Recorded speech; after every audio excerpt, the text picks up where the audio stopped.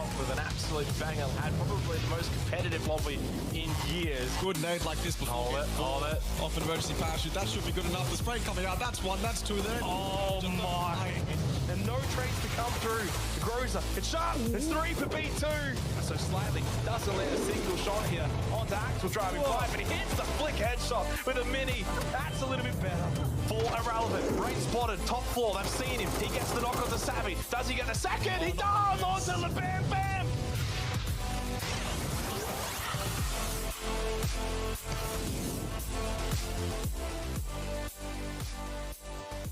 Championship Sunday here for the PUBG Asia Super Cup. 6 games remain to see who can take home the lion's share prize of $100,000 USD. It is 6 games remaining, Russell, with a top 2 tied position for those, of course, that have missed the earlier portion of the grand final. Now, very quickly, before we get into the pre-show, again, one final explanation as to how things have transpired for this tournament. We've begun with a group stage where we had 24 teams. Top 8 went straight into the current running grand final.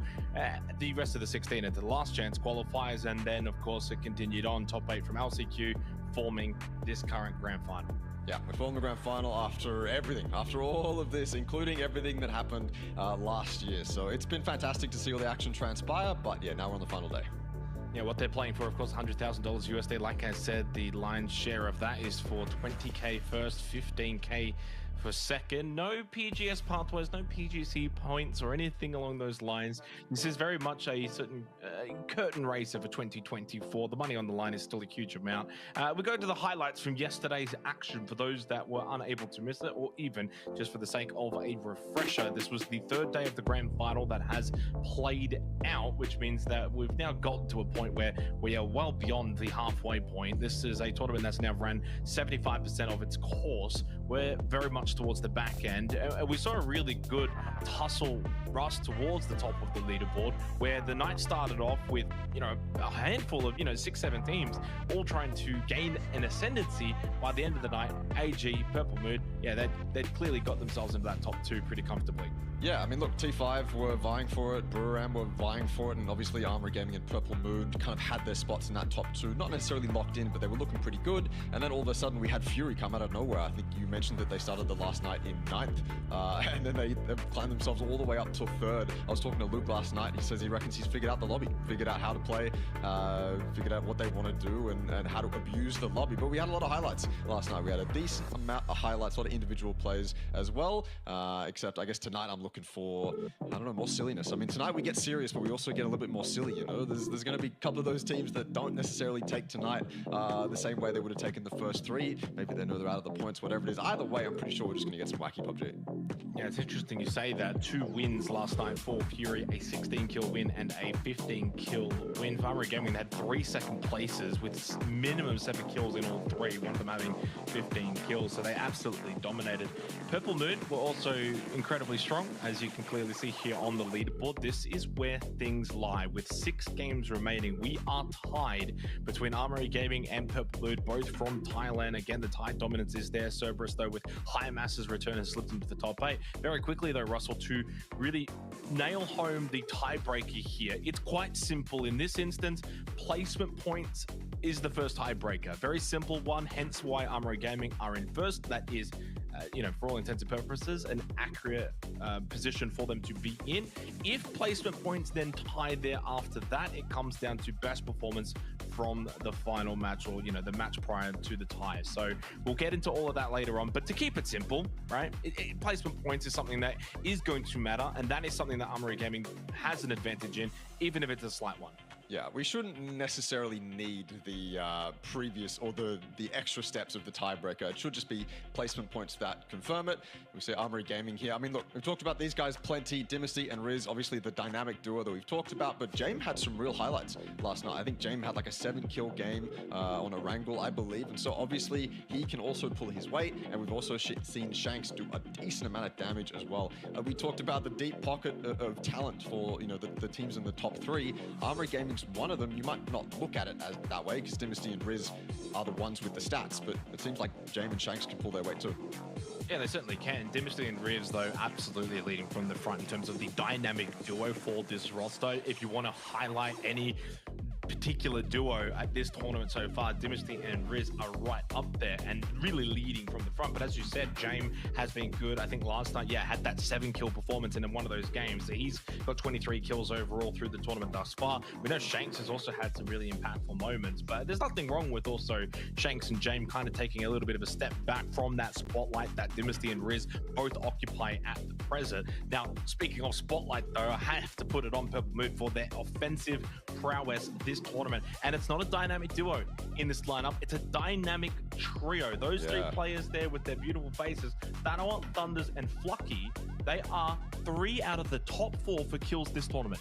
Yeah, that is insane. He's the only one breaking it up. Dimisy's all up there, all on his lonesome, just chilling up there. But no, it is genuinely insane.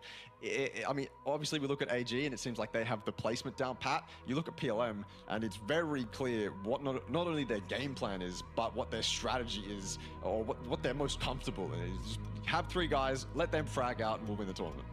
Yeah, Thanawa, the only player with an 80+ Twire. Flucky, the most damage. I mean, you could pretty much list on all of these superlatives for those two.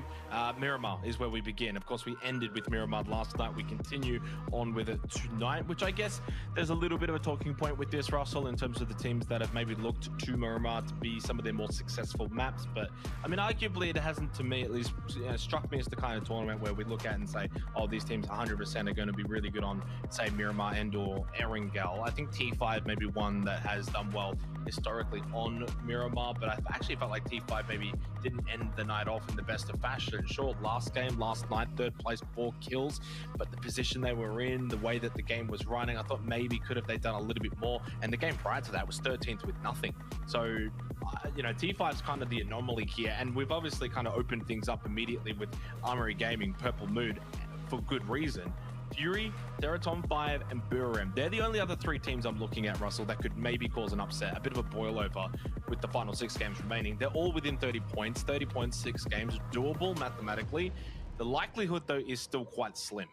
Yeah, I mean, look, they're all looking at it and looking at that 30-point gap, 25 for Fury, and going, it is entirely doable. This is the night, if any night, that we're going to see intentional strategies come into play to mess with other teams. I don't know if we're going to see that in the first few games, probably not. That would be kind of weird. You want to play your own game and get at least a bit of a buffer of points to work with so that you have more lenience when you go for, say, that road camp or that, you know, trap them in their loot location, something like that, right? You want that buffer. Although you talk about anomalies and T5 on Miramar, the anomaly on Miramar right now is Cerberus. Everyone else who's in the top scoring points for Miramar has a win. Cerberus doesn't, and they have the most points on Miramar.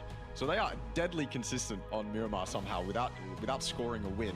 I guess they just know how to maneuver around the terrain. Does it? Yeah. I mean, it makes total sense to me, but that's the anomaly I'm looking at right now.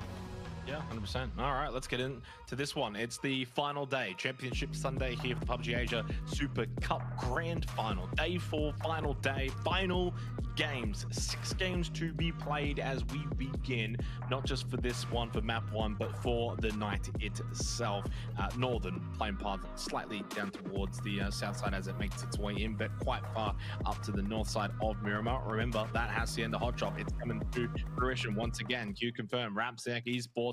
In all fairness, though, the important round, at least for QC, probably a little bit gone. It's more just about the money, where you can kind of finish QC to try and put up a couple of places. They are winning this fight, though. Sure, Cheating's being knocked down, but they've won the majority of this fight so far. 2 for 1 in favor of Q confirmed. Vinisu's still outside of the compound here. Patrat running over the shotgun. Good entry, good headshot. That was a clean readjustment. Shotgun through the doorway, bow falls down. It's a 3-1 now in favor of Q confirm. Vinsu, he's not long for this world. An M16 with a red dot versus the weaponry that we've seen from QC. He should not be able to do too much from here. QC look like the sharper team in these hot drops. I mean, they've looked like it here and they've looked like it every other time as well. Even when RXC have won I'm not sure RXC are the team. I mean, look, we praised them for their early game fighting ability, but I think that narrative's fallen off a bit, to be honest with you. I don't, apart from the Armory Gaming hot drop on Vikendi, they've looked kind of not that good elsewhere, especially against Q-Confirm in this Hacienda hot drop. I feel like if RXC win, it's most likely on the RNG, but when Q-Confirm actually get the weapons, they seem much more at home and much more confident in taking these 1v1s. And I think this is still incredibly important for QC, not necessarily for the win, like you were alluding to, but definitely for the money. I mean, look, they can put themselves up in that top 3, and that's incredible for QC. And so to still be sitting here, hot dropping on game 1, that's either confidence, arrogance, or I don't know, something else, but they made it work. Yeah, and obviously that's going to be the talking point for a lot of these teams as well, Russell, that arguably are not inside of the top 5. QC is a bit strange because they're like, they're on that precipice, and I've been doing this a long time. The amount of times I've sort of written off teams and then they go and have like a super big game to begin the night. Let's say QC go and get, 20, 25 points from this game. Just, speaking in terms of hypotheticals here, and then suddenly they're in the same tier as like a Fury and a T5 and a Buram. You kind of have to then put them in that conversation, even if there is only say 5 games remaining. So it does become a little bit interesting. They're kind of on that gap where if they go and have like clearly a 70-point night, things go their way, we could be talking about one of the greatest comebacks of all time in terms of winning. But it's maybe not necessarily about just winning. You kind of look at the gap for QC to third, 20 points. That's nothing. So if I'm QC, I'm not thinking about first place, but I'm thinking about third place, and the money level up that you would get from finishing between 6 to 3 is obviously quite substantial. So something for them to fight for could start in terms of winning the hot drop against Rapziek. They will do so once again in the next game, have another opportunity to pick up some early kills, get a good start. They got all 4 players alive as well, so they did it in a clean state. Perfect start for QC. What can they do from here? Can actually spot at the warehouse as we get underway. It's a Alpozo circle here, P1, which are always fun. Alpozo Fields, good fun over there as well. And it's obviously not a bad location for FW Esports looting over towards Alpozo. Armory Gaming on the move, and T5 will be right behind them. It goes without saying though, Armory Gaming, Purple Mood, our eyes are going to be on them quite a lot tonight. Yeah, absolutely. On a circle like this as well, you'll be seeing, I would imagine you're going to see some emergency parachutes come in the next couple minutes, because this is the circle where everyone is confident in getting on top of those unplayables. The ones you were never really meant to get on top of until the emergency parachutes were added in. So the unplayable around where DK is at the moment, the ones on top of Los Leones, to the east of Los Leones as well. Oh, sorry, El Pozo, my bad. They're very, very viable. I mean, especially for info, but you can jump off them as well now that you have that parachute permanently in your backpack. It's incredibly viable. Haven't seen any yet, though. Haven't seen any yet. Armory Gaming still rotating as well. They look like they want to opt for Church or opt to play around this massive unplayable. It should give them a little bit of info. I'm worried about the info south. I think they need to get to Church if they really want to kind of maximize their information from this position, but you can see Fury off in the distance. They're probably thinking the same thing, and they've both spotted each other now. And Armory Gaming is the one to turn around, or they're going to commit. Nah, turn around. Yeah, double second guessing himself. James didn't want to commit to it. He was probably sticking around to see if Fury were the ones to leave. They were the ones to say, no, we don't really care about it anymore. But they didn't stop. They didn't falter. And Armory Gaming lose a bit of time and positioning as well. Yeah, I mean, Waikiki Mukau, by the way, had a sensational night last night. We also saw some really good things from Sneak Attack. And I mean, we all know what Luke and Flood can do. So a really well-rounded performance from Fury yesterday. 2 big wins, quite literally, and has got them into a good position as Reseda Jr. gets a knock onto James. Now, that's big.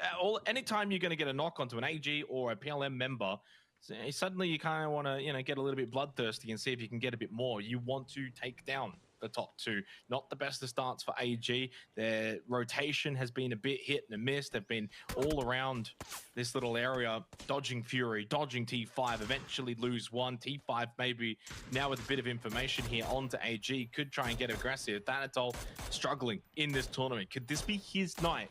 As arguably one of the greatest players that this region has, there is an expectation that he hasn't quite met so far, but with 6 games, 6 very important games, he could be the one to maybe put Theraton 5 over the precipice, as they know Shanks and Dynasty down to that compound. And I tell you what, when that's number 1 on the leaderboard, final night, 6 games, I know it's an aggressive play, but you have to calm that. You have to think about that. Do we go after them? We talked about this last night.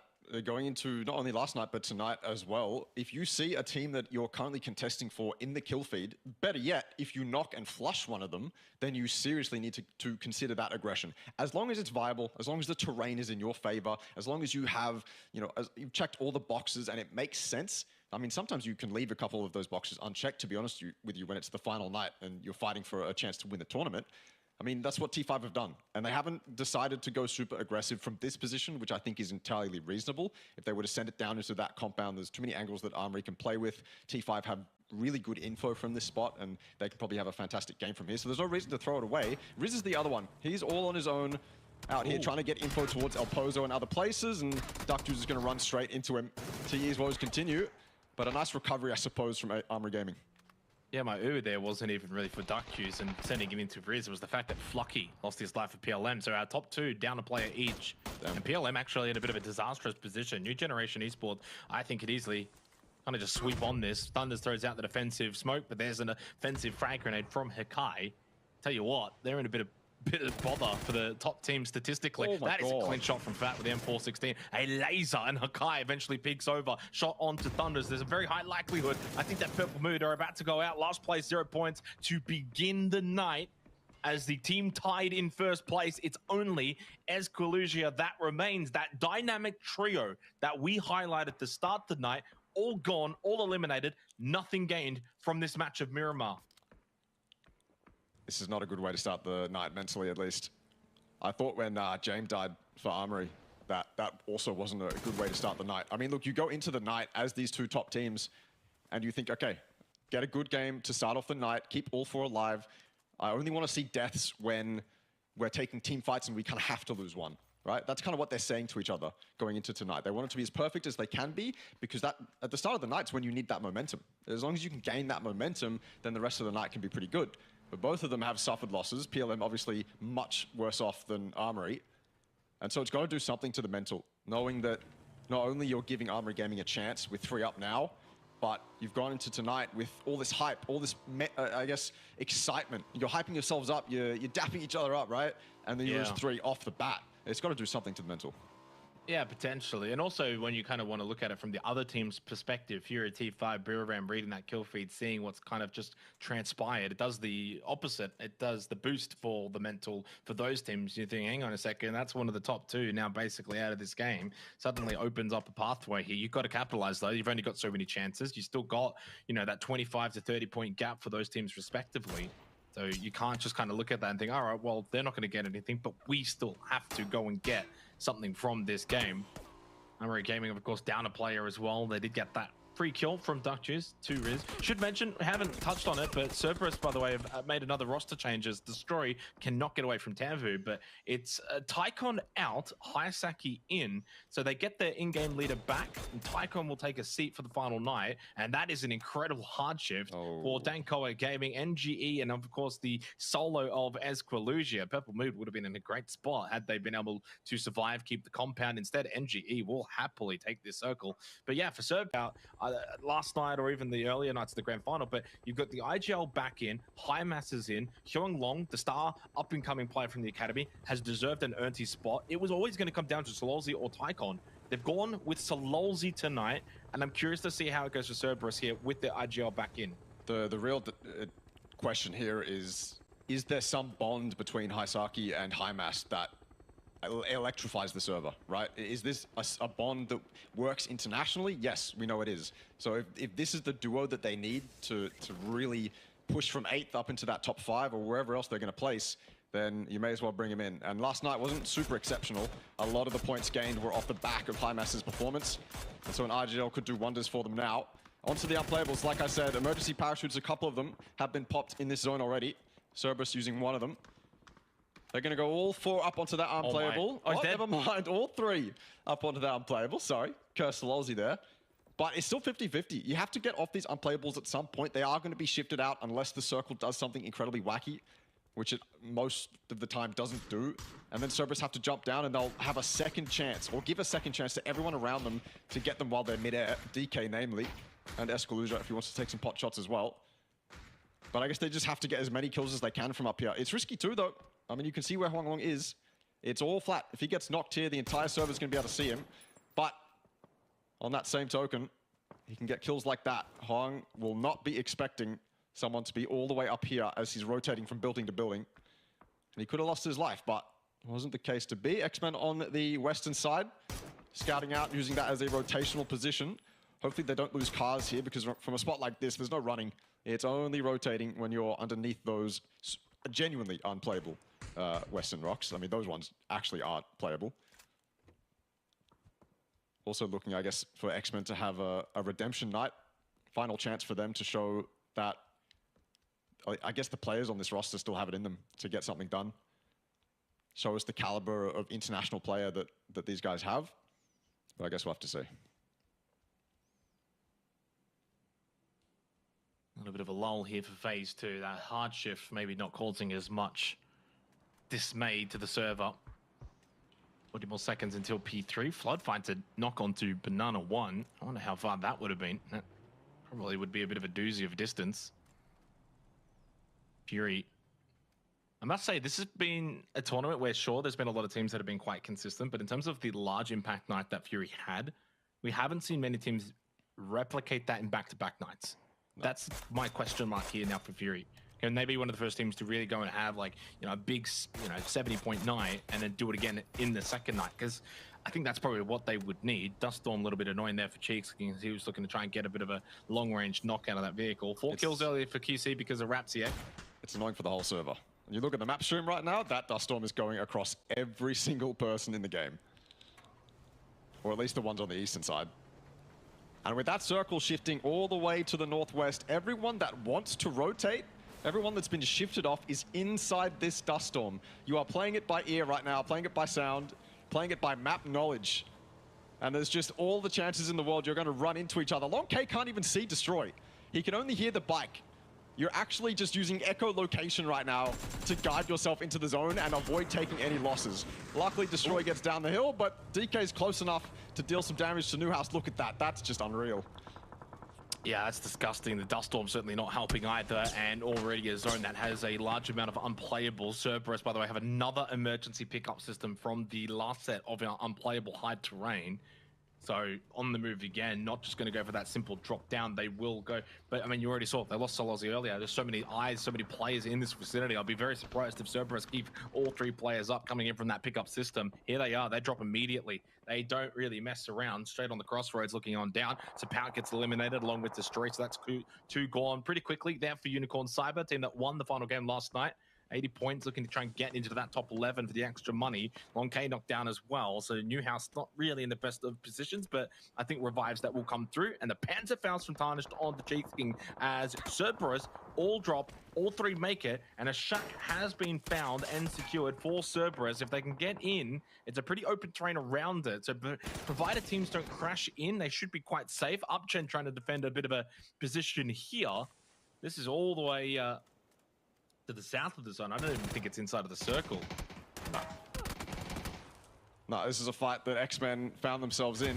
QC wanted to rotate out, and X-Men were just chilling, sitting here, probably still gathering some information. The Duststorm probably messed with it. This might be a fight that only happened because no one could gather information from these high ground positions, X-Men especially. And so they ran into each other as soon as the Duststorm left. Exclusion the solo for PLM, and that's PLM's first game of the night done. Out. I don't think they had any kills. And out in 15th. Look, momentum is important, but you're seriously hoping PLM can reset going into the next 5 games, because Armory Gaming's still 3 up.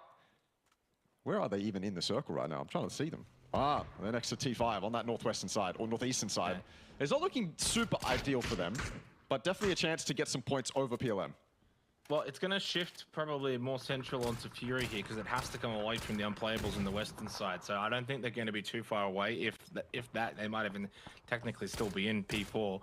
Can be knocked by Hikai. Good start to the night for NGE. 3 kills for them, 4 up. That spray's not going to be too effective. Fap does get the knock on the Petret, but there's the knock as well onto Opons. NGE are really solidifying their position here, and they've just confirmed that onto QC. And yeah, Circle does shift onto Fury, so not too far away from T5 and AG, but not really the more northern shift they were hoping for, away from the western unplayables. Perfect position though for Fury, NHE, Cerberus in that shack. 777 bleeding out. and will stay out because Tamfu cops one to the back of the head by Edie, and that was 170 meters. Nice little shot.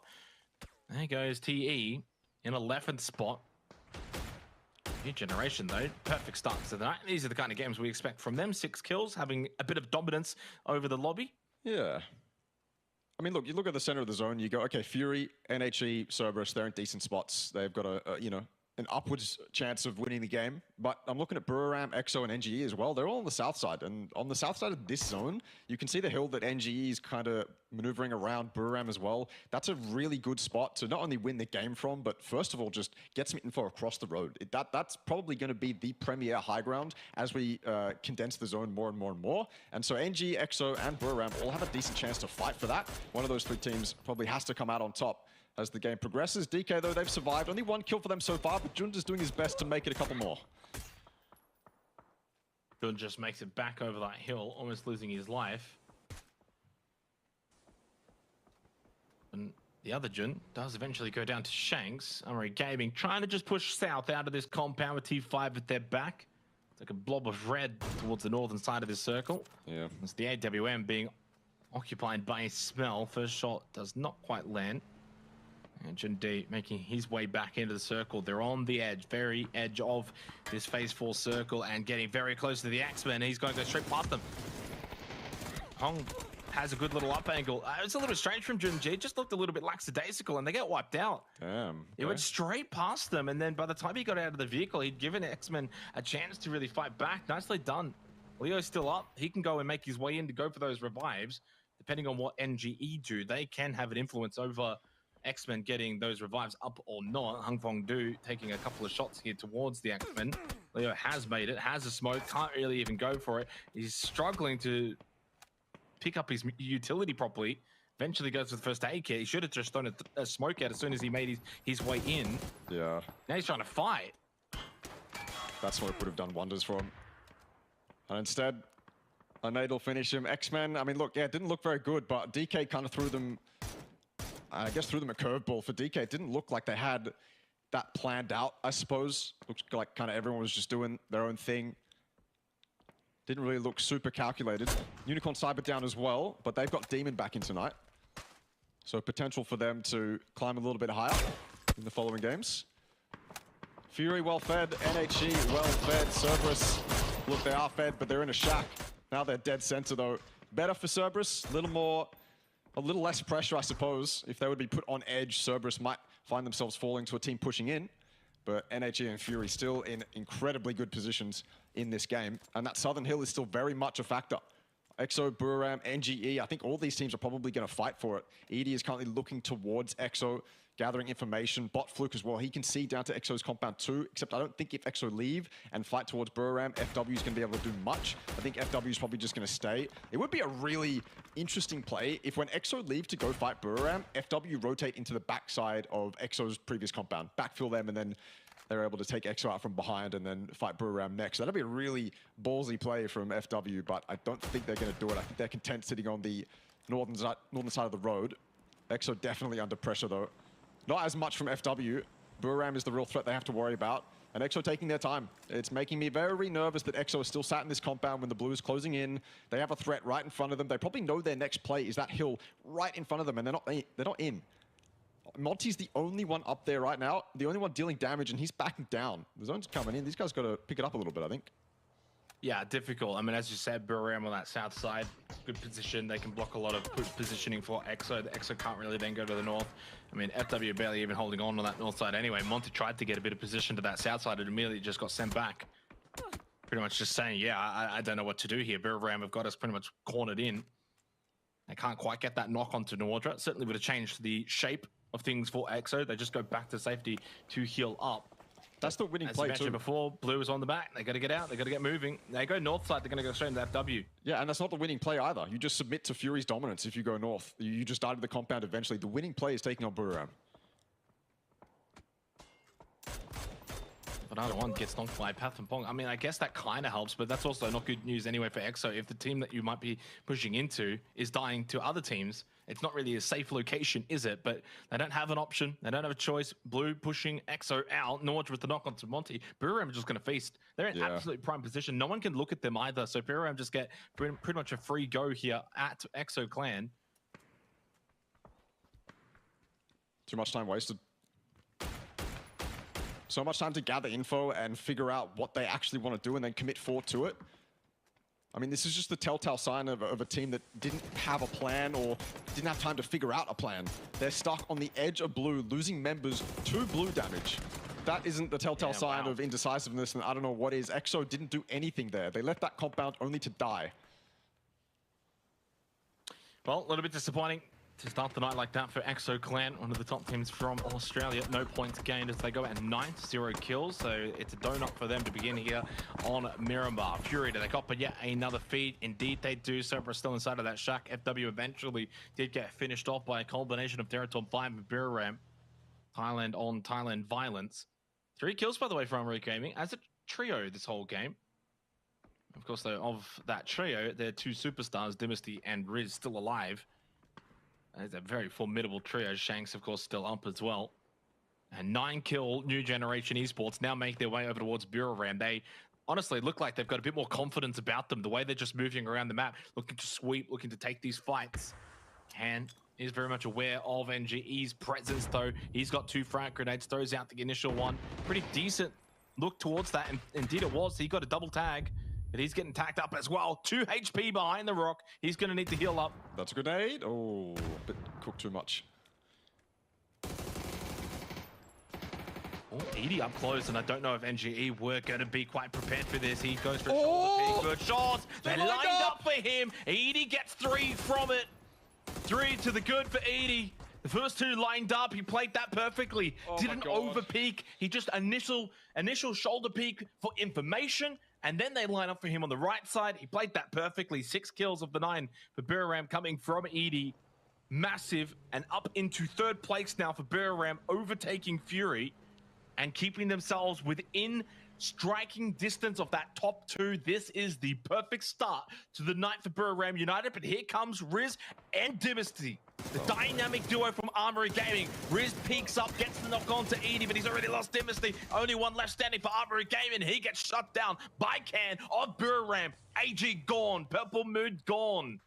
And they don't get much from this game. 5 points for Armory Gaming, nothing for Purple Mood. And for Buram United, top 5, 10 kills. For T5, 5 kills, still alive. For Fury, 3 kills, still alive. This makes tonight oh so special, as the 3 teams directly competing with AG and Purple Mood, all having a banger start to the night. Within 1 point of each other on the leaderboard right now. Unreal stuff from Edie. AG trying their best. But the best outcome from that is the leaderboard. Look at it. It is beautiful. T5 4 up, controlling the eastern side. Pathnapong on high. But you can't forget about Fury with the compound dominance. That's always a factor. Cerberus, this shack was never going to be easy to hold. It's not a spot that you can just leave the shack and sit around the terrain and fight back from that terrain. The terrain's so flat. It's so open. You have to use the shack. But when you step out of the shack, everyone's looking at you. Smokes are your friend. Maybe your only friend in this scenario, and 1 kill to Cerberus. Not a chance to get many kills in this game. As soon as they were up on top of that unplayable, the zone shifted away from them, and they had to leave, use a 2nd emergency parachute. And so for them, it's dire, really dire. I like Hymice's play to get closer to the road, isolate himself away from the shack. But Buram, Noadra specifically, is wise to it. Buram looking very, very scary in this game. They've managed to keep all 4 alive. They've controlled that south side, won every fight they had to on that south side. Now they're pushing into Cerberus's position. It's a bit of a 50-50 though. Cerberus is dying in that spot for good reason. So if Buram were to take it, they'd put themselves in a very similar spot to where Cerberus is right now. They'd be at the mercy of T5 really, potentially NHE if they were to push across the road. I think Noadra's position here is vital, although it's out. It'll be pushed out eventually. And NHE will have eyes on them as they cross the road. They do now. Only 2 portable shields are their friends. Smokes, I mean, look, it's utility, it's resources being wasted, but they have to do it. NHE's angles are just too damn good. I know this is a long way, but to bring it into and a determining factor of this game. Fury, out of the entire top 5, have the worst placement points. So in the event of a tiebreaker, whether it's for first, second, third, doesn't really matter, but in the event of a tiebreaker, they have the worst placement points out of this top 5 right now. So a win here could be crucial for them later on. Hyung Long pushing out, gets a nice little knock, but he's the last one up, and he's getting peppered, sprayed down. Eventually, he should be falling. He is just on 1 health point.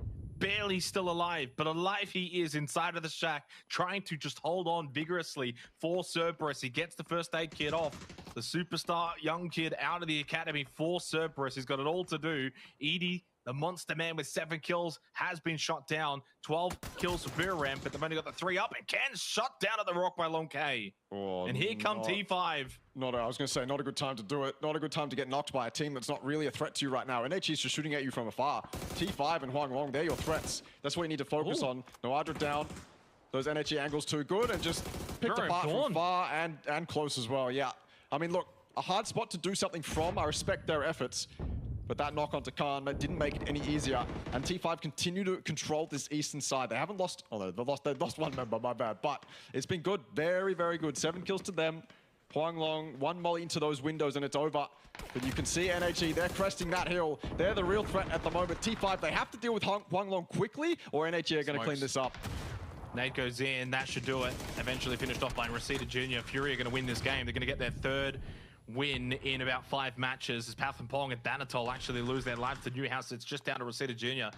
T5, they might not even get 2nd place here. Here comes Fury. Indeed, they don't. Newhouse Esports do a tremendous job of just wiping them out. Going for the revive here. Nil T onto Long K. Flood, he's going to have the timing. That was rapid for the shots on the barrel. Second to follow up as well. Only 1 up at the moment for Newhouse Esports. It's another win for Fury. Play some points that they desperately needed in the event of any kind of tiebreaker. It's a 1 versus 2. Nil T, I mean, can't really count him out. Flood slowed, gets off the first aid kit in a timely manner. Molotov hits the vehicle. Flood to push up. He wants to just confirm these kills. Whack Kamuki out the back and a really good reposition to play off of Cal's angle from Flood. Smart didn't get over aggressive. They've got the 2-on-1. They know it. There he pops up. Flood's there to shut him down. 7-kill win for Fury. It's another win for Fury, and they are within striking distance of the top 2. Unreal stuff. What a flank from Flood. He was in control that whole time. Had the cover to work with. Just peeked left, peek right, got it done every single time. Just calm and composed, as you would expect Flood to be. But yeah, he's the X factor in that endgame fight for certain. Everyone else, they had to push and fight through the terrain, across the roads. It was rough, no matter how you slice it for every other team but Fury. NHE eventually had to leave too. Out of the 2 teams that had the compound central feeds, Fury's was, I guess, fed a little bit more, and so it was easier for them to work with. Not the biggest kill game from Fury. They had that 16-kill win yesterday, but it's a win that they'll certainly take, and like you said, it puts them in that contention for the win. They had a 16-kill win yesterday, a 15-kill win yesterday, and a 7-kill win today. 3 wins in 5 games for Fury as they have started to really storm home in this event. And now suddenly that gap tonight started at about 25 points. Well, now it's only something like 12.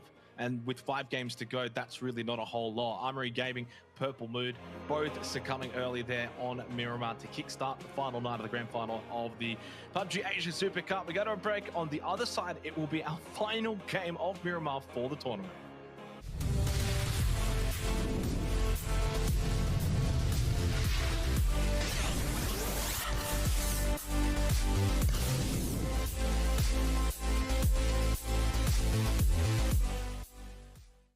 Introducing the new and improved Let's Play.live. New look, new feel, new tournaments. Play and compete in dozens of esports tournaments from Open Division to Pro. Check out our new platform at Let's Play.live. Hey everyone, I'm Extreme, and I'm going to quickly go over the Armory Gaming last-ditch effort in the last round qualifiers to qualify for the grand finals. So we start this fight off essentially after a lot of the action has transpired, and Riz is running into that shack, cleaning it out. Just fantastic from him, taking out NGE. That's one of the teams that Armory Gaming had to deal with. This is for their qualification into the grand finals as well. This gets a little bit dodgy though. Naan decides to push, and Shanks isn't watching from this back angle. When Naan makes that push, Riz has to get it done, and he does. He takes him out. It could have been dodgy from that moment, but then of course, Shanks has this long angle, and this entire fight is basically on Shanks. If he loses that 1v1, then that player in the shack is most likely dead. There's too much pressure on his shoulders. Riz would have to win that 1v1, and obviously you don't want to end up in a 1v1 when your qualification is on the line. So well handled, well composed by Armory. If you want to see more PUBG action, then check out the PUBG Asia Super Cup Winter on January 31st.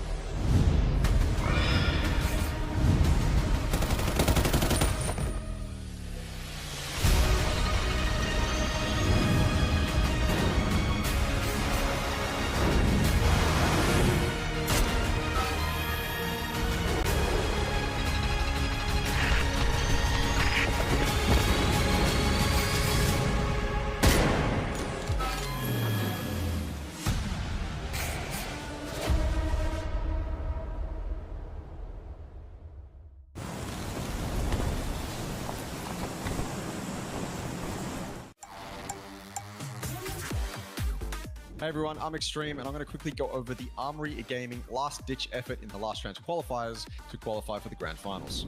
So we start this fight off essentially after a lot of the action has transpired, and Riz is running into that shack, cleaning it out. Just fantastic from him, taking out NGE. That's one of the teams that Armory Gaming had to deal with. This is for their qualification into the grand finals as well. This gets a little bit dodgy though. Naan decides to push, and Shanks isn't watching from this back angle. When Naan makes that push, Riz has to get it done, and he does. He takes him out. It could have been dodgy from that moment, but then of course, Shanks has this long angle, and this entire fight is basically on Shanks. If he loses that 1v1, then that player in the shack is most likely dead. There's too much pressure on his shoulders. Riz would have to win that 1v1, and obviously you don't want to end up in a 1v1 when your qualification is on the line. So well handled, well composed by Armory.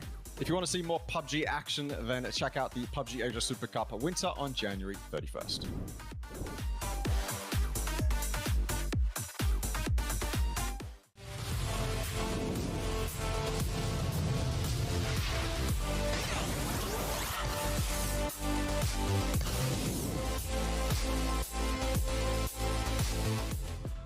Well, a great start for Fury has continued on their good work here in the grand finals. 3 wins from 5 matches is a tremendous feat. I don't think they had any wins prior to the grand final, but alas, saving their best forward last for obviously a band of misfits who are going to be, going their separate ways at the conclusion of this tournament. But how about maybe getting a win in the best APAC tournament that there is in terms of quality that would really set the 2024 season in a really good light for those players individually as we have a go and look at their stats. They've been incredible to watch. They've been able to finally get some really solid placement points as well from these wins that they've been able to get. They've had the kills so far, though, as you can clearly see. 95 kills, just the 57 placement points, which is quite staggering when, again, 3 wins in the last 5. So, they've basically picked up half their placement points in the last 5 matches. Yeah, it's very staggering to think about it. I mean, look, Fury's a team that that kills number is not surprising. You'll spectate Fury after 15 minutes of, the game transpiring, and Cow will just have 4 kills somehow out of nowhere, just DMRing from afar. Similarly with Flood, and obviously Luke is very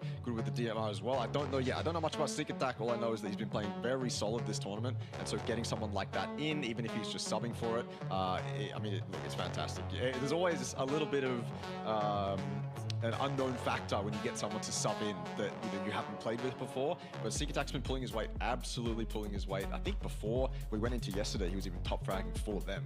That probably would have changed around yesterday, and especially going into today. But it's a roster that is all around solid individuals, and so it doesn't surprise me that they're out here getting this many kills. Yeah, no, it certainly doesn't surprise me at all. I mean, this is a team that has a tremendous amount of experience. Clearly, they've put a lot of that into the grand final now as well, right? So I think in terms of numbers, from 1 and 2 on the leaderboard, not too far away. It's like probably 12 points or so. I haven't really looked at the updated leaderboard by the end of that first game. We just don't really get the time to do so. But clearly, a team that's going to be very much featuring towards the end of the night, though. Yeah, it absolutely will be. I mean, look, if Luke is right in what he said to me, and that they figured out the lobby, then absolutely they will be. I mean, look, they're going to be playing the exact same way I think that they did yesterday, and yesterday was incredibly successful for them. It certainly was. So hopefully not too far away from getting into the second game of the night, which of course is going to be Miramar once again. So, you know, clearly a map that we haven't probably seen a whole lot of success maybe from a T5, which we thought statistically they would. So we'll go to the top 5 kills though from the last game, a game that had a lot of kills pretty early on as well. From Edie, he had 7 individually. To be fair, Cedar Junior did have 4, so the T5 were a little bit better in that particular game. You know, you kind of look at the matches of Miramar last night, they finished 13-0 kills, so I mean a big turnaround there. And then even in the game that they did finish, final game last night, 4 kills, again I just felt like they could have been a little bit more dominant than they actually were. So a little bit better on a map that, again, statistically we expect the Teraton 5 to do well on, which then does leave me with some concerns going into the rest of the night that this is going to be the last game of Miramar. Yeah, I mean, look, I think from a PUBG player's mind, when you think about the remaining 5 games, they're all probably just going to merge together, and the map you're playing on won't necessarily be something that's conscious in your mind all the time. They're just going to play how they would regardless. And so for Teraton 5's performance on Miramar, I don't know if it's going to be something they're focusing on. I don't think they're going into this next game thinking, well, damn, guys, this is our last chance. I don't think it's like that. I think they're just going to send it straight to the next couple of maps and be totally fine. Unfortunately, a player just taking a little bit longer to get into the lobby, so we are going to head to a break before we get into this second match of Miramar. Don't go too far.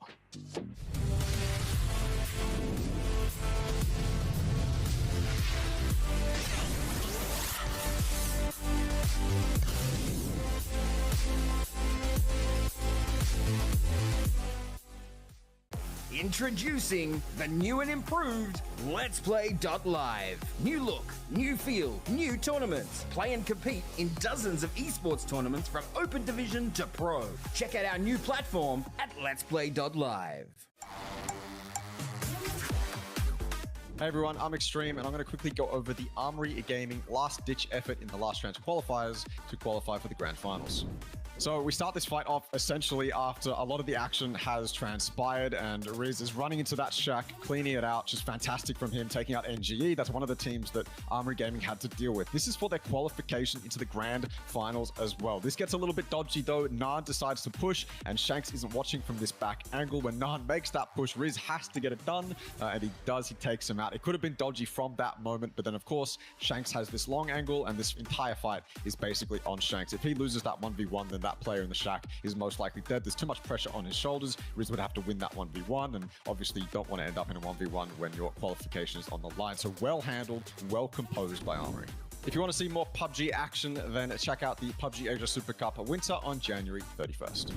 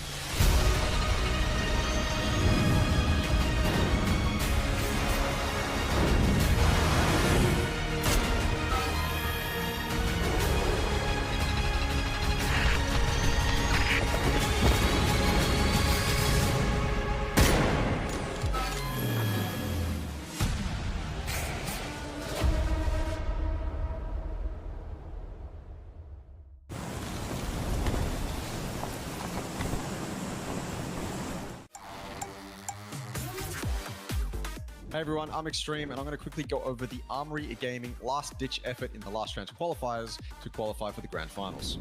So we start this fight off essentially after a lot of the action has transpired, and Riz is running into that shack, cleaning it out. Just fantastic from him, taking out NGE. That's one of the teams that Armory Gaming had to deal with. This is for their qualification into the grand finals as well. This gets a little bit dodgy though. Naan decides to push, and Shanks isn't watching from this back angle. When Naan makes that push, Riz has to get it done, and he does. He takes him out. It could have been dodgy from that moment, but then of course, Shanks has this long angle, and this entire fight is basically on Shanks. If he loses that 1v1, then that player in the shack is most likely dead. There's too much pressure on his shoulders. Riz would have to win that 1v1, and obviously you don't want to end up in a 1v1 when your qualification is on the line. So well handled, well composed by Armory.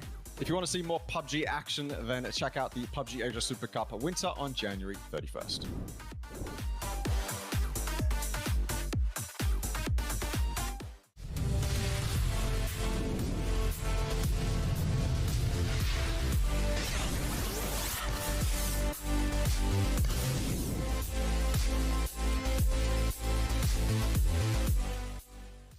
Waiting around as we get into what will be our second map of the night. Miramar, final time as well for this tournament. No, not Erangel. It will be Miramar.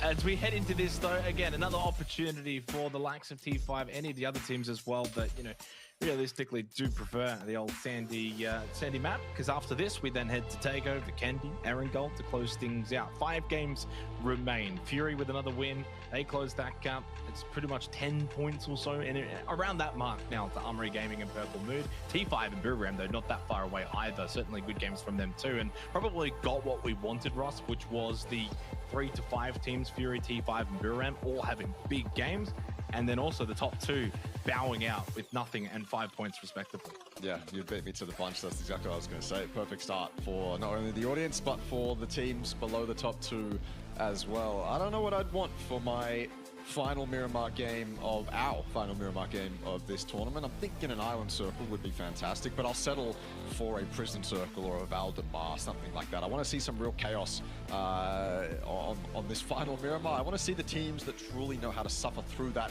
chaos come out on top, but we have to get a very wacky circle for that to start out. This hot drop between QC and RXC will undoubtedly continue. I think QC, if they had lost the first hot drop of the night, maybe they would have given it up and they wouldn't have come here the second time around, because I mean, look, in their own minds, they're aware of their position on the leaderboard. They're aware of their ability to upgrade the amount of money they get. So there's no reason to boom yourself mentally, no reason to damage yourself that much if you're losing the hot drop. But they want it. And I think we're seeing them fully commit to it one more time. Yep, we can see that leaderboard there as well. So Fury 13 points behind Armory Gaming. Deraton 5 also were able to pick up some points too. So they got 14 points from that last game. And Buram got 15 points. So, you know, 15, 14 points and 17 points for those 3 teams. I mean, that's actually something that's a bit of a rarity. How often do you go and see those 3 teams in particular that are chasing down all get basically 15 plus points each, and then the top 2 basically got nothing either? Opens with the Panzer for the final time. Q confirmed and RXC are going to battle over towards Hacienda, and for maybe the second game in a row, Q confirmed they're going to make quick work of this. Little reload for Cheeksing, and they will indeed make very quick work of this. James stole one with the M16. That would have been a very far kill. Yeah, 300 meters with, I would imagine, is that probably an iron sight M16 as well? You'd hope it was a 6x or a 4x or something like that. If that was iron sights, then it was quick, bro. Oh, we're in the first minute and a half, bro. Like, he had to like drop. It can happen. It can happen. He can find one. I mean, his M416 has nothing on it, so I don't know. It wouldn't surprise me. It wouldn't surprise me. He probably just got like 1 or 2 tags anyway. Yeah. It's not like it's impossible. And like, I don't know. Maybe he had some kind of scope on it. We won't sit and wait. There's no point. They still won, but if they're QC, they get rid of RXC pretty comfortably. Good points for them. Again, not really in contention with the teams fighting for first, but they were actually looking to be in contention for, you know, third, for example. It was not good news for them when Fury, T5, and Buram all had big games. That made their life very difficult, but they are very close to Newhouse Esports, only 5 points behind them now with the 3 kills, and they kept all 4 players alive. And for Rapsec Esports, in dead last after X-Men picked up a couple of kills in that last game, so RXC have shifted into 16th place. So my narrative for Armory going into tonight, you asked me who I thought would win, and I said Armory last night because to me, they just seem like they are never, they're never quaking in their boots. No matter how much pressure's on them, they always seem to come out playing it exactly how they would if there was no pressure on them. Except Destroy's right here next to Riz, trying to ruin their second game, make them lose one early again. And if you keep getting devastating moments like this, if you keep losing players early, I'm starting to wonder whether or not Armory's mental can break, whether they actually do have a crack in their armor. But we haven't seen it so far, and I think it would take incredible circumstances for us to see that crack. Dynasty as well on top of those planes, putting himself and his team, if we're being real, in a fantastic spot for this zone. T5 already spreading out dead central. NGE and FW fighting for high ground too. Bit of a civil war between those guys right now. So the teams that kind of need it. NG on the bottom, T5 fighting for first, Armory wanting to keep first in solid spots in a zone like this. And they can spread too. They can spread very far and wide if they wanted to, but they've got to be very disciplined when it comes to leaving those positions. There's so much tempting high ground in a zone like this. You can see Hungfo Do going up to one of those tempting high grounds. Very easy to gather information from this spot, but it's also very contested. Banana One's also getting up here. He won't go all the way around to Hungfo Do. He's going to try to get on top of the unplayable instead. I thought he might sit in this bowl, but when you've got a bike, you may as well try it. Although he might just submit to sitting in this bowl. Either way, he'll be up here alongside Hungfo Do, and you just have to wonder whether they clash, whether this desire for information is enough to make two teams collide. It often is, but this bike will certainly be heard. You would imagine it would be heard all the way on top here. A little bit of a dip for Banana One to not only keep his bike safe, but himself safe as well. And Hungfo Do all the way down here, so desperate for information, has found himself stuck behind his car in a smoke. Couple shots landed, and the third as well. That easy for Banana One. The bike play onto the unplayable paid off. What a start to the game for FW. Yeah, and in terms, Okay. little tag with the headshot as well there with the SLR. Yeah, in terms of what NGE fighting for as well, 13 points behind the Expendables, 11th place would put them up in terms of prize pools. So, Dignity, yeah, Jake. Probably dignity is included in that, but I'd say money's over dignity. Let's be completely honest. Probably. Obviously, for FW, I'm going to be honest. I would probably give them the most disappointing tag for this tournament, or for this grand final, I should say, for the grand final. 10th place, not even in the conversation. Hardly. I mean, they're 20 points behind top 8, let alone for a team that was, 1 point away from PGC and played one less game. As ED gets caught on a bit of a crossroad here, over towards water treatment, and waiting for his arrival was Q confirmed. Not ideal for Buram. Out of those 3 respective teams, Fury, T5, Brew, they are the least amount of points, so not ideal to lose. Edie, who also picked up 7 kills in that last game. So from 7 kills to 0 kills, but still 3 players up. And, the likes of Armory Gaming have shown you can do a lot with 3 players. They picked up 5 points at minimum last game with 3 players after losing 1 on the rotate. So no excuse for Buram to go and have a poor game here. Buram lost 2 on a rotate last night as well for not scouting properly or losing track of information. And I feel like Unicorn Cyber is definitely seeable there for Buram, so maybe a trend that we don't really want to see from them coming up.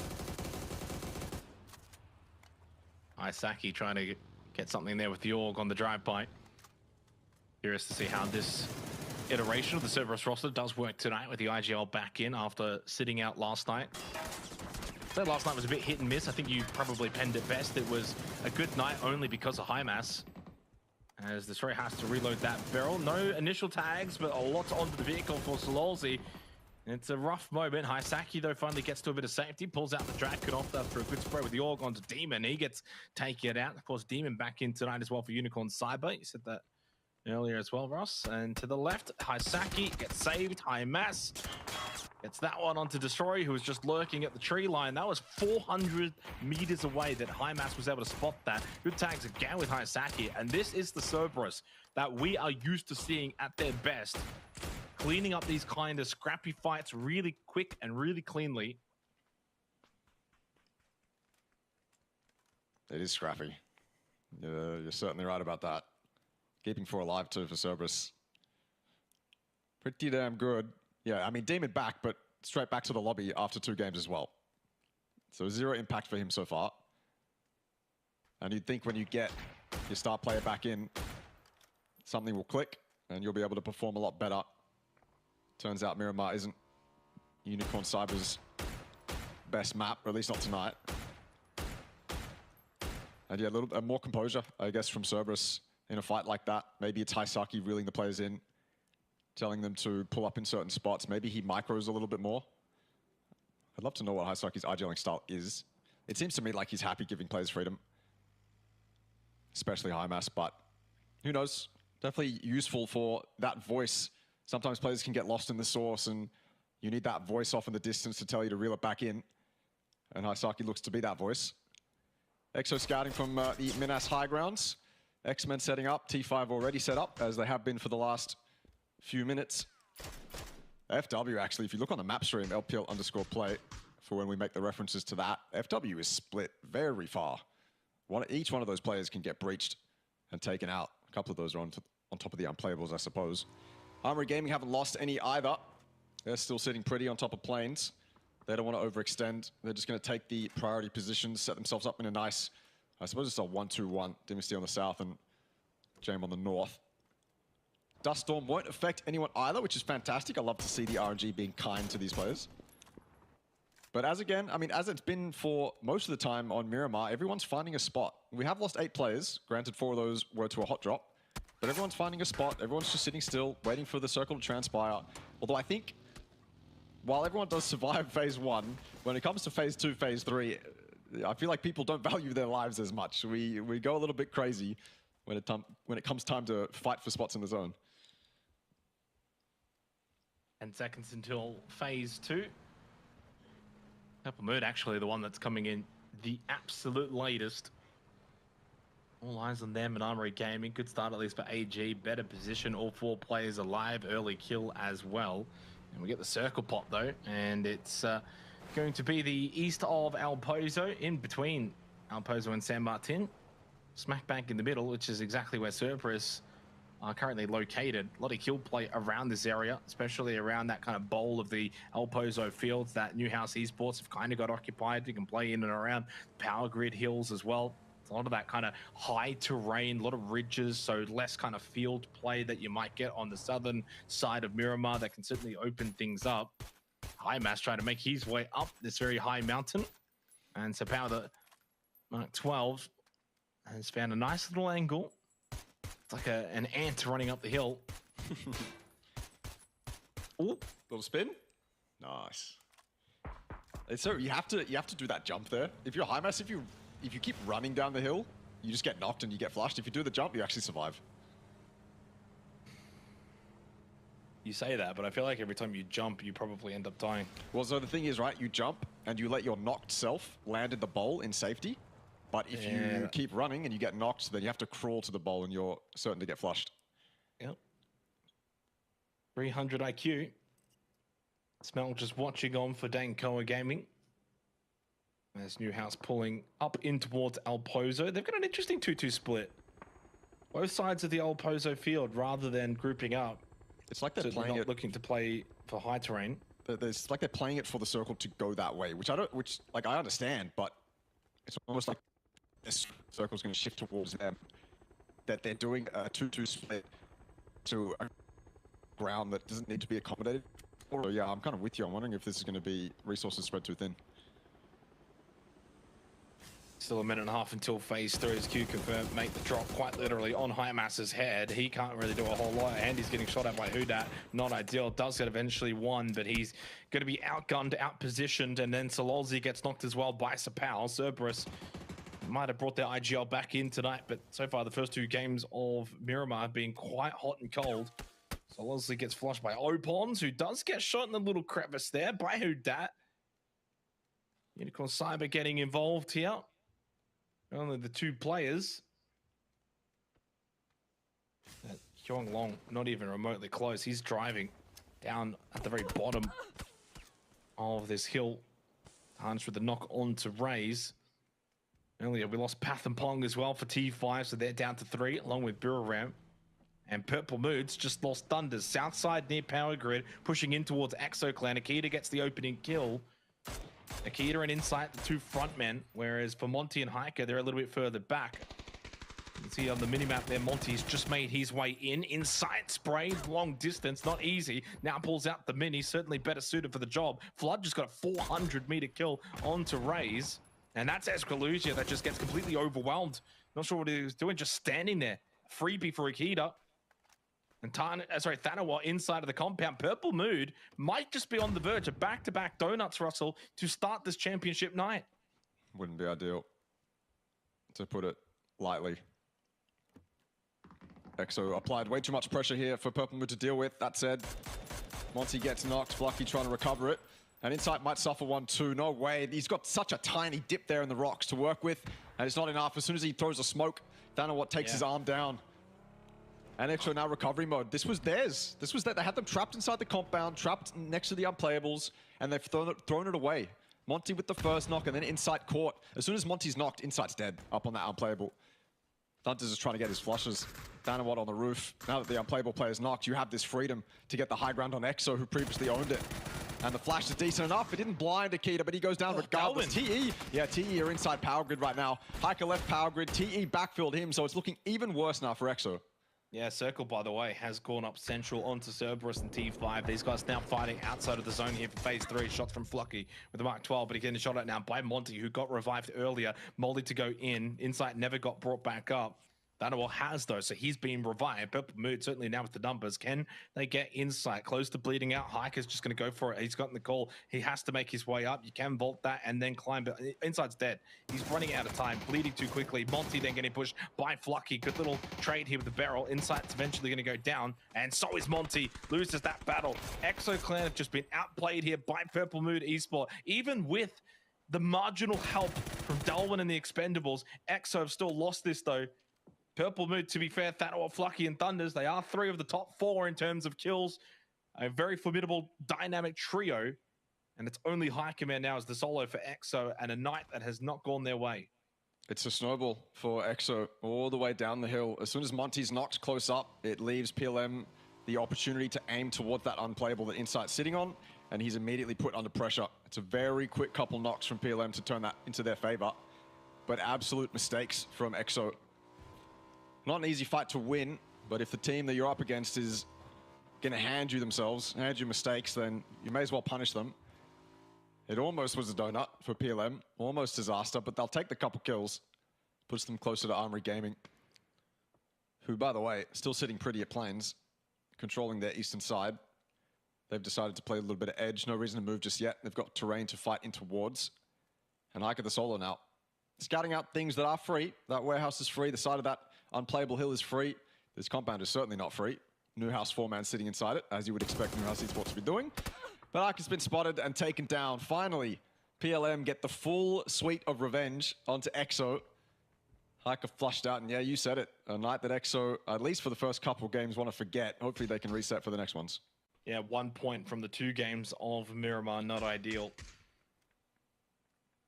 Obviously, coming into tonight, weren't really in the conversation for, you know, being a contender of one of those outside ranked teams to make their way towards the top end, as that's a massive hard shift towards Power Grid. Happy days for the Expendables. Buram, good spot as well. Wardrobe, though, looking at his location, Jamin Riz close by to him on the road. And Canaxi, certainly with more high ground positions, can look over. Of course, remember, they did lose Edie early on in this game, and a fight though against Armory Gaming is certainly what they actually would want, provided they win it. If they lose it, it's a double-edged sword. Extends that gap even more.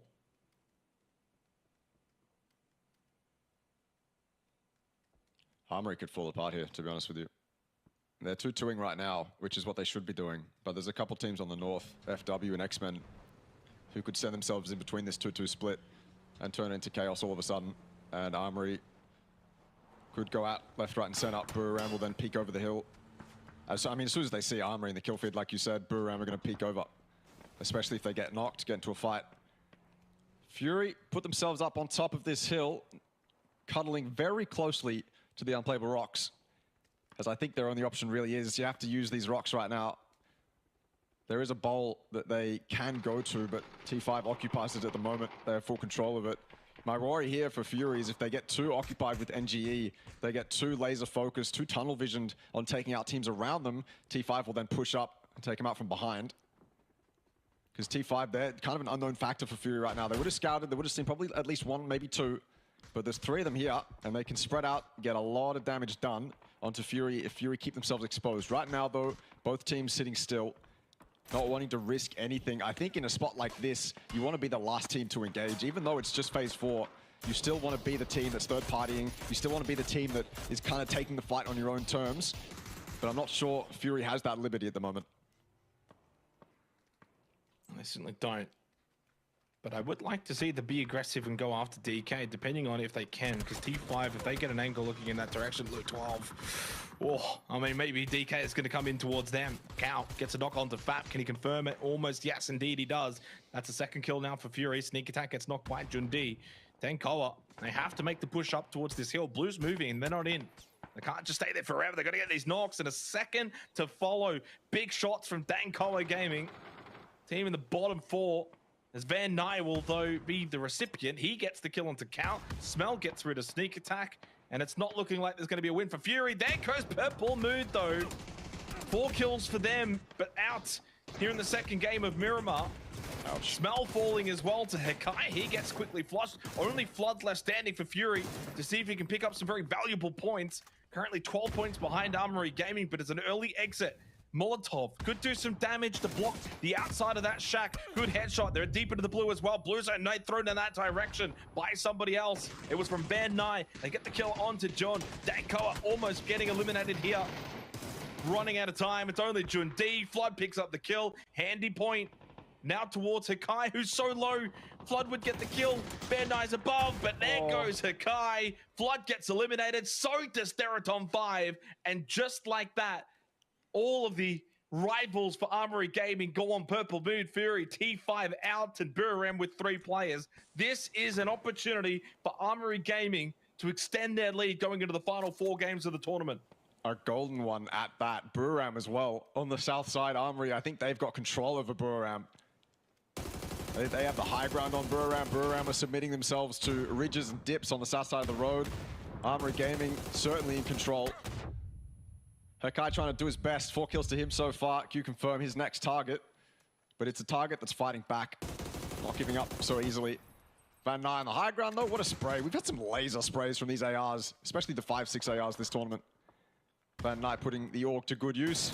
2 players above Leon's right now. He gets 1 but quickly traded out. It's just down to Cheekskin. It's a 1v1 and Van Nye had no idea.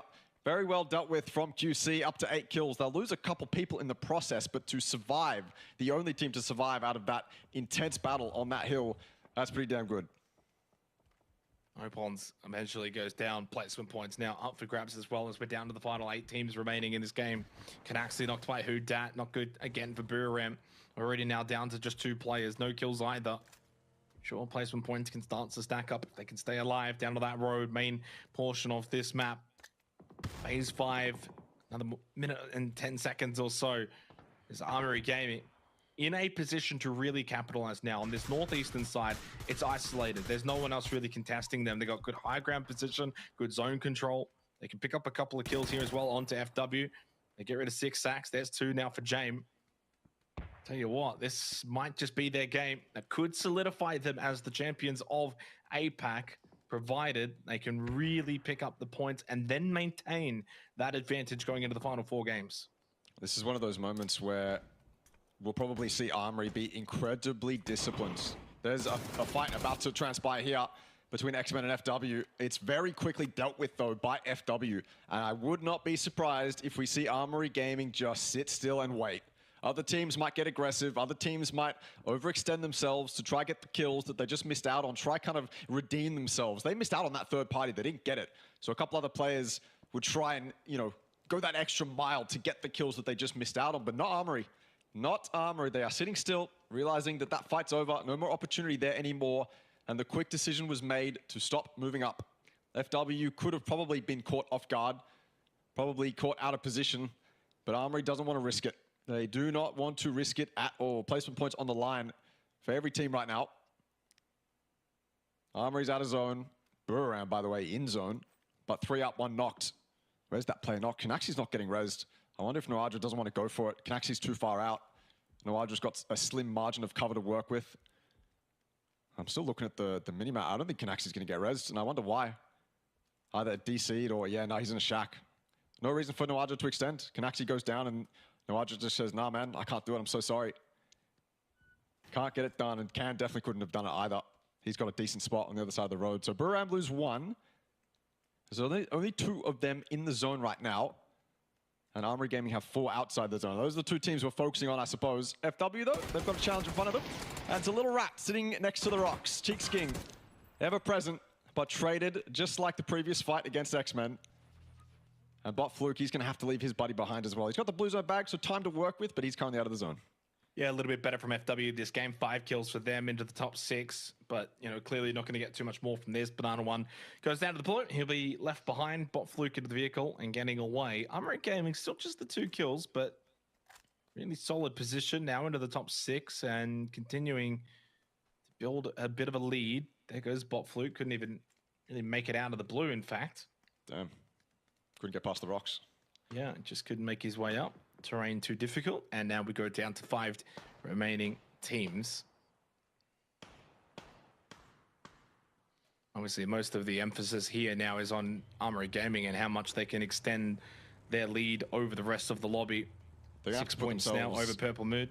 In that dip, just outside that prio. That's where they have to put themselves, I think. I think that's their only option. Either that or breach that prio that Sapau's in right now, or who that, sorry. I don't think there's an option to take out Buram unless TE decides to help them. I don't think that shack's good, though, for Armory. There's no point taking that. No point taking that at all. Just put yourself in that dip. Take that that prio fight. I don't know what else Armory Gaming can do. Looks like they're on the breach.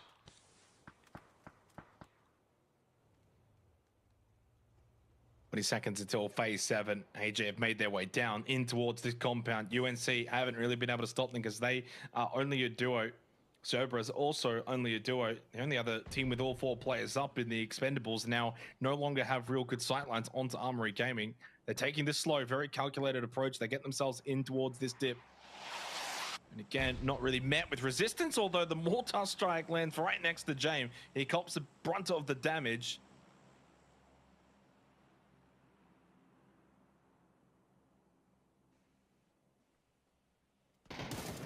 There's 4 people inside this compound, but it's 2 duos. So they won't be working together. They'll be working against each other. I mean, that's a stunning knock, actually, from Riz. That's pressure alleviated. I don't think Quan Long's going to get rezzed either. The other Cerberus member has already left him behind. Haisaki says, I can't do it, man. I'm not running back across that open field again. It was risky the first time. I did it. I'm not doing it a second time.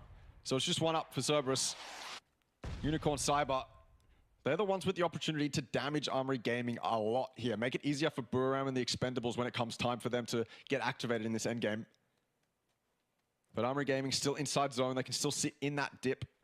Wait for it. No way Haisaki's making this run. No matter where you go, it's open. TE across the road will have the open sight lines. Oh, stuck on the fence. Is that going to cost him his life? Luckily, it doesn't. And the knock is finally finalized by Sapau.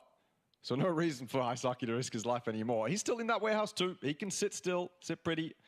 I think maybe Buram's the only team that can't. It's just can't up for them. Yeah. He's got to move from dip to dip, taking TE with him. It's a tall task, but we've seen Khan do better this tournament.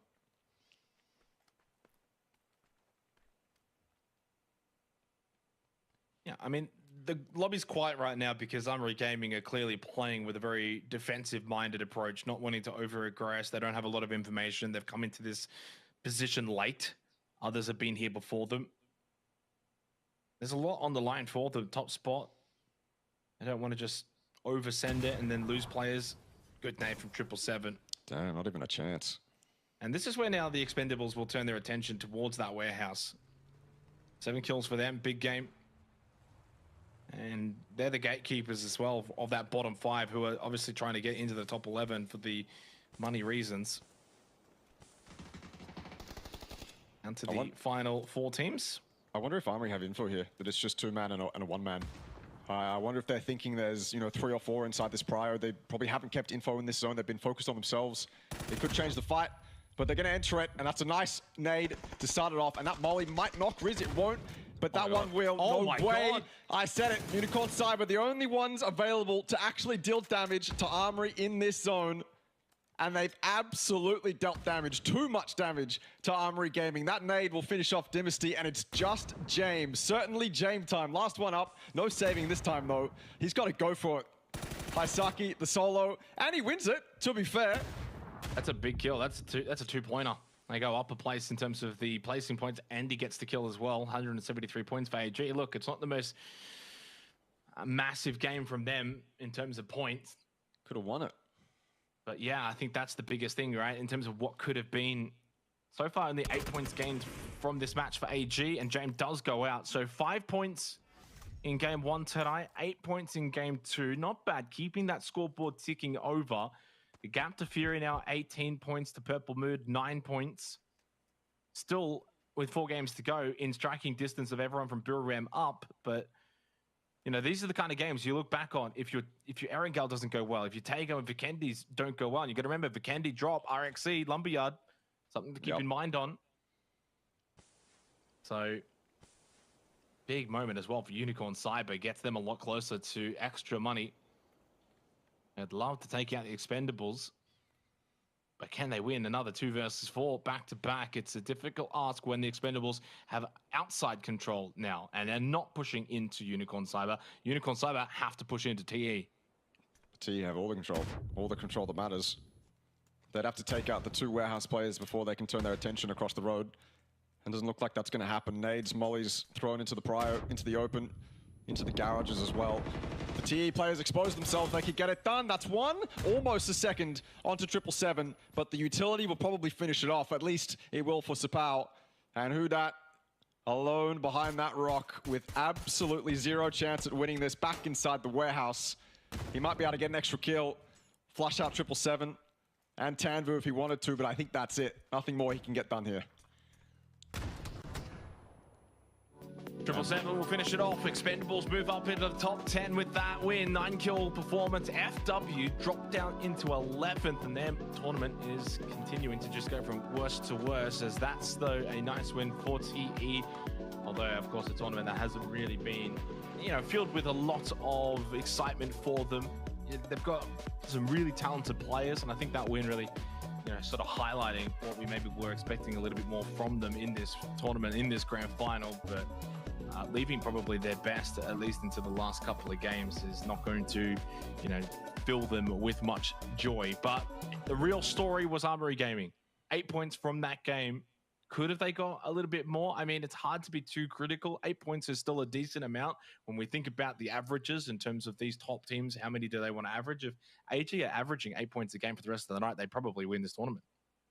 They could have got a lot more than 8 points that game. They could have, though. Yeah, they could have. They would have been able to scrape up all the utility from Unicorn Cyber. They would have had all the utility they had themselves, and they would have been able to maybe smoke across the road, get a couple knocks onto TE. It would have been a 4v4 at, you know, best for Armory Gaming. Definitely doable. So to lose 3 players like that as quickly as they did, definitely not ideal for them.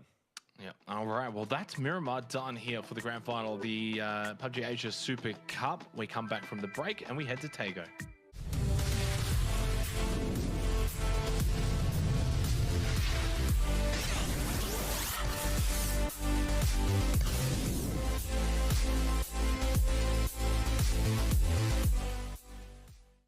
Introducing the new and improved Let's Play Live. New look, new feel, new tournaments. Play and compete in dozens of esports tournaments from Open Division to Pro. Check out our new platform at Let's Play Live. Hey everyone, I'm Extreme, and I'm going to quickly go over the Armory Gaming last-ditch effort in the last round of qualifiers to qualify for the grand finals.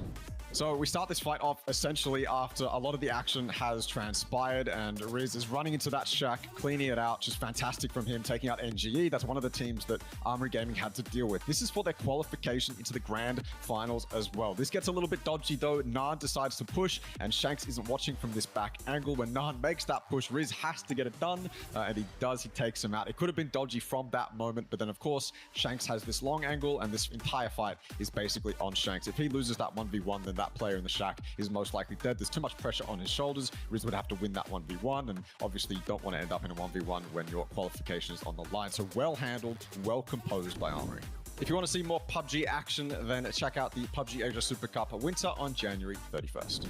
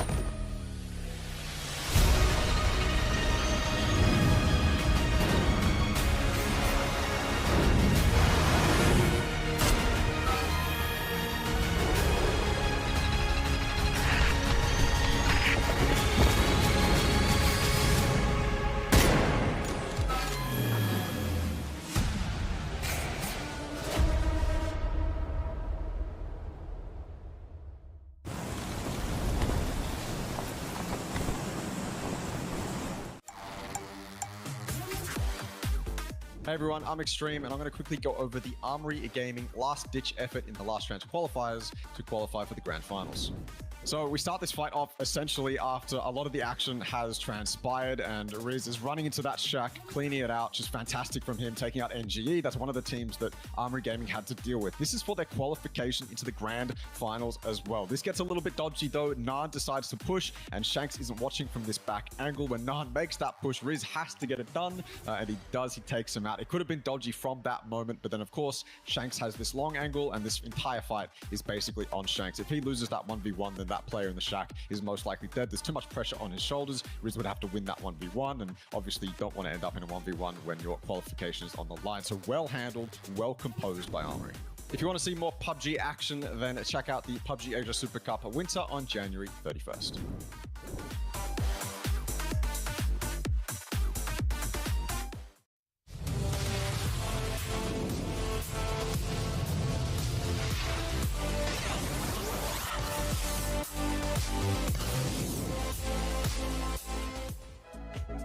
Well, truthfully, not the most exciting game of Miramar, especially after that very first one that we had tonight. But a win still, nevertheless, for the Expendables. And the first time a team in the bottom 5 has picked up a win since round 5, which was also the Expendables. It's been a long time between drinks, but it does also now get them into the top 10 and out of said bottom 5. And clearly they needed that one because it's been a rough grand final for them, a team with some really incredible talent. We'll go to the top 5 kill leaders from that game. It was, well, Who Dat and Unicorn Cyber that kind of stole the show with the onslaught, the little 2v4 action against Armory Gaming, which did hold them from having a super massive game, if you will. Just the 8 points, but we say just the 8 points because really for Armory Gaming, they had 4 up, they were deep late game, good position, and arguably just had to push through a 2-man to eventually then clear out another 2-man to then have a 4 versus 4 standoff, and they kind of bottled it. Yeah, it seemed like they kind of went towards one choke point, maybe 1 by 1 as well, which is what you never want to be doing in PUBG, is going 1 by 1. You want that trade to come out, even if the person behind you has to step through a molly and hip fire the player in front of you to get that trade. That's sometimes what it takes. And Armory didn't really do that. They got punished by 1 grenade to start it off, which is understandable, but then the molly to follow, and then one of the Unicorn Cyber players peeked out and got one with an AR as well. So it just was bad to worse for Armory Gaming in that specific instance. But yeah, you said it. 8 points is decent enough to keep them in the running and create a little bit more of a gap between them and second place. Yep.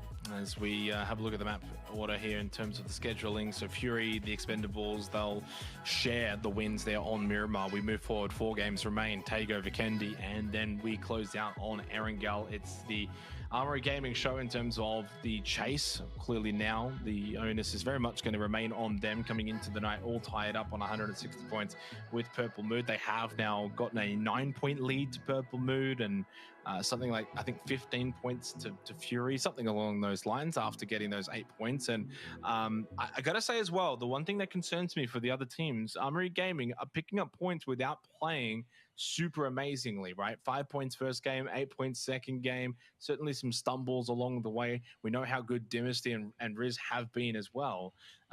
So the fact that there's been blemishes and they're still picking up points, I think bodes well for them.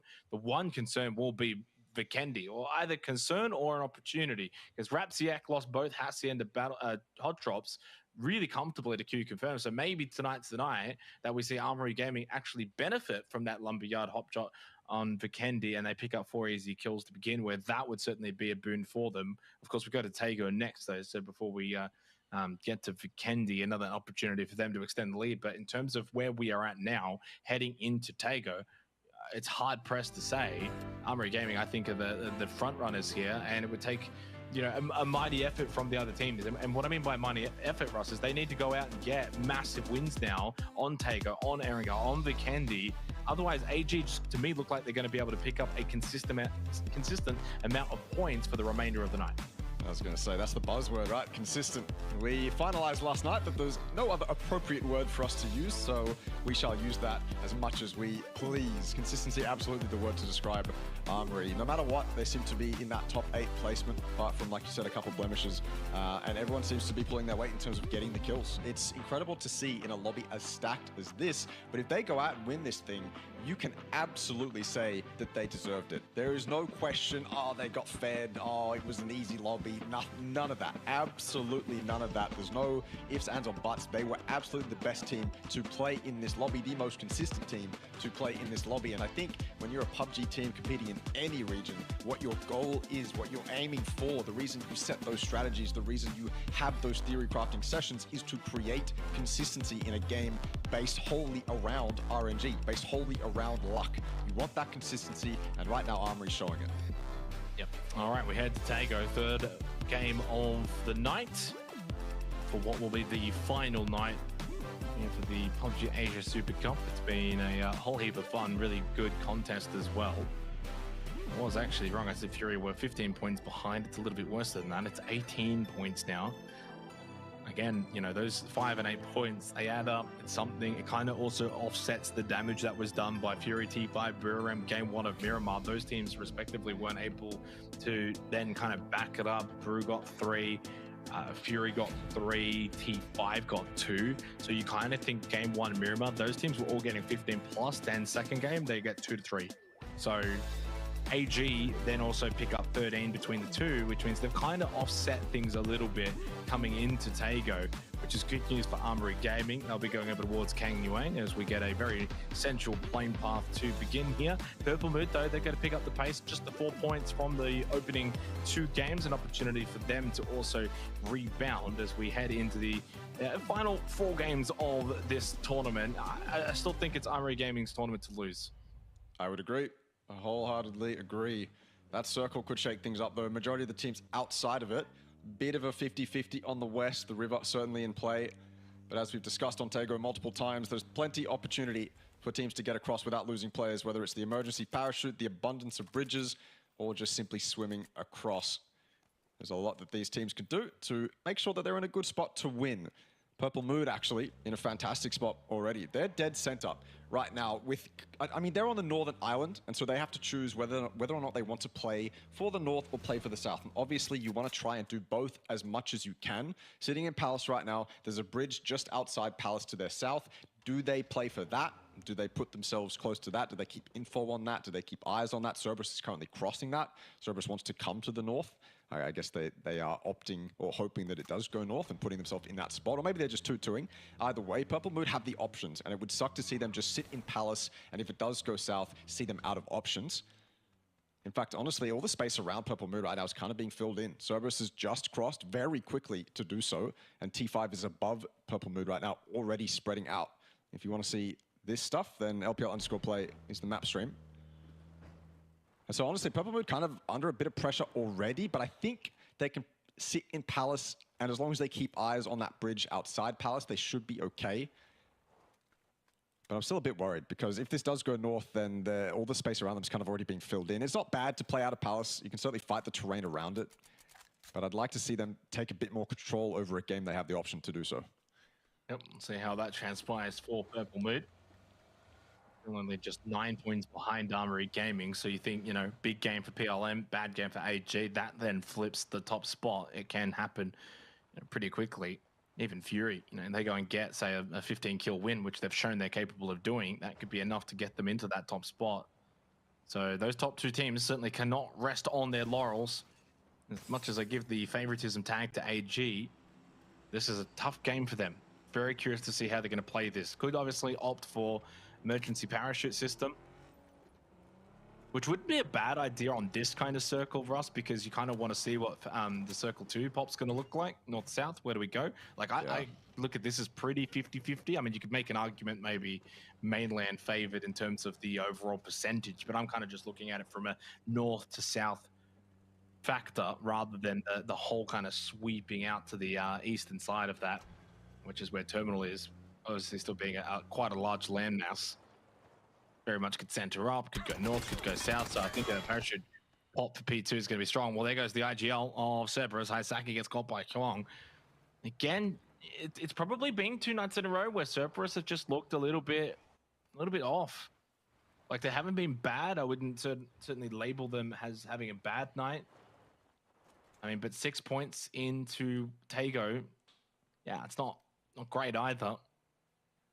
They just haven't looked like they've really found that core 4 and then put a bit of time into said core 4. So these games, I think for Cerberus, more valuable in terms of the longevity of this 2024 season going into qualifiers for PGS, etc. Well, I mean, they'll still play, but they're going to go straight in anyway because of GPT. But I think that's what Cerberus probably need, is just more time with a particular core 4. If Huanglong's going to play, they've got to figure out who's IGL. If Haisaki comes out, there's a lot of question marks surrounding Cerberus coming into this year. Yeah. I would imagine they keep Haisaki. It seems like that IGL... Well, then it's like Sololzi or Tycon. What do you do? Tycon had that breakout year 2 years ago. Has he called off a little bit? Yeah. I mean, it depends. It depends how much authority Haisaki and I suppose the manager and the coach have as well, right? If they prefer the team to operate a certain way and they don't find any use for either Sololzi or Tycon's role, then you can get rid of one of those quite easily. The other thing would be actually, if you kind of think, okay, as good as Huanglong has been, maybe you just go back to what you know. Yeah, that's an interesting thought. As FW lose 1, but the rest of the herd get away. You want your peak, though, I think. If you see a higher peak with Huanglong, then you stick it out. You've got time to. You've got events to test it at. If you want to really test Huanglong, well, you've got the international slots to do so. Yeah, it's true. Unfortunate for FW, they're just kind of caught in that little roadblock by Q Confirm, losing 1. Duck Chews now going down as well to Tarnished. The X-Men. No longer in last. Yeah, no longer in last, which is nice. They picked up the 4 kill points earlier. But, I mean, no longer in last is still not really a win for a team with the quality that they've got. Yeah. Qualified for the grand final via the group stage, had a really strong group stage, and yeah, unfortunately, could never really get going here in this grand final lobby. Tarnished does eventually get knocked out by by Delwyn onto Lin. Oh, just gets away with it. Seen Sophia's tweets after every night. It's just WTF 1, 2, and 3 for the first previous nights. So hopefully no WTF for night 4. Out of last place, a little bit of momentum. But 30 points between them and 14th. That's just something you'd never consider. Yeah, I mean, but now I look at that and I go, oh, that's really awkward. Because X-Men, obviously, they want to, just for themselves, they want to prove that they're capable of dealing damage in a lobby like this, especially if they're going to stick around for the qualifiers. So to be in 15th, 30 points away from 14th. Not a good spot. Not good for the mental. Although, I guess plenty of VODs to review. You can look at it that way. You can look at the light and go, yep, we've got hundreds of mistakes to go over and really nail down if you wanted to take that approach. But I think it'll be very hard for them at this point. That's a much easier approach to take when you've got some W's in the mix. And they have absolutely no W's to speak of right now.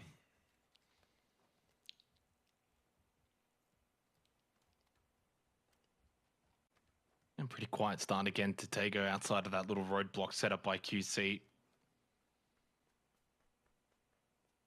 And that sort of north-south shift here going to be so important. A minute and a half until we really find out. Most teams quite situated with their positions, a lot towards the north side, some to the south side. So T5, Purple Mood, Cerberus, all very much on that northwest island, although Cerberus actually have a split in a 2-1 split that they've got. HIMARS just near Fisher Camp. BRM themselves, though, I think in terms of how much zone is being controlled here for Circle 1, they've got that western bridge locked down, Russell. So 2-2 split across both the Northwest Island and the mainland. I love their spot. With this kind of circle, no one really near them, so pretty isolated over to the western side of the circle. They are very much in a good position for that pop for C2.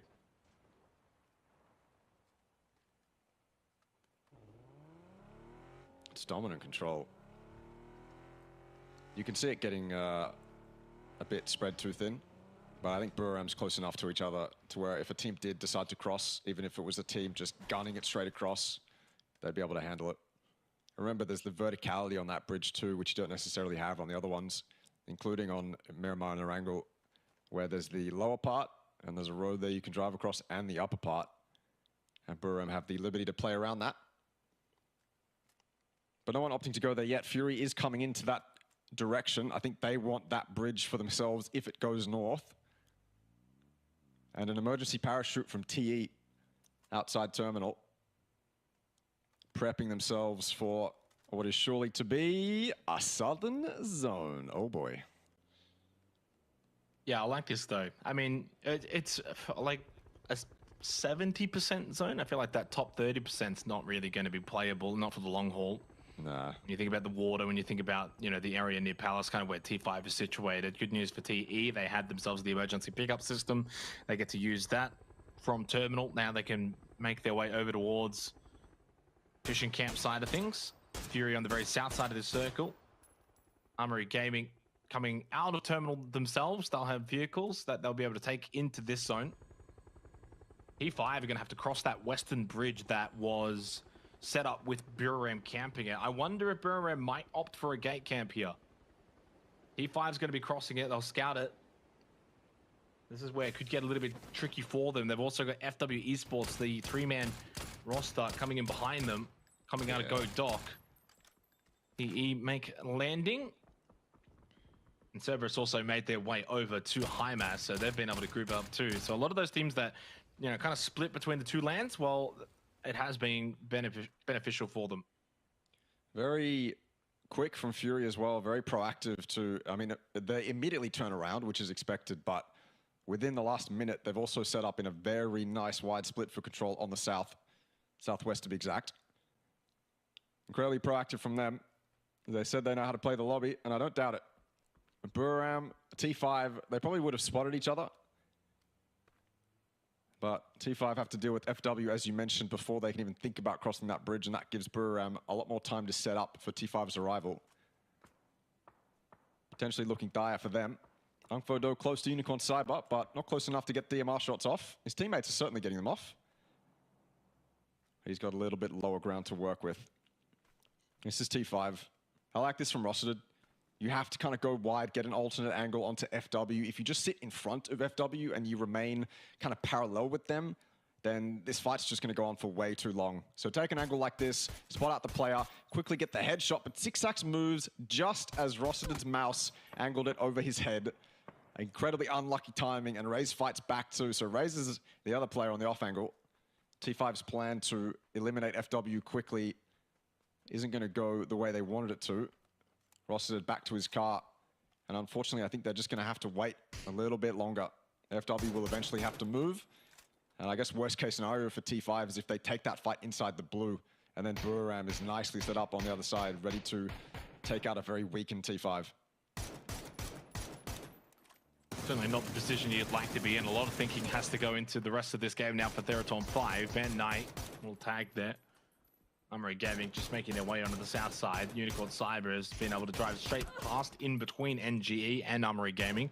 Petrek gets eliminated by Smelt. Having a very good tournament is Petra, 29 kills. The top kill leader in this lobby outside of those from Armory Gaming and Purple Moon, which is saying something for a QC team in 6th. He's had 29 kills as Leo gets knocked by Insight. Again, a rough night of things on Miramar for Exo Clan. They could just never get things going. Payne will send Monty back to heal with the first aid kit. This is over towards Hosan. That circle shift, P3 by the way, has kept, again, that kind of 70% ratio, arguably now closer to 60% land ratio here with that water. It does also give reprieve for the likes of T5 and FW if they don't want to cross that bridge straight away. But in terms of the longevity of this game, you need to be getting to that mainland as Shanks gets a kill onto Thanahan. And then Jame also, as AG and RXC exchange pleasantries one map early. We know we're going to see them battle it out at Lumberyard on Vikendi. But AG will take the 4 kills here. Maybe a sign of things to come on Vikendi as well. And a whole heap of rotational fighting now, especially out into those fields of Fishing Camp. This map, this game, it's about to turn into a bloodbath. Oh god, yeah, I'm looking at the map stream. It's not looking pretty for so many different teams right now. Unicorn Cyber tried to make their way in, and they found TE, and nades are exchanged now. Unicorn Cyber on the north, TE sitting inside these greenhouses on the south, and Unicorn go out just like that. TE started off, and then Cheeks King from far to finish it off.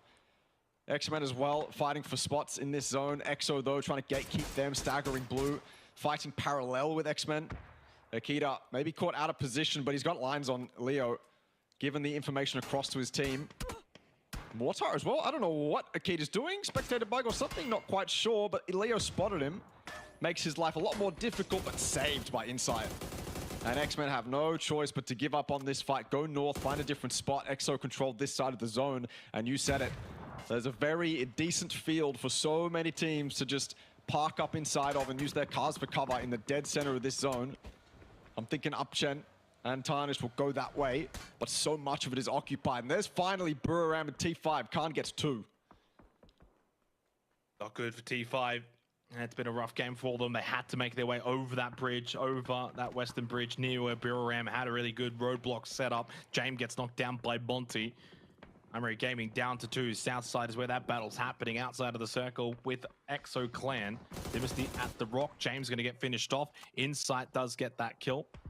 So 4 kills for Armory Gaming. Again, kind of like Miramar, they're getting that scoreboard to tick over. This one might be a little bit lower, though, if they do lose this battle. It is their dynamic duo still alive. Dynasty and Riz, no surprise. Drive here from Insight. Exo maybe want to reposition, leave those 2 alone. Dynasty and Riz not really going to be in any kind of position, though, for a long-haul game. As they push in, Newhouse Esports with a nice little quad split will be awaiting them, as you can see on the map, southeast portion of this one, which, of course, this circle now will go hard south. Absolutely. As little water in as possible. A couple teams will be happy with that. EXO certainly unhappy. Double kill for Smelt. Flashing out his kills now. Hiker and Insight, the last 2 remaining for EXO. A map that you'd think EXO would do on just from a macro strategy-wise for EXO. Good at team fights. Haven't been this tournament, though. T5 and Fury, rivals fighting in that top 5, finally meet. Don't think we've seen it tonight. And they trade it.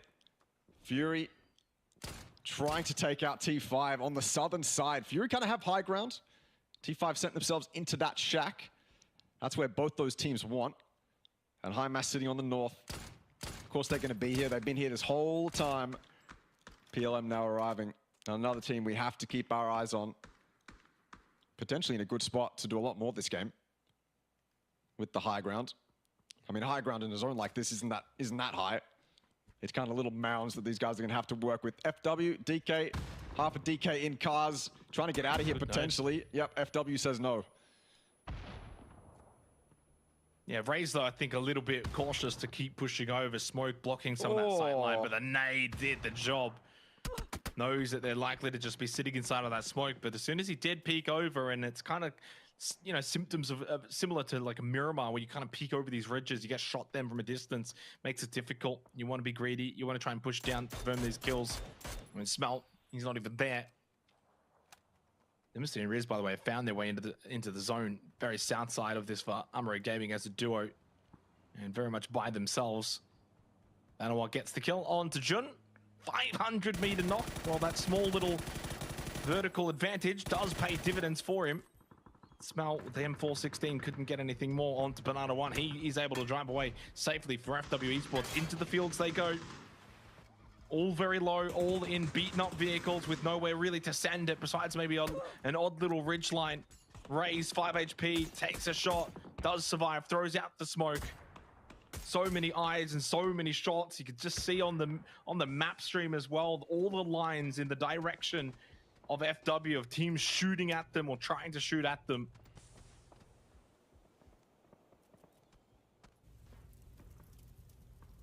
NG. They seem to have a lot more freedom than I thought in the middle of that field. Hungfo ditch all the way on the northern side. That could have been deadly, but it wasn't. There's a little bit of arrogance that comes along with taking a fight with a Panzerfaust. You think, I have no chance of losing this, but it hits the car and only takes the player down low. Costs Raise his life, leaves Sixax alone. But I think he has the liberty to survive a little bit. I don't think either of these guys are going to want to extend over this ridge. I mean, look at the number of teams that can see them if they do that. Smell? He's on a goddamn mission right now. A mission that will not come to fruition. And Sixax and TE, they're done fighting for now.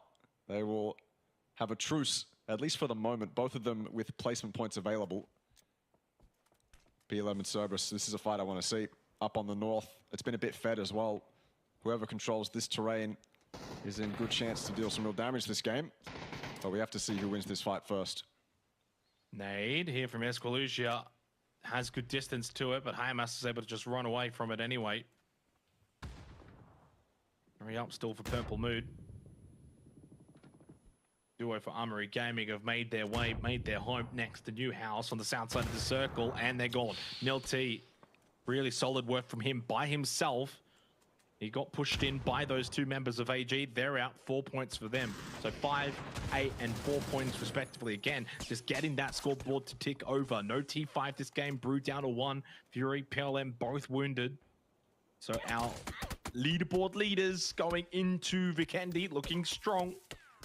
It was courtesy of an RXC rotate this game. There might be another 4 kills on Vikendi as well in Lumberyard. And they hot drop on each other in the next game after this. Sneak attack with an 8 onto Van Nine. Purple Mood just playing this cautious approach, waiting for the smokes to dissipate.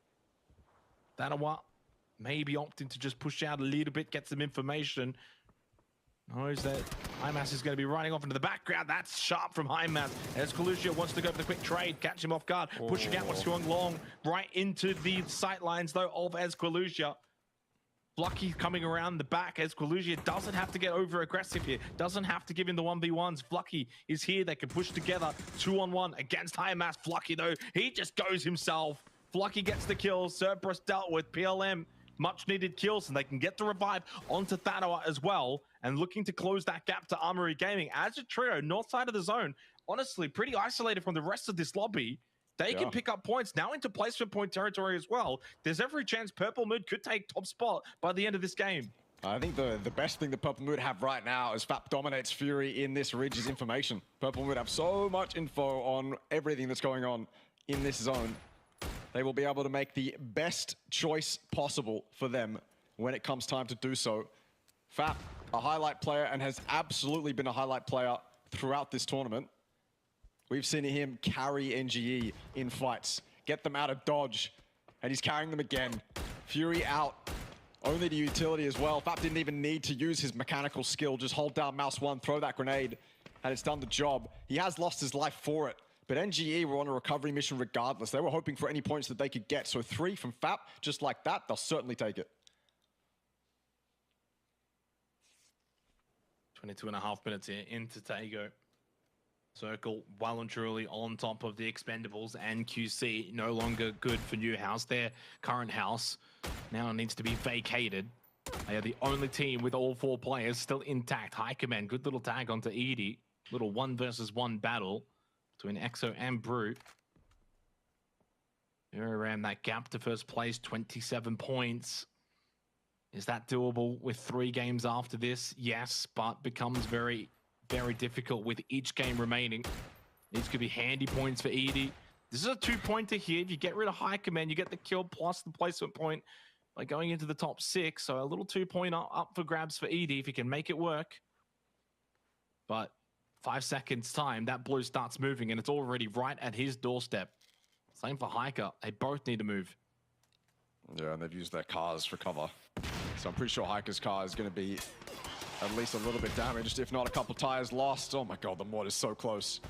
Edie moves first. Could be good, could be bad. He's eyeing the shack, but it's occupied. Hung Fo Do, 100 HP, and he won't move from that number. Edie goes down. A nice attempt, but it gives Hiker a little bit of information to work with, but he goes down just as easy to Flucky. So the solo is no longer a factor. We're into our top 4, and this is one of the most influential fights in this game right now. Q confirm 3, New House 4. At least they were 4 until 1 got knocked. You confirm they have to defend this so well. There's trees in the background there, just covering them from Purple Mood to allow them to take this fight. But it's not an easy fight to take.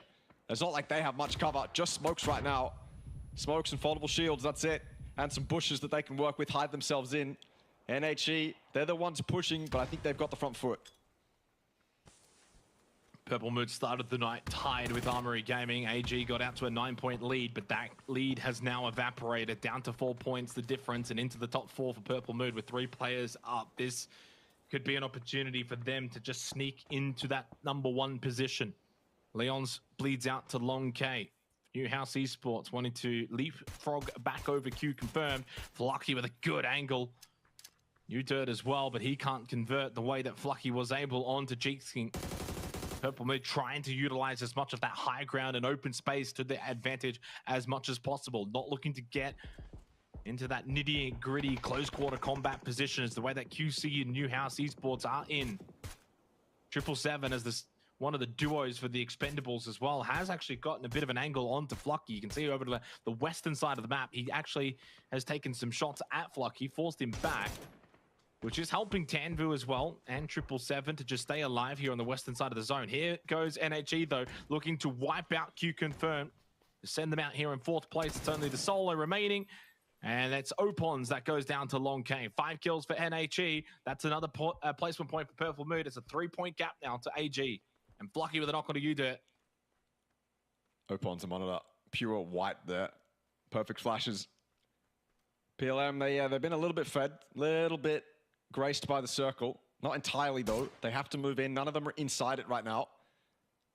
Potential for advantage to go the way of TE or NHE, depending on the kind of angles Purple Mood decide to remain in. That's the thing right now. Purple Mood, they don't have to move yet. They're on the slow side of zone. All the other players that are out of it are going to have to move first. NHE, they're kind of in, not really. They might want to just leap over one ridge and go to the next. TE, it's only 777 that's out right now. You can see him on this wide angle, but he's got the liberty to move back and run deeper into the zone whenever he chooses to. PLM are going to stay on these angles for as long as they can, and they need to as well. They need to keep info up, and they need to keep damage up. They're all going to move in, though.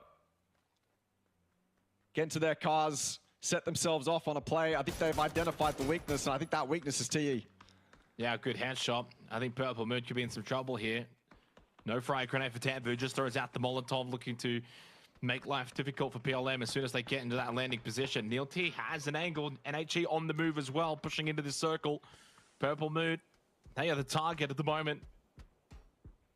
And Flucky getting peppered. That's a wonderful little angle from Tanvu. I mean, there's a world in which they don't get anything more from this game. Escalucia's inside of the circle, but he's stuck at the rock. Flucky, that nade was already primed, and so it takes out Purple Mood.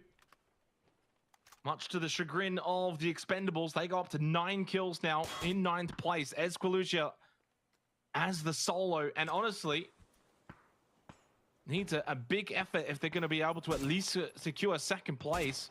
But in all fairness, there's still 3 games remaining after this. Plenty of time, plenty of chances to overcome now that 3-point deficit.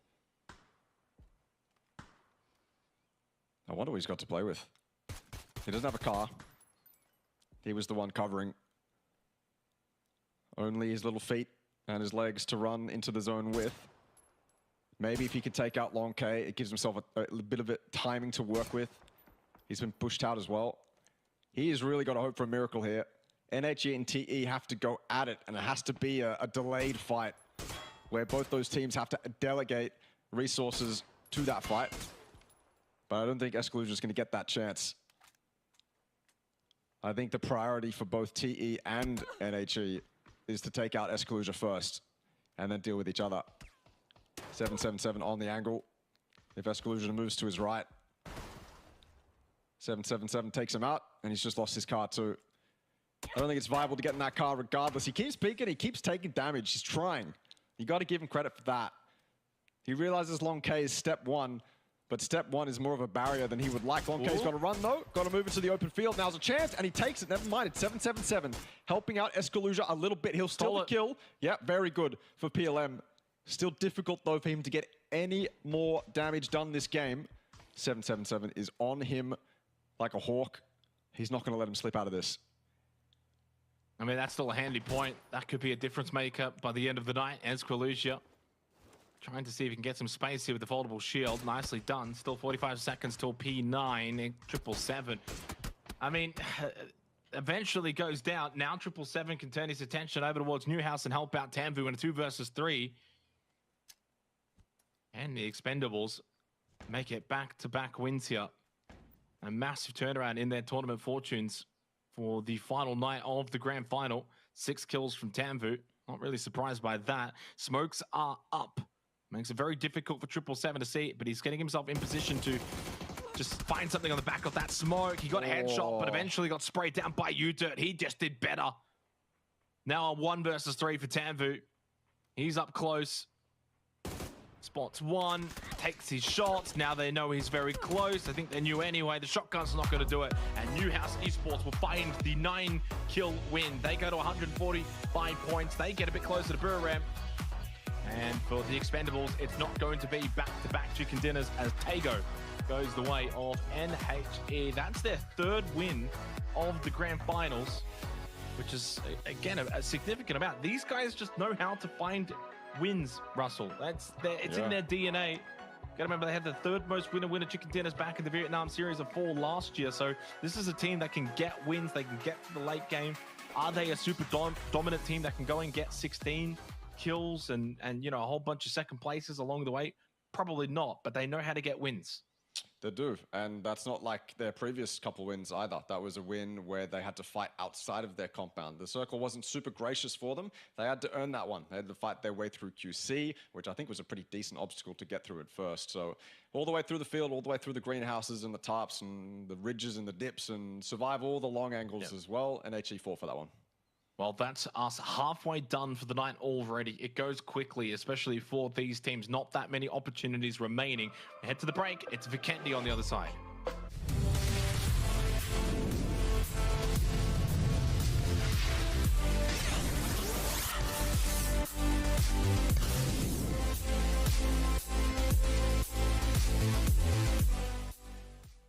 Introducing the new and improved Let's Play Live. New look, new feel, new tournaments. Play and compete in dozens of esports tournaments from Open Division to Pro. Check out our new platform at Let's Play Live.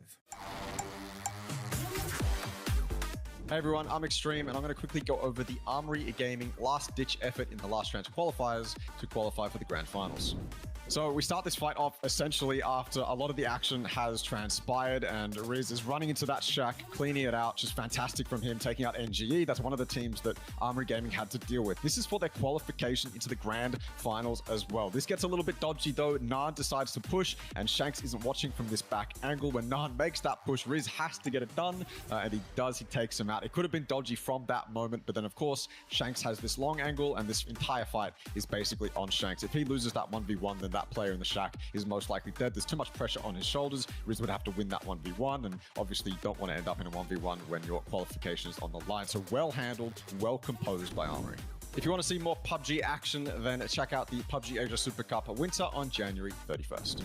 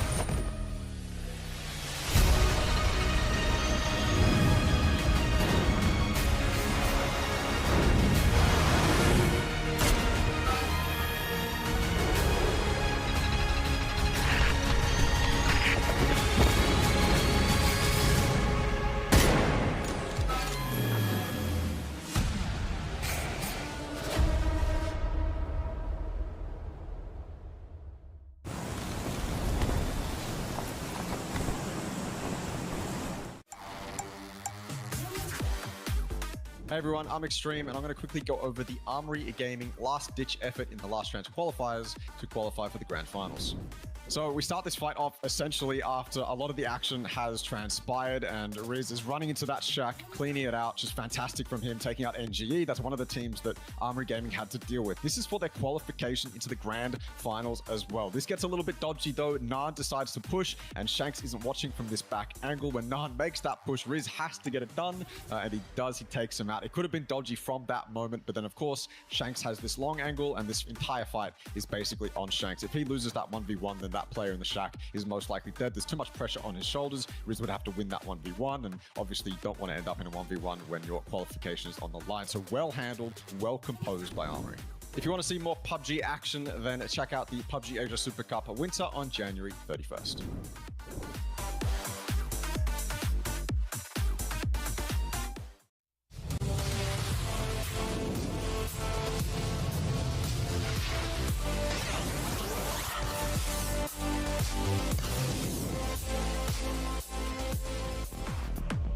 Officially halfway through the very last night of the PUBG Asia Super Cup Grand Final. Tago done, Vikendi coming up very shortly. That means 3 games is all that remains. 1 Vikendi, 2 Erangel. Not that many opportunities already for a Grand Final that is proving to be, quite difficult for these teams tonight to go out and get a huge amount of points. So far, we've seen a lot of our top teams, get a trickle amount, but nothing too massed amount. We'll go to the leaderboard to kind of give a bit of a summarization as to where we are at halfway through the night. 2 points is all the gap between AG and Purple Moon, but mind you, keep an eye and a reminder on those placement points. 11 points is that gap for the tiebreaker in favor of Armory Gaming. Fury, T5, Burram all still within distance. Technically 3 games in, Russell. They're actually better off than where they started the night. But, Burram 27 points, 3 games now versus, 30 points in 6 games. They haven't really made up enough ground. What I like about this leaderboard right now is that it's kind of close enough where no one's going to go for any extravagant plays just yet. We're not going to see any road camps right now. I think if we were going to see them, we would have seen them in the first couple games. But it's close enough now between, 3 through 6 and 1 and 2 as well, where I don't think anyone's going to mess with anyone yet. They are all close enough where playing their own game and going for a high kill win is the most optimal strategy right now. And then I guess maybe if it's close enough by the time we get to game 6, we'll see some shenanigans. But for the moment, everyone is going to be playing exactly how they want to. Yeah, this is also a good tournament to really highlight why the old chicken dinner rule set was just an abomination, because right now you would have 4 teams all tied on 3 wins. That sounds cool, but when one of them's 10th and none of the others are in the top 2, I think it says why, enough of a reason why people weren't too happy with that old set. And we love, obviously, the super rule set. So look, 2 points the gap. Armory Gaming and Purple Moon going into the last 3 games. The biggest factor for me is now going to be here on Vikendi, the hot drop shenanigans of Lumberyard. Now, if I'm correct, the last 2 instances of this have actually gone the way of Rapsiak Esports. I'm pretty certain Armory Gaming has got nothing out of it last 2 times. The first time they did win it, but now for the 4th and final time, this is where Armory Gaming certainly cannot afford to have a 0-point game at the hands of the team that's dead last. No, they can't. They really can't. They either go into this, they see it as a easy 4 points, or they go into this and they don't drop at all. If I'm in their spot, I'm not dropping it. Or I'm dropping it and getting out of there as quickly as possible. Or I'm dropping around it. I'm doing anything to avoid a terrible RNG fight. Whatever I can do to avoid that is the strategy I would opt for here. But I'm not in their shoes, and if they're incredibly confident, then I can't blame them for taking that 4v4 if they're confident in winning it.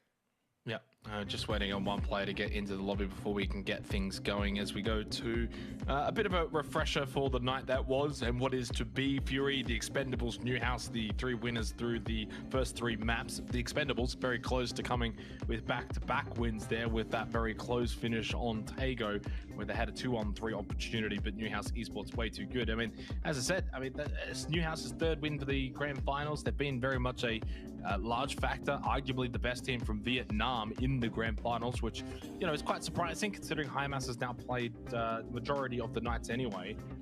I think they've been certainly really good to watch, and when you get certain teams that have maybe not met expectations, you're always going to get teams that subvert that and actually over exceed expectations. And I think Newhouse is one of those.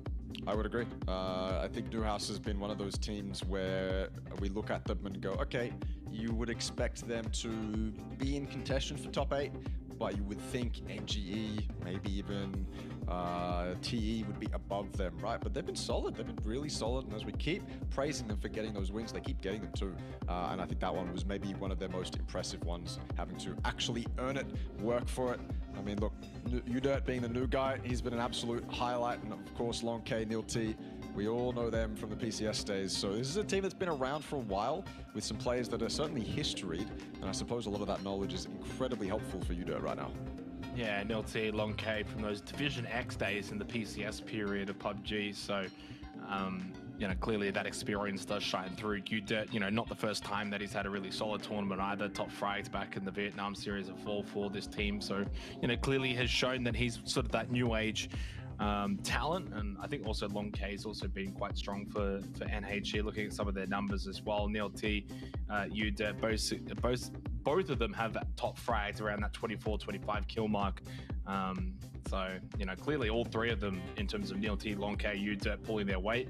T1 probably closer to that kind of support player in terms of the role that he provides for the team respectively. So, yeah, but Udirt probably one that really stands out for me, and honestly on a team that can get wins, they don't probably go and get massive frag games though, all things considered, and certainly a team that is inconsistent. Otherwise, if they weren't inconsistent, if they were consistent, they'd probably be challenging for that top spot the way that their grand final tournament has gone thus far. I was just having a look at the damage dealt numbers as well. Flood actually finds himself tied third, but he hasn't had the kills, not even remotely close in terms of the kills. So certainly the kind of game where, the kind of tournament where for someone like Flood, you're getting a lot of that damage, but you're not able to translate it. But unfortunately, going to have to go to a break though. We've had some player issues in terms of the lobby. When we do return though, straight into Vikendi.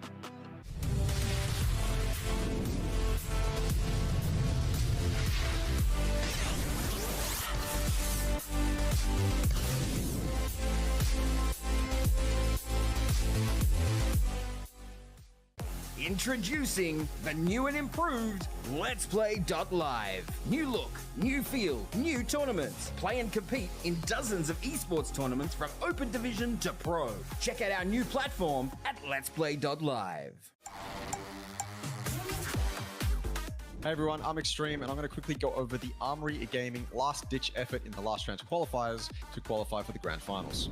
So we start this fight off essentially after a lot of the action has transpired, and Riz is running into that shack, cleaning it out. Just fantastic from him, taking out NGE. That's one of the teams that Armory Gaming had to deal with. This is for their qualification into the grand finals as well. This gets a little bit dodgy though. Naan decides to push, and Shanks isn't watching from this back angle. When Naan makes that push, Riz has to get it done, and he does. He takes him out. It could have been dodgy from that moment, but then of course, Shanks has this long angle, and this entire fight is basically on Shanks. If he loses that 1v1, then that player in the shack is most likely dead. There's too much pressure on his shoulders. Riz would have to win that 1v1, and obviously you don't want to end up in a 1v1 when your qualification is on the line. So well handled, well composed by Armory. If you want to see more PUBG action, then check out the PUBG Asia Super Cup Winter on January 31st.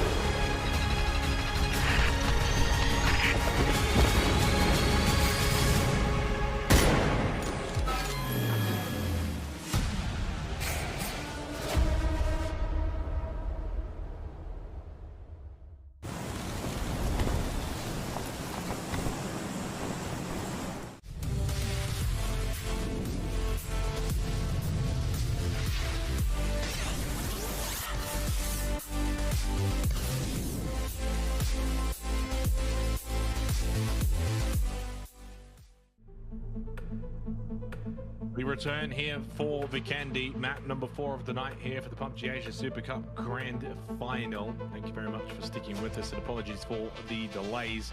Not too far away from getting into this game. Of course, after Vikendi, we then head to the old classic Erangel to close out this tournament. Big game coming up, and we've spoken about it a couple of times now, but that Lumberyard hot drop, I don't personally, for me, think it's a matter of if, will it? I think it will happen. It's just a question of, can Armory Gaming be the ones to be successful? Because I look at it as an opportunity for them to basically collect 4 points. You've got to recall the team that is hot dropping them is the team that is dead last, and they also just wiped out RXC back on Tago, so there's that recency of beating them as well. So I think you just got to back yourselves in. Could be 4 kills, could be a nice little start to the game. I mean, that's what worries me, is you're certain that they're going to drop, and I am too.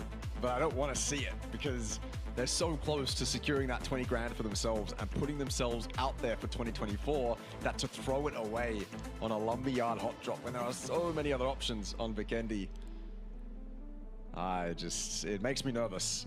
Especially because I picked them to win. And as much as you might want to avoid it, there's a little battle between you and me going on right now. Is there? Yeah, I mean, you chose Purple Mood, I chose Armory. Whoever's right gets something at least. That's a little bit of pride. We're all winners. Yeah, true. We got to see some good PUBG. But no, it is going to happen. You're absolutely right. Is that Armory out? No, they're out. They're out. Yeah, AG's left. The Lumberyard is not on. They've gone for an ult drop. And I think it's a smart play. And look, I didn't expect that they would do this, but I will say it's a bit of a crap playing path for Lumberyard as well. Yeah, it kind of worked out that way, didn't it? Got FW next to them. And on top of them as well, actually. The one downside to this, though, and this is where it comes down to experience, how much time have you really put into Vikendi, do you know the rotates, how to play from now what's going to be the eastern side of the map versus the western side of the map. So that's something that they're going to have to deal with and be ready for. And also, you've got FW close by to Villa as well. So they're going to be really, really careful with how they're playing this. This is what I would consider probably more of an on-the-go ult drop than like a predetermined one. They've probably seen playing path. They probably discussed it beforehand in the lobby. Do we go? Do we not go? And they've all probably opted as a team, yeah, let's go somewhere else. They see the playing path and then they pick Villa. Buram and Fury, both of which in the top 5, landing in the exact same city, splitting it like they would Los Leones on Miramar, and going their separate ways by the looks of it. The white arrows on every one of these players right now on the minimap is going the opposite direction of the team they could be fighting. In fact, I didn't even realize they lost Flood. So it makes sense to me that that Fury would try and disengage, because Buram certainly has the advantage. But Buram's also gone away from Fury. So Buram will take their one. They'll weaken the team that they're next to on the leaderboard. Well, very close to it at that, 8 points away. And they'll be happy with it. Cow running in the open. I wouldn't be surprised if Fury decide to stick around and do alternate angles, get up on the hills, try and limit Buram's exit options. I think that's something that Fury would totally be able to do, and it's something that Cow would call as well. Cow's the kind of player that, in a situation like this, doesn't want to give up that easily, and is entirely happy to put himself up high and see if he can get anything done onto Buram. That circle goes all the way north. A little bit of it unplayable. QC very nicely spread. Wouldn't be surprised if we see them consolidate inside Observatory for that high ground. Where is Purple Mood? Along that ice river where we saw them get that win. Well, did they get? No, sorry, they lost it. I thought they were going to win the other night, but they threw it away. So PTSD potentially as they rotate past this area. Nah, probably not. Still though, decent spot for them to start out the game at least. They've got so many options up here while it's a little bit barren. It is a pretty rough shift for a majority of the team, so Purple Mood can get a nice little 2-2 off if they want to. Yeah, so another game though, and it's become a bit of a trend tonight with those teams fighting third, fourth, fifth, losing players early, not really that full 4-man roster, not able to then go and have a big game. Ironically, since that opening game of the night where they all picked up 15 plus points, they all kept all 4 players alive. Since then, it's been rough going. All eyes on Armory Gaming on their rotate. Fortunately, eastern side is a little bit less congested. Up that road, they can make their way into the next circle. FW, NHE, EXO in the vicinity. So it might not be a free entry in. And again, remember for Armory Gaming, it is an alt drop. So maybe a little bit less familiar in terms of the terrain around them and what teams are going to be doing around them as well in this area of the map. RXC, for what it's worth, did actually go to Lumberyard, Russell, so they've probably feeling like that's a little win. It's a win you take as a team morale booster. Yeah. I wonder if we're going to get to see that elusive RXC endgame fight. To see them in a top 2 would be incredible. It'd be incredible stuff. It's like an extinct species that we finally see on camera. Armory Gaming, though, that eastern side's actually quite contested. There's a couple routes they could have taken that would be a lot easier to go through, but they've kind of chosen the more contested, going up towards the north, where FW and NHE are getting very comfortable, very close to each other. I think best case for Armory right now is they kind of hear this fight pop off. FW takes shots at Long K or vice versa, and then Armory know to avoid this position, but they're going to go separate ways, and Armory won't know that. So FW still reside in this town. And Armory Gaming are going to have to do some incredible scouting to be able to see them. NHE leapfrog FW for the moment, though. They'll take the high ground ahead, or at least try to take it. There is an FW member up there. Armory's going all the way north. They're going coast side north. I can see this paying off. I can see this going well, avoiding the towns, avoiding all the potential player losses from rotating on the roads and through the cities. But I can also see this going very badly, because a lot of teams are going to be thinking this exact same thing. Look at NHE and EXO. They're thinking the exact same thing. So is Purple Mood. This probably isn't going to be as free as Armory initially thought it would be. Yeah, and taking the longer route as well. So by the time they kind of get towards where they're going, there's others already in front of them anyway. I think FW would have also heard the rotate. Yeah. EXO Clan able to get through NHG. They'll just settle for a 2-2 split NHG, so not really a roadblock set up. It will be allowing teams through that road, as we just saw with EXO. The question is, though, like, I'm just keeping an eye on that map, and AG, if they keep going in this direction, they're going to run into Long K and Nil T of Newhouse Esports. Before that, though, EXO is going to run into PLM, who are being silent, crash baiting the compound. EXO have no idea. I don't know if Purple Mood's cars are somewhere inside this compound, but if they are, EXO hasn't spotted them. They're going to go past, get very close. Shots opened up as well. Now they know. Now EXO know, and they're going to trade it, actually. Thanawat, I think he opened up, and he gets knocked just as easily. Flucky Esquiluja, though, they'll do one better. They'll up it. They lose Thanawat, but they maintain the man advantage against EXO. Yeah, Hiker's on the snowmobile, and he gets absolutely ripped off of that. Handy point, 1 point away now from Armory Gaming. Akita, though, completely catching Flocky off guard. He had no idea it was that close. Thunders to be the reinforcement to try and keep Flocky alive and not allow him to get flushed. Does actually now do the flushing onto Monty. Flocky's still up, hasn't been flushed. Insight getting peppered. He has to go into the smoke and eventually loses his life. It's a 4K. Total annihilation for Purple Mood onto EXO Clan. They'll get the revive onto Flocky, and a 4-for-1's always a good deal. And they are in #1 position here on Vikendi. But for how much longer? Because Smell has just from 200 meters away sniped Flocky, who could not get revived, down to just Escalusia and Thunders. I like how that long shot graphic is a MW2 intervention. Very fitting for the long shots. But also kind of devastating for Purple Mood. Yeah, you're right. A 3-for-1, or a 1-for-4, sorry, is a deal you'll take. But a 2-for-4, starting to look a bit worse. You can work with 3, but as soon as you get down to a duo, it's a little bit dodgy. You can only pull so many strategies off at that point. And Jun's going to continue. Thunders goes down. Previous top fragger for PLM.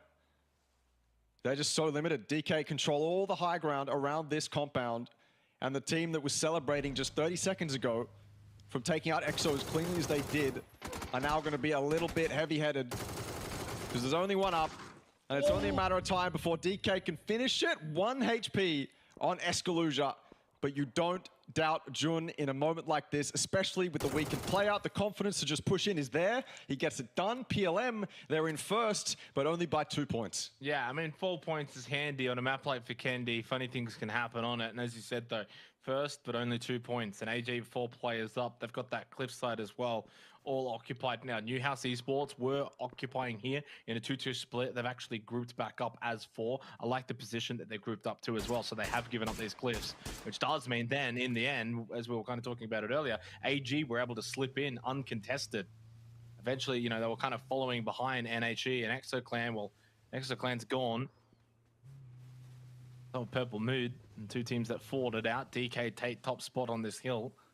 40 seconds until phase 2. FW close by to Armory Gaming. See Dynasty here, and the pull up next to him will be Banana One going slow. Dynasty unleashes the shots and hits not a single bullet into Banana One. Banana One just turns around and gets out of dodge. Wondering what the hell happened. Saved. Yeah. No I mean, need to he's push in that, though. between all of AG right now. Banana One is so exposed, so zigzags actually. If AG want to, you know, pull off a pincer maneuver here, they certainly can. Look at the pressure on Banana One. He's rotating all the way around, trying to find somewhere that Armory Gaming doesn't occupy, but there's nothing that they don't occupy. Finally, he's found a little bit of an opening, but it's exposed again to Riz, and finally bullets are hit onto the player who's been in his car for the last 30 seconds, all on his lonesome. I think finally he'll be able to actually regroup with the team, and Armory Gaming get nothing out of that.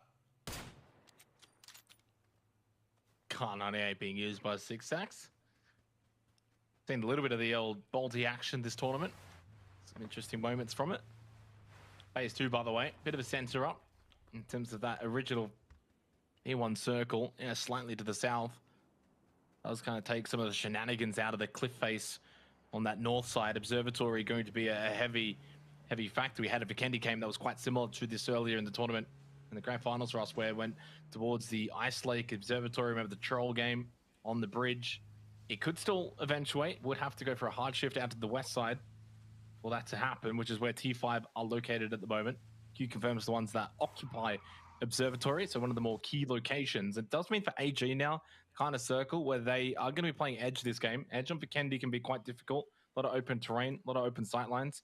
You can find some kills, but it can also be kills found onto you. You're just going to get third party, right? It's going to be so hard to push in. But I think there's only one target in front of them right now, that's FW. Teams would have to run over towards that Armory Gaming if they wanted to get involved on a third party. Sophia, also known as Pain, is running all the way up to Edie, and Edie has no idea. Could easily be caught off guard here, especially with fast shots from the likes of Fury, who have arrived. Pressure onto Upchen. But if Sophia can take out Edie on top of that hill, it might alleviate a lot of that pressure that Upchen's feeling. Pain will be able to turn back around and help Upchen out with Fury, but he's got to deal with Edie first. He's sneaking up. Oh, sneak attack, don't do it to him. Oh, he's headshot him as well. He's totally thrown Sophia's plans out the window, and now Edie knows, no way. That is so frustrating for Pain. The Dragunov shots from Fury mean he can't sneak up. His plan was so close to coming true as well. He was on the same goddamn ridge as Edie, and he still can't get it done. Fury, you're messing with him right now. Carl's been having such a great tournament, but tonight hasn't quite been able to probably have the impact he would like to have. Fury, I think this might just end up being a case of so close. After winning the opening game tonight, it's been rather quiet since then. And won that very first game, and then after that, the next 2 games, it's only been about 8 points or so in combination, as Luke 12 now also losing his life to Edie. Down to just 1 for Fury, and a reprieve, if you will, for the likes of Purple Mood. Keeps that gap to 19 points, 2 games remaining. Makes it very difficult for Fury from here on out. It also means that that 3rd place position too, very vulnerable to Buram, to T5. Even if that battle for the top 2 might be gone, or at least going. Where are we off to? Q confirms split. Could be regrouping here. Same with Unicorn Cyber and any other team that's split. Oh, okay. Close to that previous circle we had in the grand finals. Hasn't come true yet though. QC will 100% regroup on Observatory. DK probably also forced to regroup. You don't want to get third party easily on Vikendi. it's so doable that you're almost kind of forced to play as a 4-man, stick to your guns, and just take 4v4 fights when you have to. Unless you're the likes of DK right now, who kind of have the liberties to spread. Buram, though, straight into Unicorn Cyber. They're going to do a little bit of a drive-by scout, see if this compound's free, which is smart. Not sending it straight in, saves Nawadra's life there, and probably the rest of Buram as well. They get away with it for now, but their rotation options are now limited, more so than they'd like. Sneak attack, the last one up for Fury, sending it into any dip he can find. He's just skipped over one, but that one certainly wasn't free. Into Observatory is probably his best bet. If he can find solace in here, then he can survive potentially into the placement points, but he's 115 HP now after that bandage, and he'll be taken out by the current occupants, the ones who've owned it from the start of the game. QC will eliminate the third place team. Keeps them stranded on 160 points for Fury, which is the exact amount that AG and Purple Mood started tonight on.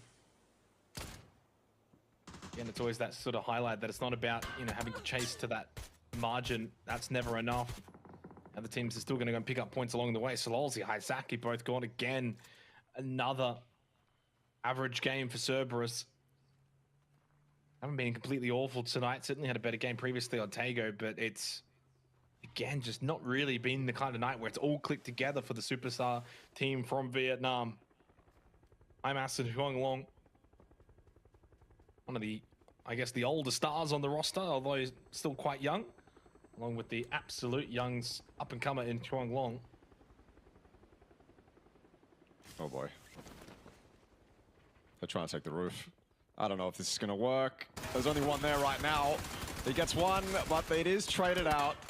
Unicorn Cyber successfully occupy Observatory, at least the high ground, at least the roof. Risky play. They'll lose who dat, but they get what they want after all of that effort.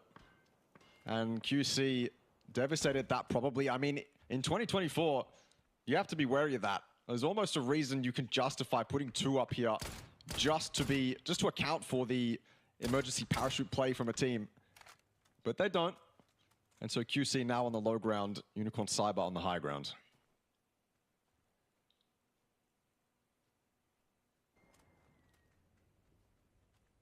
Six sacks spotted by James. No kills yet from Armory Gaming, playing it quiet, but quiet doesn't always necessarily mean successful. FW still with 4 players to the good.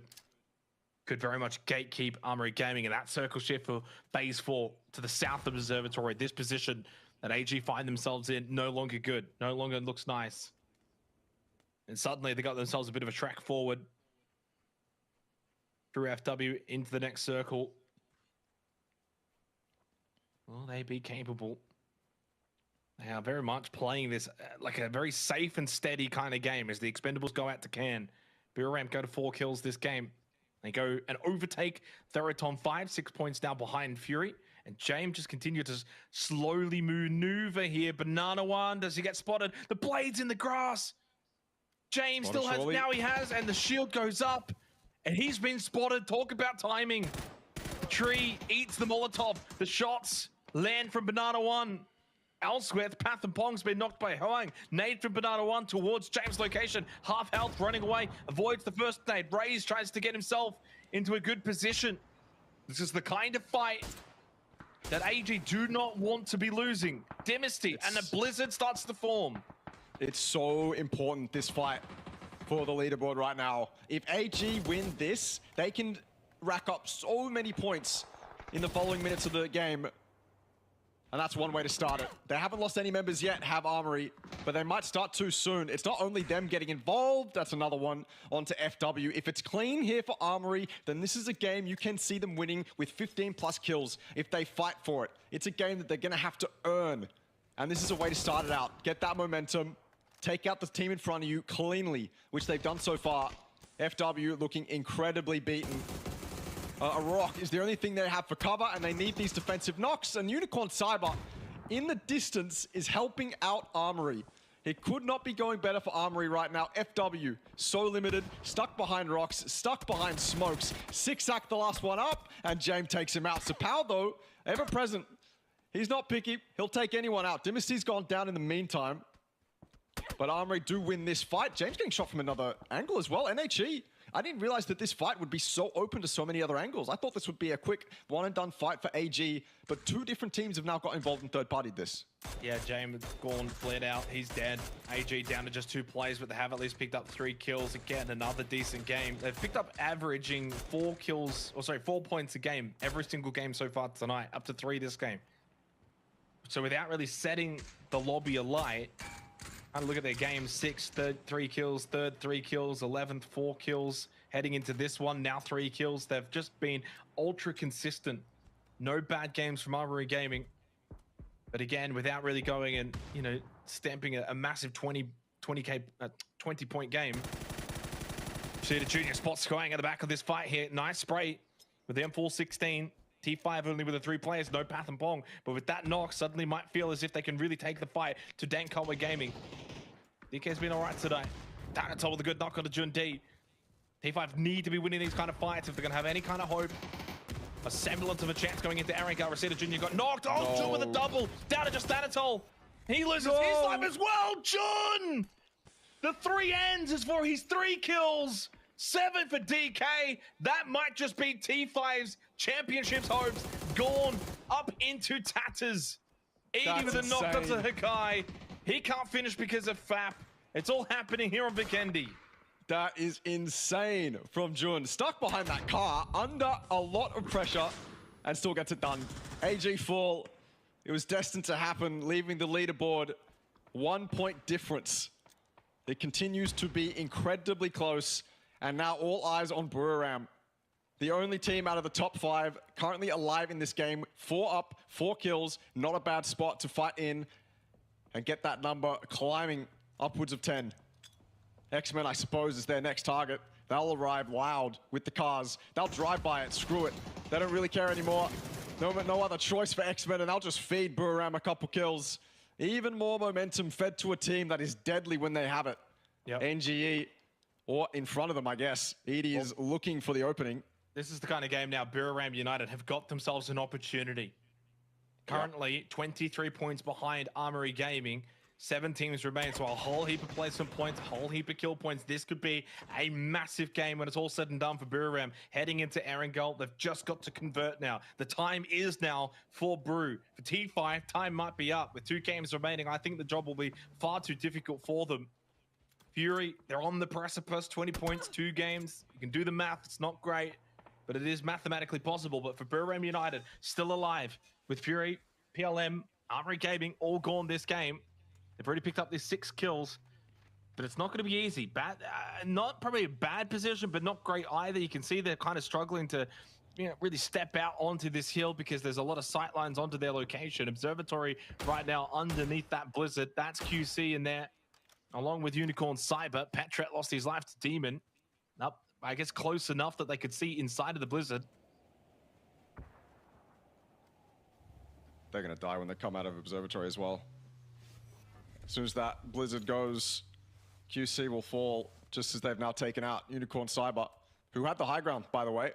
That's what happens when you have to come off that high ground. Oftentimes it ends in your demise because you're parachuting down. It's not on your terms, you're forced to it. Because of the blue, because of the blizzard, whatever it is. And it hasn't gone the way of Unicorn Cyber. QC survive, and that circle goes closer to Buriram than the other 4 members in the top 5 would like. I don't know if just past Nawadra is playable. It looks like it. Maybe there's some room to set up cars.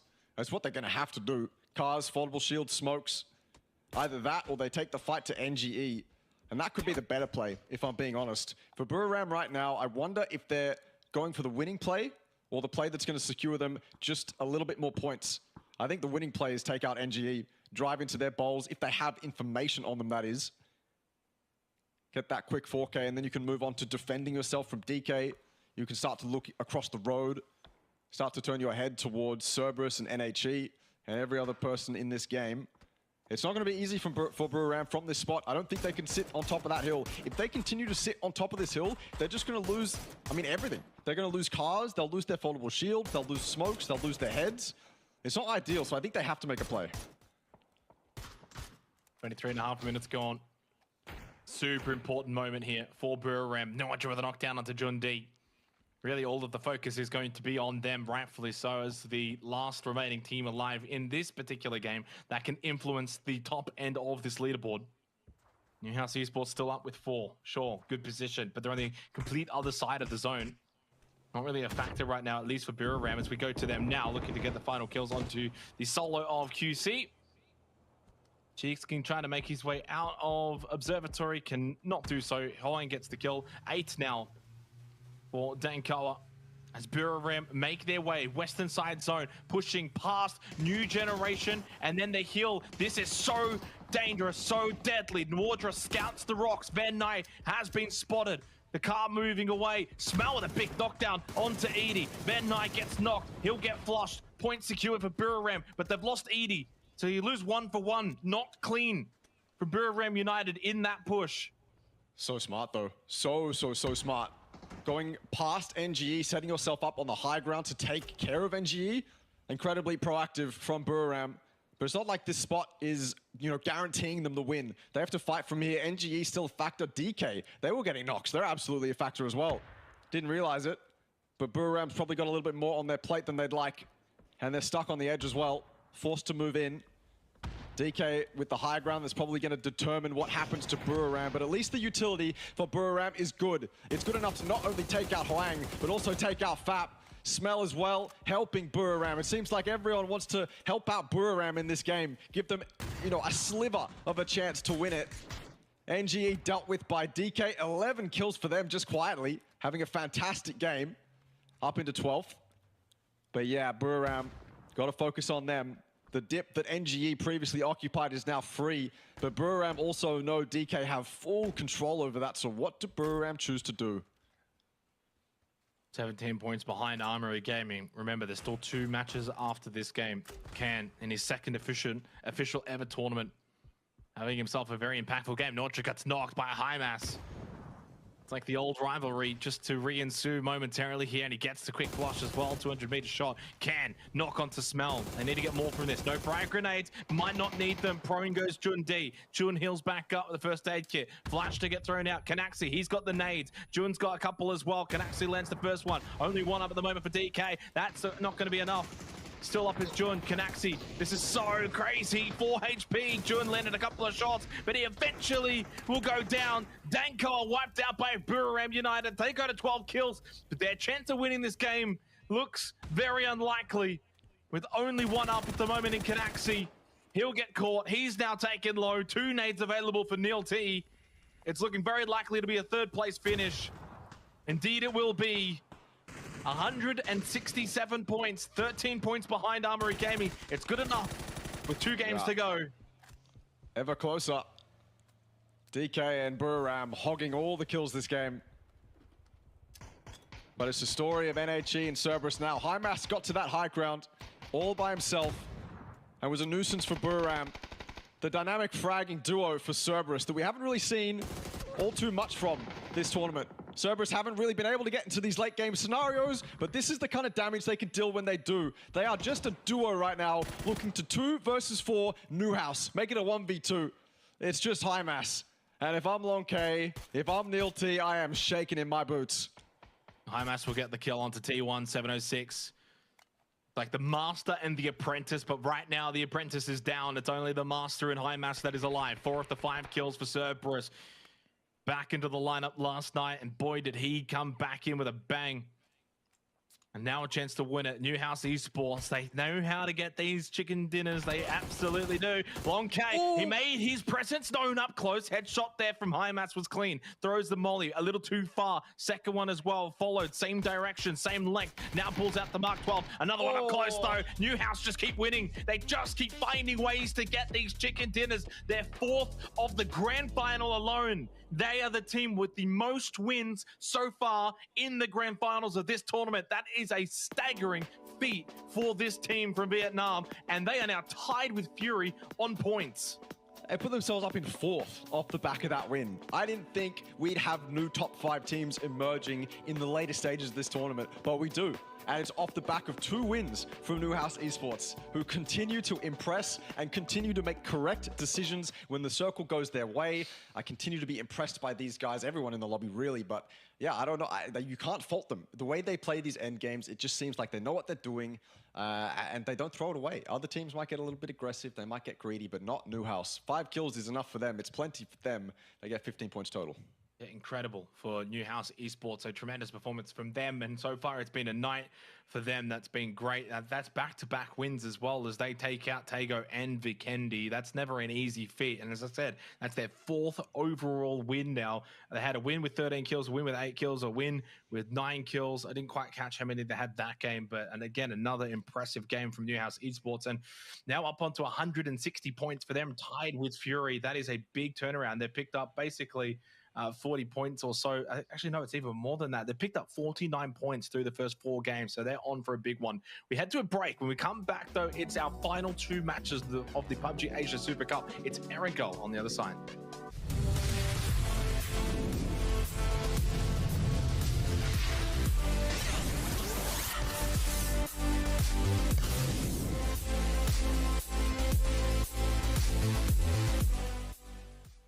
Introducing the new and improved Let's Play Live. New look, new feel, new tournaments. Play and compete in dozens of esports tournaments from Open Division to Pro.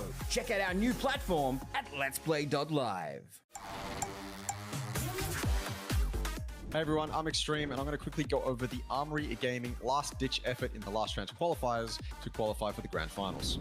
So we start this fight off essentially after a lot of the action has transpired, and Riz is running into that shack, cleaning it out. Just fantastic from him, taking out NGE. That's one of the teams that Armory Gaming had to deal with. This is for their qualification into the Grand Finals as well. This gets a little bit dodgy though. Naan decides to push, and Shanks isn't watching from this back angle. When Naan makes that push, Riz has to get it done, and he does. He takes him out. It could have been dodgy from that moment, but then of course, Shanks has this long angle, and this entire fight is basically on Shanks. If he loses that 1v1, then that player in the shack is most likely dead. There's too much pressure on his shoulders. Riz would have to win that 1v1, and obviously you don't want to end up in a 1v1 when your qualification is on the line. So well handled, well composed by Armory.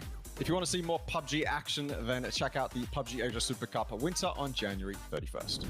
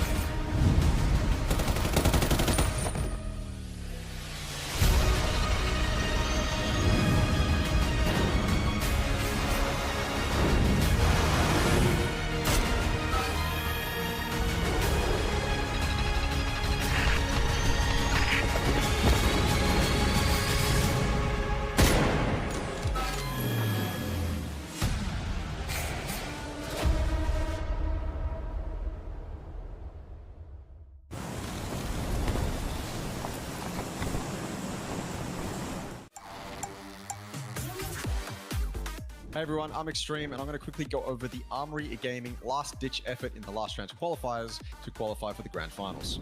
So we start this fight off essentially after a lot of the action has transpired, and Riz is running into that shack, cleaning it out. Just fantastic from him, taking out NGE. That's one of the teams that Armory Gaming had to deal with. This is for their qualification into the Grand Finals as well. This gets a little bit dodgy though. Naan decides to push, and Shanks isn't watching from this back angle. When Naan makes that push, Riz has to get it done, and he does. He takes him out. It could have been dodgy from that moment, but then of course, Shanks has this long angle, and this entire fight is basically on Shanks. If he loses that 1v1, then that player in the shack is most likely dead. There's too much pressure on his shoulders. Riz would have to win that 1v1, and obviously you don't want to end up in a 1v1 when your qualification is on the line. So well handled, well composed by Armory. If you want to see more PUBG action, then check out the PUBG Asia Super Cup Winter on January 31st.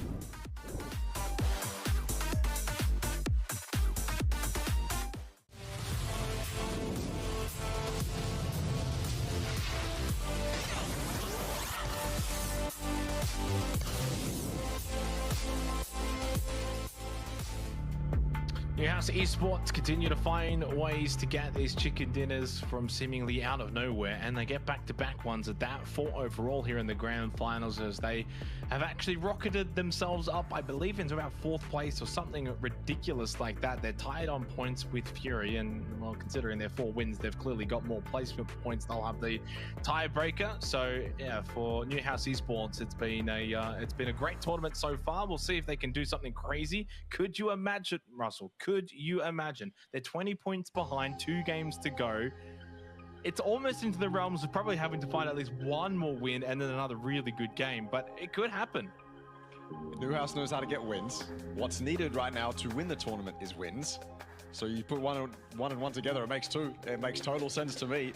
But look, they can find wins, and they have the highest ratio right now. But you know, on a per game basis, I don't know if I back them to get it done as well as I can another team, because I think even if they do get a win, you still have to account for the fact that Armory and Purple Moon are getting points on top of that. And so they need a bit more than a win, and we haven't seen much from Newhouse other than their wins, right? So we need to see more from them if they are going to push themselves up into that top spot. They've got half of it down. They've got the wins down. Now they just need a little bit more consistency when it comes to the kills. Yeah, 100%. Look, and I think they've shown that they've got the performance, they've got the momentum, right? More so than anything tonight, whereas maybe a couple of other teams don't have that. Like Theraton 5 clearly just don't have the momentum. I don't know what's really happened with them tonight. I almost wanted to take a stab in the dark at the beginning of the night and say, oh, T5, if they, really switch it on, could be a bit of a dark horse to take out the whole tournament. But once again, as really their grand final has gone, just so up and down, so shaky. And besides game 1 of the night, which was the same case with a lot of the other teams, they haven't really been able to do a whole lot. Newhouse, yeah, back-to-back wins, taking out Tago and Vikendi. We go to Erangel to close things out. Final 2 games of this tournament. And no longer, though, is it really AG's to lose, Russell, because it's only a 1-point gap to them and Purple Moon. Buriram also have closed that gap to like 13 points. And then you've still got Fury, Newhouse, 20 points away. This is still anyone's game. If you're Fury and you come and get a 10-kill win, that last game, you're in with a chance to win the whole thing. So as we head into this one, obviously super important for those teams that need the points, like your AG, your Purple Moods, probably less so, but clearly for your Furies, your T5s, your Burarams, and Newhouses, this is probably do or die. You need a big game here. Close that gap going into the last game. I love that we are ending on Erangel. Not only is it my favorite map, but it's also the nicest looking map, but it's also a map that everyone's gonna love. I love tournaments that end on Erangel. It's like ending at home, it just feels right. And for a lot of these teams, it is their quote-unquote comfort pick, if you want to say something like that. They're going to be very confident on this. Everyone will be, and that usually leads to some pretty intense PUBG. A playing path that is rough if you wanted to loot Gatka or Georgia Pol, but I think everyone's going to have relatively okay alt drops they can opt for. I wonder if a playing path like this will end up seeing anyone contest for cars. We've seen a lot of car contention around that shelter area in between shelter and school. I think we've seen Armory Gaming even contest inside that, I believe it's called New Compound, just above that dirt road left of shelter there. I believe we saw it yesterday, actually, and they came out on top. So I'm wondering if we're going to see that again, because car contestions at the start of the game, well, they are a little bit more chaotic sometimes than hot drops can be. And there's a lot of cars that spawn in that area. How many teams go on Millie? Fury's looting Millie. Otherwise, they would be going Georgia Pol if the plane went that way. DK going to Ferry Pier. Newhouse all the way to Primorsk off that plane path. That is a long stretch. I actually don't know if Newhouse is going to be able to make it without swimming. I think they will be. But I'm looking at that and something doesn't seem right for Newhouse. It seems like they're going to land in the water halfway there. But we'll see. Either way, T5 X-Men all heading north. PLM will be alone towards Kameshki.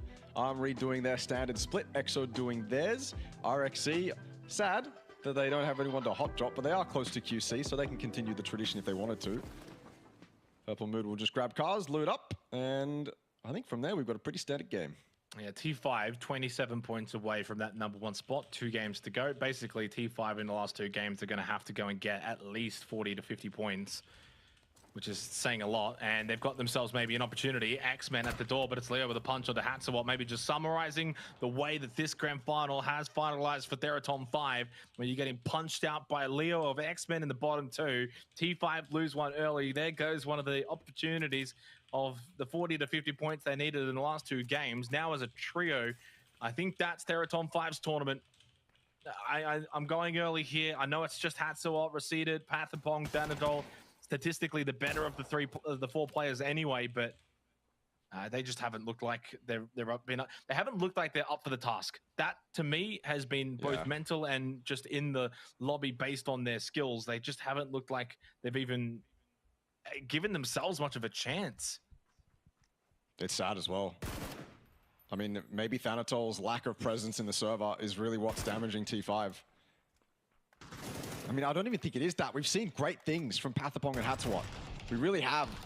And maybe now it's finally time for Thanatol to step up with the Saiga, but it's not enough. The Vector comes out on top in that close range engagement.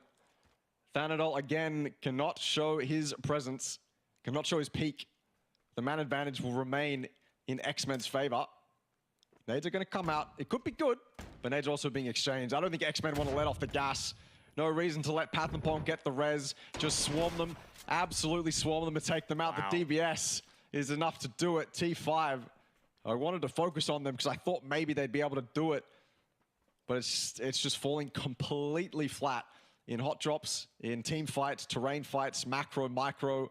T5 are looking flat on the last day of games. Yeah, 20 points in 5 games for Theraton 5. They started the night off 6 games to play, 27 points behind first, and they've basically, through those 5 games, are in the exact same position they started the night off in, but you know, clearly now out of this one, and with that as well, now out of this tournament in terms of winning, and it's all about where do they actually finish from here. That'll be obviously determined in the next game to come. Every actual fair chance that Q confirmed leapfrog now over T5, which is quite surprising. I mean, even if Cerberus go and have a big couple of games here on Erangel, they too could maybe leapfrog T5. So, been a big fall from grace for them. Which, you know, they started the grand final off really well. Third, second, first, 6 with a couple of kills, 6 with a couple of kills. That was their first 7 games. So inside of the first 7 games, T5 would have been, I think, arguably leading this leaderboard, leading this lobby.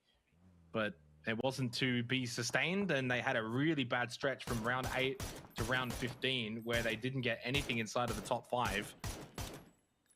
And that's really where the tournament was probably won and lost for them. And then it's all about playing catch up, and they just haven't had the mental dexterity, I think, to play from behind. Dynasty and AG over towards Bunnings. ExoClan just outside of them. Obviously, all eyes are going to be on Armory Gaming and Purple Mood in this particular match to see if they can pick up some points, or are we going to see a 3, maybe 4-way tie heading into the last game? Wouldn't that be exciting? I'd love to see it. I would love to see something like that, but guess what, Jake? Armory has the most points on Erangel out of every single other team, leading by 17 points.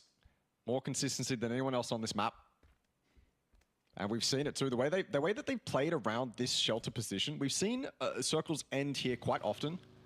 We had one yesterday, and I think we had one at day 1 of the grand finals, and they've been playing it incredibly well. They have been playing it very calmly, very composed, and the splits that they've tried to get away with, they haven't kind of overextended. The 2-2 between the Junkyard Compound and Bunnings has remained superior for them. And they haven't really deviated from that plan. No reason to take Alamo. Are we going to see a bolt shot? Not a headshot, but it does hit. And then, okay, I was going to say that car is driving way too slow to avoid the bolt of FAP. You do not get away from a player like FAP. And another one, potentially, if he can line it up. But I think one's good enough for FAP. You'll take that and you'll feel incredibly good. That's a DMR headshot from his teammates up there in Yaz. QC, they tried to rotate through here, but the taxman is here, and it's FAP with a bolty. Man on a mission. He's running at them. Unfortunate for QC to lose a player. They've had a good night. They're close to maybe overtaking T5, and then you just get bolted out in the fields of Yasnaya. That's not a nice feeling. Double stack up inside of the Dacia. Hit it. Nothing to lose, obviously, for NGE. Although, only 8 points away from that extra money cutoff of 11th place. So for NGE, Unicorn, Dankoa, and I guess in turn then FW, all fighting to at least take home a little bit extra money in the last 2 games of this. You know what? FAP needs a tournament where he can properly shine. If NGE is going to continue this performance, it's just going to weigh FAP down. He's been the highlight consistently for them over the entirety of this tournament. And I don't want to see him limited. I want to see what his peak is. And so for NGE to continue performing the way they are, it makes me think potentially if FAP wants to put himself in a better team, better position, it's interesting one where he can really shine. Hakai has had more damage than FAP. He's only had 6 less kills, and Van Nye has had 8 less kills but 12 more assists. It's actually a pretty even performance in terms of, I guess, the statistical numbers, FAP, Van Nye, and Hakai. Unfortunately, Hung Fong Du, yeah, he's been really lagging the team down. FAP passes the eye test every single time. 100%. And welcome to the world of casting, where the eye test can sometimes shine over the numbers and the stats. Yeah. You know, you kind of see that as well with like Armory Gaming, right? I think Dynasty and Riz probably passed the eye test more than a couple of the members of Purple Mood, but you go and look at the numbers, Thanawa and Flucky are the kill leaders of this tournament. Yeah. I mean, for FAP though, every time we see him in a team fight, it seems like he's the one getting done what needs to get done. I think I've seen a lot of good things from Van Nye when it comes to DMR battles and maybe longer range fights. But when FAP's under pressure, he seems to come out on top every single time. So maybe that's why there's a little bit of bias there, at least on the eye test. But you're right, stats don't lie. Maybe it is an entire team downfall from NG. I mean, look, down in 14th, it's got to be an entire team effort to be down in a placement like that.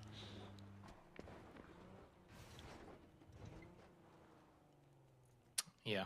I mean, to be fair, again, NGE, we've been surprised by them being down in that bottom 3 because they got the talent. And I mean, when you actually look at the numbers, they're closer to the Expendables in 9th than they are to X-Men, who are 1 spot below them. So you actually need to sometimes, put a little bit of perspective on that. They're not, they're bottom 3, but they're also 40 points above X-Men and, a couple of kills away from getting out of the bottom 3. Yuri on the move. And on that cutoff, 20 points, need a big game here.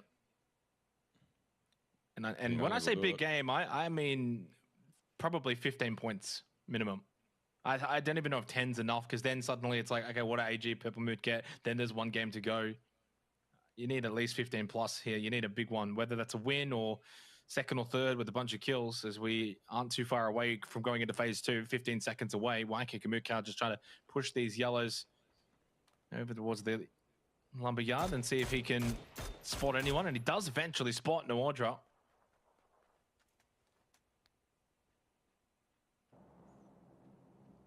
Oh, look at that southern side. No one. Every team on the north. Fury's got prime pick, so did Buram. Actually, those double flat tops in the center of the circle are entirely free. FW gunning it towards them. They are so ideal in a circle like this. They give you opportunity to keep your cars safe. They give you opportunity for information. They give you options towards either hill, the west and the east one. They are so desirable in a zone like this, and FW is rapid to get them. If they pull off a 2-2 split here, I mean, that's greedy, but it's also necessary for FW to do. And I'd love to see it. Pure confidence if they were to pull that off. QC will put themselves in the bowl for the moment. Not an ideal spot to be in right now. Probably just a leapfrog position. X-Men, they'll take out RXC. RXC stay in last after continuously hot dropping this tournament. So I'm not surprised they are there. But I hope they've had their fun. Certainly been entertaining to watch. FW putting themselves up on Autumn Tree Hill. Maybe they are splitting with the flat top and Autumn Tree for the moment. No, they've got a 2-2 going. They're trying to spread even more. Looking at the map stream. LPL_play if you want to keep tabs on all these teams' movements. It's just Sixax alone in one of those flat tops. TE driving past, not able to identify it.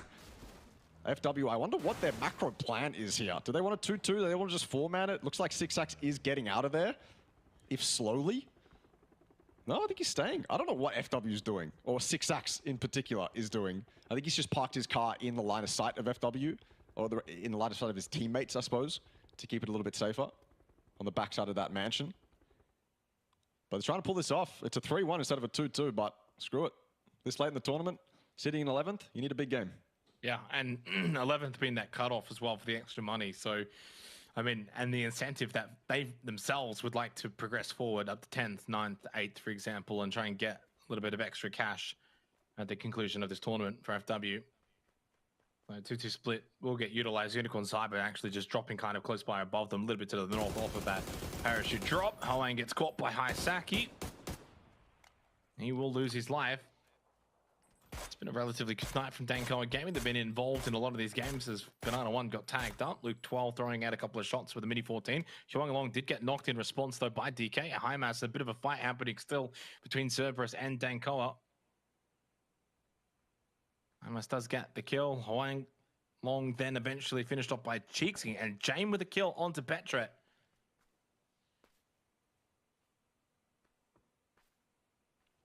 That's the rough position that QC put themselves in, really. Shouldn't really be limiting yourselves to the road bowl this early on, especially when they've got a super ideal hill just next to them that they can perch themselves on top of and look to gather info and figure out where they want to fight next. Armory will take it though. Damage onto a team close by that you could eventually fight for a top 4 placement in this game. It's something you kind of need to look to do. The war of attrition starts right about now. I mean, it started earlier, to be honest with you. EXO very spread on that north. X-Men just 2 up there as well. Where's this one going? It donuts. It fully donuts. I wouldn't be surprised if Sixax regroups. Probably the smartest play for FW to do. Keep 4 on that flat top that's closest to Lumberyard Hill.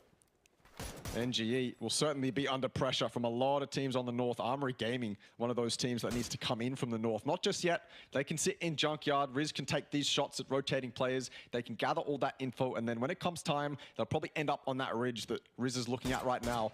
They'll be able to take fights from there, look towards shelter, maybe even third-party shelter. To be honest with you, I wouldn't be surprised if NGE come under pressure and Armory Gaming decides to third party. Lots of teams are going to have to find their way from the north onto the northern edge, really. Hard to wrap south on this zone. A lot of the wide rotates are already occupied by the likes of Buram, Cerberus, DK. If you want to go down to farm, well, there's 2 teams already occupying that. So Armory's going to be able to look out for all of it, listen to all of it. Yeah, quick from DK. I mean, look, they've actually been a real highlight tonight. Sad, because I figure coming out from the first couple of nights, I believe, when they got that back-to-back wins, felt like they've always could have done more. Right now, Yuta needs to do a lot for Newhouse Esports. Yeah, started the night in the bottom 4. They made their way out of that now and close to overtaking FW. Yuta with eyes on the Expendables. 2 wins in a row for Newhouse Esports, wanting to make it 3 with a dream of one of the greater comebacks that we've probably seen in PUBG if they could. And they could start now rightfully over Fury and into 4th, 6 points behind Buram. Flash inside of the building. Delwyn still inside of the warehouse. 777 at the back of it, just made his way to cross back in. It's Duck Juice that's up close. Long K is aware of that again, flashing in. X-Men have been wiped out by New Generation Esports. This little battle between the 11th, 12th, 13th, and 14th place teams is heating up. Just like the floor in front of Long K, trying to just jump into a better position. Molotov was blocking him. Good spray. Duck Juice, that was clean out of the little building. Delwood got brought back up as well, but that's a wonderful nade from Yuta, and they needed that. Timely, very timely. 777 outside, but the barred windows, always difficult to shoot through. Only Delwyn left. Oh my goodness, Yuta and Neil T combine to wipe out the Expendables for Newhouse Esports. Valuable, massively valuable 4 kills with a double revive to come their way. 16 points now behind Armory Gaming. The bars on the windows, man. The bane of every player's existence since 2017, really. Unreal stuff. Well done from Newhouse to maintain composure and win that fight. Now we move straight to PLM, a team we should absolutely be focusing on, but they're muddled up in and around EXO right now.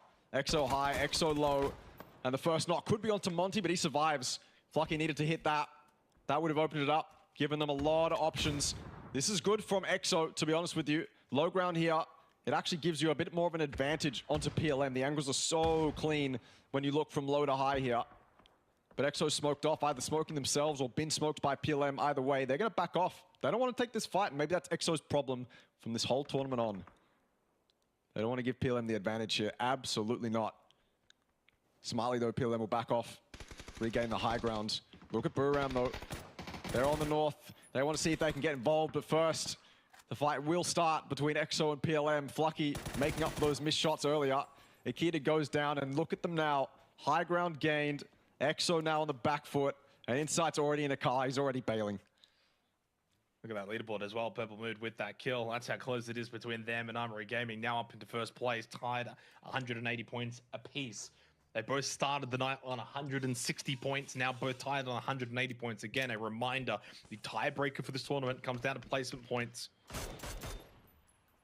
Oh, Thanawat just barely able to make it to that tree. Never mind, Monty with a better angle. The shots initially from Insight going straight past his ear, and Thunders is knocked as well. No. Is this a world in which, again, that spot in #1 is short-lived? It's been back and forth all night. Purple Mood has had a couple of moments in that first place position, but then having to keep giving it back to Armory Gaming. Esquilusia and Flucky, the last two standing west of prison. Flucky going for the revive. Cow's knocked. So is Insight from Van Nye. Well, a bit of help from New Generation to relieve the pressure as Exo Clan have to kind of worry about themselves in their own position here. The revive is successful onto Thanawat. Flucky, a little tag onto High Command. That is a very long angle. The smoke as well, covering Monty, pushed up close. Exo just got wiped out. They just got wiped out. Edie got Fap as well. Fap just gets taken clean. 3 up still for Purple Mood. They take themselves a 2-point lead. Unreal stuff. I thought it was over for Purple Mood there. I was looking at Buram up high. I was looking at EXO controlling PLM, stuck in that little bowl on that hill, and I thought it was over. Somehow EXO throw it away. Buram don't get involved. Help from NGE. It's perfect for Purple Mood to survive. If it was over for them, I mean, Armory would be absolutely licking their lips, loving it. But they survive. I thought that would be kind of what Purple Mood's downfall is this whole time. Able to get high kill wins, but sometimes they just throw them away. Not as composed as Armory, but they looked rock solid in that engagement. Headshot from Luke 12. Fury stuck on the south in a spot that no PUBG player likes to be in, because what happens in a spot like this is it shifts away from you and it doesn't really give you many options. The terrain that you can fight around here is not good. You're kind of forced to get in cars. Purple Moon's attacking AG. Purple Moon's attacking AG, Russell. We need to switch to that right away. Oh my goodness, Esquilusia getting the first aid kit off on the other side of this hill. It's Armory Gaming. This is exactly what we want to see. Van Nye, though, and a big nade from Dynasty. Now they're aware of that. James, it's his time to shine behind the tree. Thanawat taken down deep, coming in from the blue. Flucky, the only one left standing. Big kills. Armory Gaming are going to go back into first place here, going into the last game. That's a massive knock from Flucky. Takes out Dynasty. And while Purple Moon go out, they do wound Armory Gaming ever so slightly with that elimination. AG still have Unicorn Cyber close by as well, near the shelters. Here come Buram United as well to push them down, back in towards the shelter. Knock, Nordra taken down. Riz gets involved for Armory Gaming. Oh my God. AG, actually, look at them. They've got so much space to work with in this third party. This is what I said was going to happen minutes ago. Armory can just push up to shelter. All the third party in the world is going to be at their fingertips. Everyone who came from the north is eventually going to end up at shelter, in the shelter, stuck down below the shelter, around all the bunkers. And Armory Gaming are going to be the team on the north with options. The line of sight to third party, whoever the hell they want. And that's exactly where they find themselves. They're the ones, even though they're 3-man here, they're the ones controlling this. Shanks is in a fantastic spot on the other side of the road right now. Autumn Tree is not a problem. There's no one up there right now. Shanks is free to do whatever he wants over on that side of the road, and his spot is crucial for controlling the entirety of shelter. DK is not showing their presence right now. So this shack is so good for Shanks. I'll say it a third time. Yeah. They can win this game. That's how good their position is right now. Just David, they're not going to white kick Amuka. Just caught completely napping. Looking over towards the red. Sneak attack can't make the entry and work either now for Luke 12. This is probably their tournament on the line here. And he can't make it in through the garage. They're gone. So did Newhouse Esports as well earlier. Go out. As much as we've been liking and hyping up this kind of 5-team race for NHE, for Fury, they're all gone. Buriram will be the last team to try and make this a 3-horse race going into the final game. Otherwise, it'll be down to just AG and Purple Mood. Q Confirm wiped out, down to the final 6 teams. So again, points, valuable placement points, now stacking up for Armory Gaming. 3 kills for them, no Dynasty. But they've still got Riz, Shanks, and Jame in a good position, and they know there's a bunch of teams inside of the shelters. They can play gatekeep. The other teams are all south side of the zone. You can see how much of the circle is in control of Armory Gaming. Jun on the move, though, for Danko. I'm not sure what the sightlines will look like, but they should be in a slightly elevated position for DK. And that doesn't help AG. That just throws a spanner in the works here. Maybe still another twist left in the tail in our penultimate game of the PUBG Asia Super Cup. Jame heading over to the shack with Riz. You can see this ending with still 2 points remaining between the top 2 teams. Armory Gaming will pull up. It's their only option right now. The only play that they had. No point sending it into shelter. No point getting involved in all that chaos. You'll end up just dying like the rest of them. DK, though, looking intensely down this hill. 2 players have just pulled up in a UAZ. And as a player, you just want to look at that. You want to see it. You know they're going to be stuck behind their car, stuck behind smokes. You know that there's not much cover down here. And Hoang is getting closer and closer. Armory not ready for it, but Shanks on the back angle is going to stop any pushes from DK. That's why his spot's so good right now, at least for the next little bit. Eventually, he's going to have to move. He's going to have to request help from the rest of Armory. Jame and Riz are going to have to push up, take the fight towards DK, because if they don't, Shanks is dead. And if Shanks is dead, I'm thinking the rest of Armory's dead too. Yeah. Was a do or die crucial moment for both Armory Gaming and Purple Mood. Purple Mood certainly don't want a deficit to overcome in the last game. Anything that's between, say, 2 to 5 points, Russell, is quite negligible. I don't think you'd be too dismayed at that as a task at hand. But they certainly wouldn't want to be, say, double digits behind, and that could be the reality if AG were to go on and get a win here. Big as well for Buriram United. In the smokes is Destroy, holding the close position. Kanaxi, the spray. Oh my goodness. He's got no idea. That blue zone nade as well, thrown too far. Destroy will get the heel off. Kanaxi was one more bullet. He's got him this time. He doesn't even know where or how, but he's gotten him. And Destroy just crawls to his demise. That blue zone nade actually getting hooed that very low, and the blue itself is also here. Nade thrown down at the bottom of the shelter, and he can take the loot as well of Destroy. Big moment here for Buriram United. They wipe out Unicorn Cyber. The only problem is the team they are chasing, Russell, is still alive. That's a 12-point gap, but Shanks goes down to the blue. He stayed in the shack. He couldn't get out. Riz and Jame have made it to the hill, but not great for the longevity of Armory Gaming in this match. Now down to 2. They had to. I think Shanks had to die no matter what. Buriram taking the offense towards NGE. NGE, they look set up, but they're not set up at all. Buriram go down. NGE will take care of them. They're the victors of the entire shelter fight. And now it's just Jame and Riz. Such an important 2v2 right now for these 2 players. FW on the backside. I bet they're hoping FW get involved. They need FW to get involved. That nade gives such an advantage to Armory Gaming right now. Blessed. They are all in their hands at the moment. 2v3 FW, opposite side of the hill. What a stellar performance from them. Helped out by so many teams in this game and previous games. FW looking worse for wear as well. This is still a straight 2v2. Hakai is certainly a factor. But not right now, he's a solo. AG have all the liberty in the world to continue to deal damage to FW. This is looking like potentially, like an AG win. Raises back up, though, and healed back up. So they got the numbers now. 3-on-2 against AG, not counting Hakai in this at the moment. Flash to go over. Hakai, though, he counts himself in with a headshot onto Banana 1 to the back angle of this position. Raise and Sixack, both close. Jame. Oh! The flash underarm. Is it Jame time? Blue Zone nade as well with the 8K to get a better angle. He starts to push. Banana One not really best positioned to help out if James were to push over. It has to be the two boys at the front in 6 sacks and Rays. Banana One to get a move on in the Darcy on the south side of this zone. Hakai also in a vehicle. Here comes James. He loses the map with the 6 sacks though. Goes immediately for the flush and gets it. Hakai though goes down. More points acquired here for Armory Gaming. Now down to Riz in a 1 versus 3. It's a 7-point gap to Purple Mood with 1 game remaining after this match. But Brew, it's 15 points, a task maybe too much for them with just 1 game, but don't count out Riz. 6 sacks and Rays, double peak is clean. FW Esports get the win, a 10-kill win against their brethren from Thailand, and that is a 190-point standstill finish going into the last game. A 7-point lead is what is at stake going into the last game. It could have been a little closer. It could have been a little bit closer. But credit to Armory Gaming, and as they've kind of done all night, Russell, they just find a way to scrape these points. FW, they get the win. That should secure them at least kind of top 11 and a bit of the extra money. But obviously, all eyes now in that last game is going to be on AG versus Purple Mood.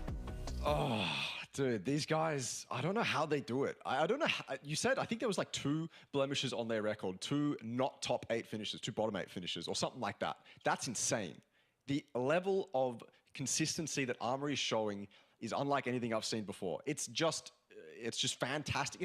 They're not super flashy sometimes. They're just playing really solid PUBG every single time. And they don't look pressured in a moment like that. Shanks goes down. I think he probably needed to let his teammates push up that hill a little bit more.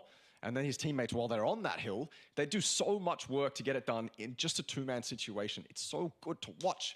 Oh my God. Sorry. It is. No, it is. Excitement levels are high right now. We go to the break. When we come back, though, it is the final game here of the grand final for the PUBG Asia Super Cup. Don't go too far. We'll be back shortly.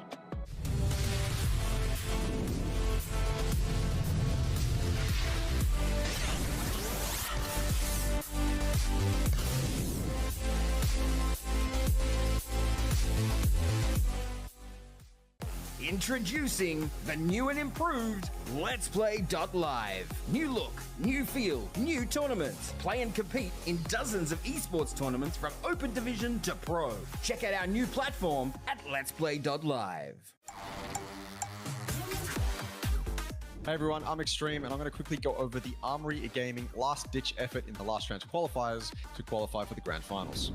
So we start this fight off essentially after a lot of the action has transpired, and Riz is running into that shack, cleaning it out. Just fantastic from him, taking out NGE. That's one of the teams that Armory Gaming had to deal with. This is for their qualification into the grand finals as well. This gets a little bit dodgy though. Naan decides to push, and Shanks isn't watching from this back angle. When Naan makes that push, Riz has to get it done, and he does. He takes him out. It could have been dodgy from that moment, but then of course, Shanks has this long angle, and this entire fight is basically on Shanks. If he loses that 1v1, then that player in the shack is most likely dead. There's too much pressure on his shoulders. Riz would have to win that 1v1, and obviously you don't want to end up in a 1v1 when your qualification is on the line. So well handled, well composed by Armory.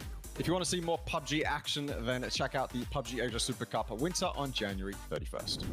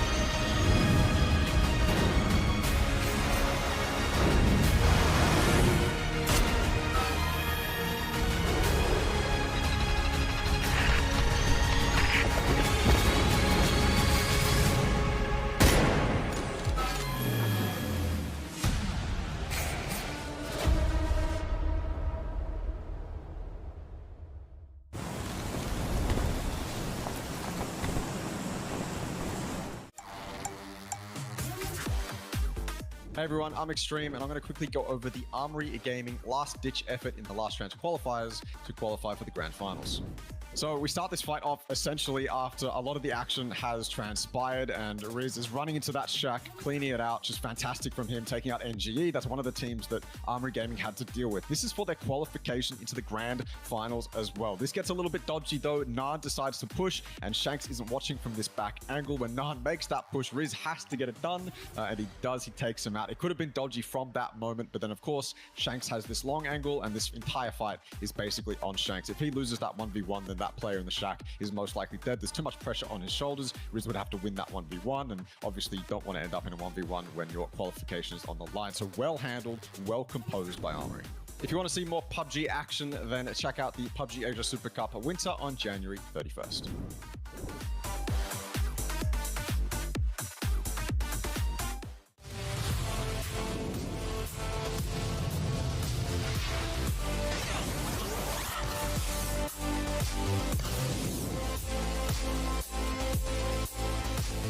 For the final time, we return here for the PUBG Asia Super Cup. Just want to firstly say a big thank you to everyone for watching. I hope everyone has enjoyed the tournament. It's been a lot of fun, Russell, and we've had obviously a lot of really good action. And now we also get the grandstand finish.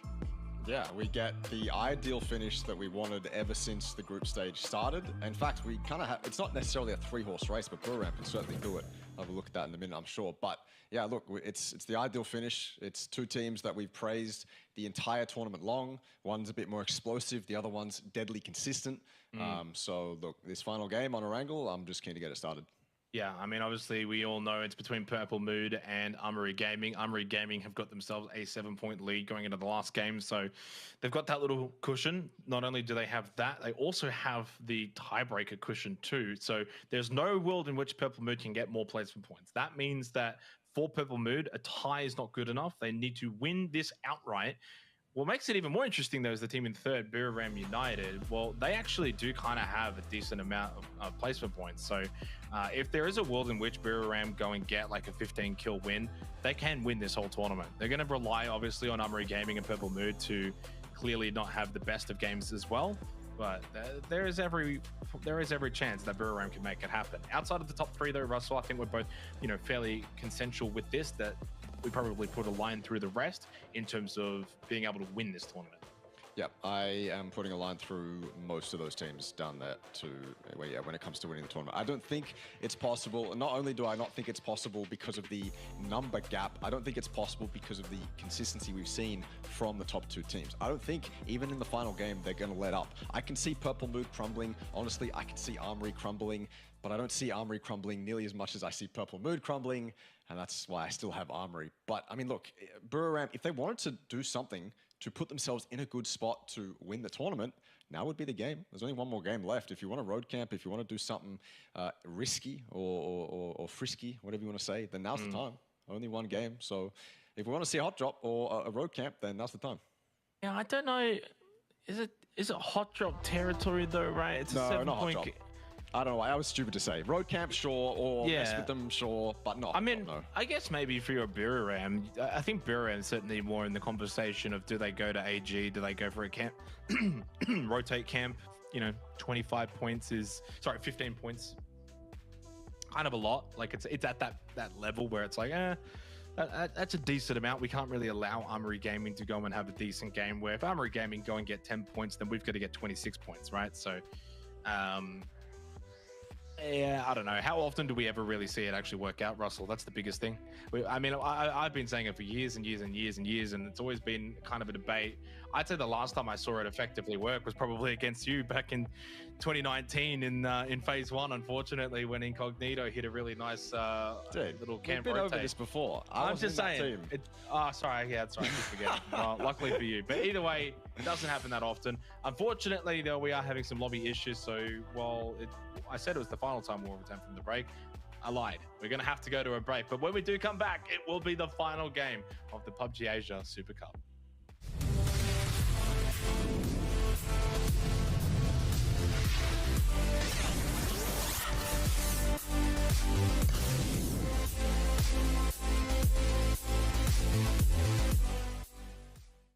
Introducing the new and improved Let's Play Live. New look, new feel, new tournaments. Play and compete in dozens of esports tournaments from Open Division to Pro. Check out our new platform at Let's Play Live. Hey everyone, I'm Extreme, and I'm going to quickly go over the Armory Gaming last-ditch effort in the last round qualifiers to qualify for the Grand Finals. So we start this fight off essentially after a lot of the action has transpired, and Riz is running into that shack, cleaning it out. Just fantastic from him, taking out NGE. That's one of the teams that Armory Gaming had to deal with. This is for their qualification into the Grand Finals as well. This gets a little bit dodgy though. Naan decides to push, and Shanks isn't watching from this back angle. When Naan makes that push, Riz has to get it done, and he does. He takes him out. It could have been dodgy from that moment, but then of course, Shanks has this long angle, and this entire fight is basically on Shanks. If he loses that 1v1, then that player in the shack is most likely dead. There's too much pressure on his shoulders. Riz would have to win that 1v1, and obviously you don't want to end up in a 1v1 when your qualification is on the line. So well handled, well composed by Armory. If you want to see more PUBG action, then check out the PUBG Asia Super Cup Winter on January 31st.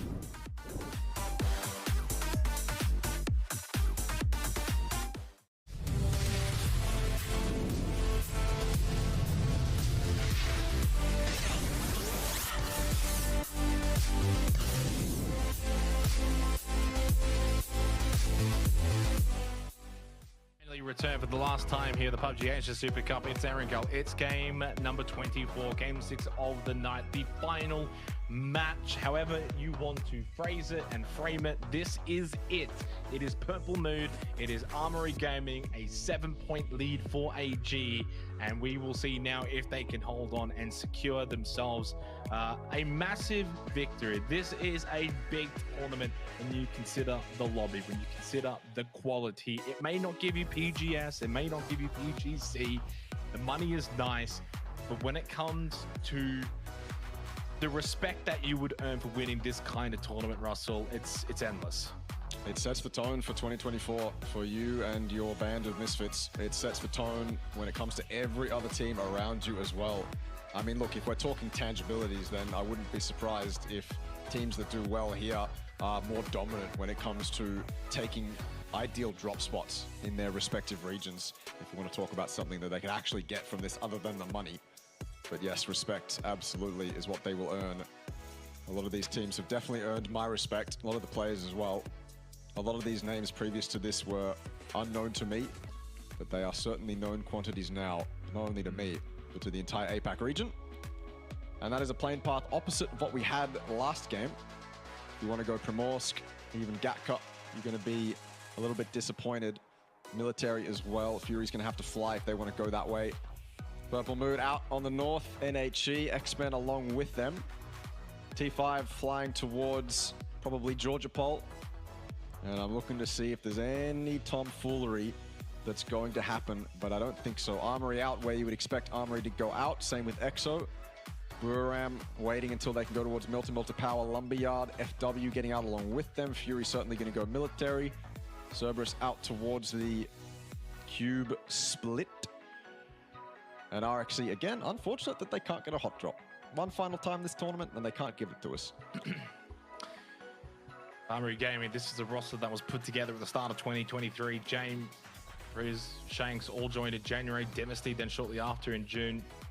Have never been this close to winning a tournament, any kind of tournament, as this official roster.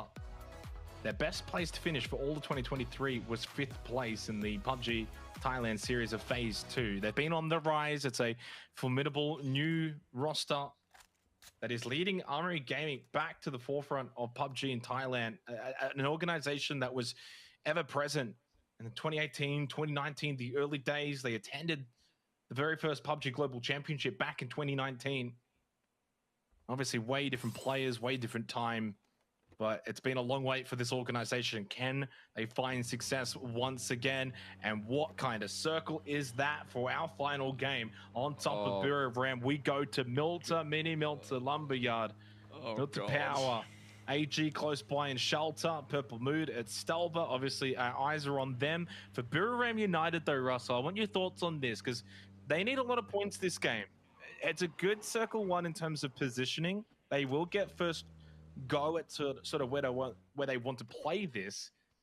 but sometimes having that onus and that expectation is easier said than done. Buram looking like FaZe Clan in the last game of Grand Slam right now. They've got so much choice, you're right. I would imagine a 2-2 is all they'll opt for.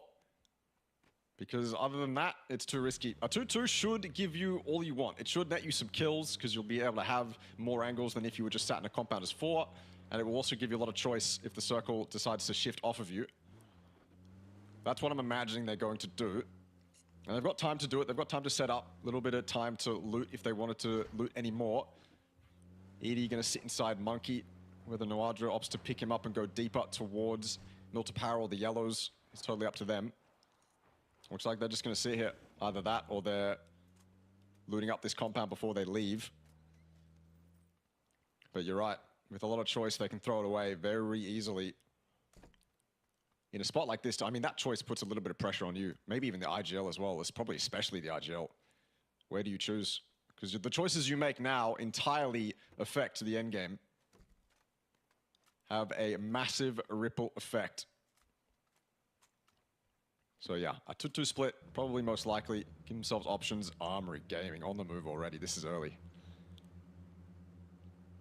Early, but they have the prio, I suppose. They can put themselves on top of Lumberyard Hill if they wanted to. Go deeper, but I think this is what we'll see from so many teams on this zone, including the ones in contention. If you can get here early, get a central spot early, you set yourself up so nicely for the late game. Yeah, you do. I like this rotate as well for AG. I think they do their best work when they get in center nice and early. They're not really an edge kind of team. While they can play there, I think center's probably more of their preference. Good position here. So, massive final game now. A lot of decision making. In the trenches they go. Keeping an eye on Purple Mood over towards Kameshki and Stalber. They will be coming in late. 777 gets the kill. Unicorn Cyber having a little bit of a run-in over towards South School. Just near Potato Hill. Sapau goes out. I think UNC just kind of want to wrap things up. To be fair, nothing really to play for in terms of what Unicorn Cyber can actually get from this. They're 15 points behind Exo Clan, who have dropped into 11th. Massive drop-off for Exo. Really starting tonight, Exo were in 9th, 107 points. So only picking up the 8 points throughout the entirety of tonight. It's actually been their worst performance for the entire tournament. Is on the last night of the grand final. Doesn't pass the eye test, that's for sure. They've looked more lost here than they have the previous nights. Armory Gaming sitting inside the bunker, and they've opted to go entirely quiet. And this I like. I like this a lot. Hide your cars, hide your wife. Armory Gaming sitting inside the bunker, waiting for a team to arrive. Doesn't matter who, doesn't matter when. They'll secure the 3 to 4 points from the unsuspecting victim who will enter the trap. It won't be NGE. NGE have opted to go for the rocks on the eastern side, put pressure on EXO. EXO were here before NGE, mind you.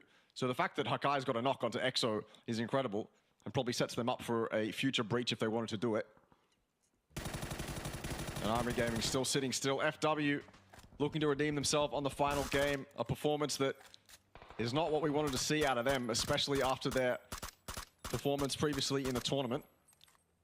Race secures that onto Hoang. Looks like DK's final game isn't going exactly the way they wanted to. Smell on the drive-by, put down to 1 HP by 6ax. Teammate backing him up in the compound. That's Banana 1. Smell gets away with it, straight to the petty. He'll be able to live for a little bit longer. Jun D also rotating in a lot later than Smell. Totally torn apart on this rotate. DK, the synchronization is all over the place. But the only the one kill will come from it for FW. It's been a good night for Danko Gaming as well. We've kind of highlighted that for them, and to lose Hoang earlier, Hudak goes down to Kobe. Unicorn Cyber's tournament comes to an end. Very disappointing, and they did crack triple digits, and while they will finish third last, it's again a little bit deceptive considering the gap between 14th and 15th, but they were unable to be successful in that battle for top 11. That's going to be EXO's goal in this final game. Hold on to at least top 11, a little bit of extra money. For Ram United, though, I'm going to be honest, these are the kind of games where, you know, AG, how do you see them going out early? Because that's exactly what Brew need. This is why you see people talk about hot drops and rotate camping and going after teams specifically for reasons such as this. Brew, great position, lovely 2-2 split. They're going to make the end game, but if AG do the same, then that 15-point gap just never gets reeled in. Yeah, exactly. It's got to be a circle that favors one or the other, or they're both going to end up with a very similar result. That said, Armory in a spot where they could probably rack up more kills than Buriram, put themselves in an even nicer position. Buriram would need teams to panic rotate around them, breach in towards Mini Power or Monkey, where they're currently set up at. But I don't think that's going to happen. The presence of Buriram is enough to dissuade teams from doing that, which they don't really want to do. So yeah, but you're absolutely right. Purple Mood, though, the other team we should be keeping an eye on, are rotating on the coastal side towards the Povka. No one around them right now, not a single team within a couple kilometers of them, if we're being honest. Although, if they want to rotate down that eastern coastal road, EXO, I suppose, is the team that's going to greet them. Them and a couple others deeper in towards the zone. Right now, though, everyone's sitting pretty. All the teams in that top 3 are thinking, yeah, we got a good shot at this. Circle hasn't screwed either of us over yet. Only a matter of time until it does. –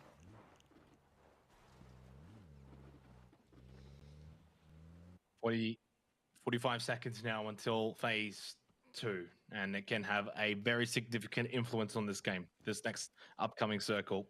Right now, it's all about just sitting and waiting. I don't want to get a crazy one.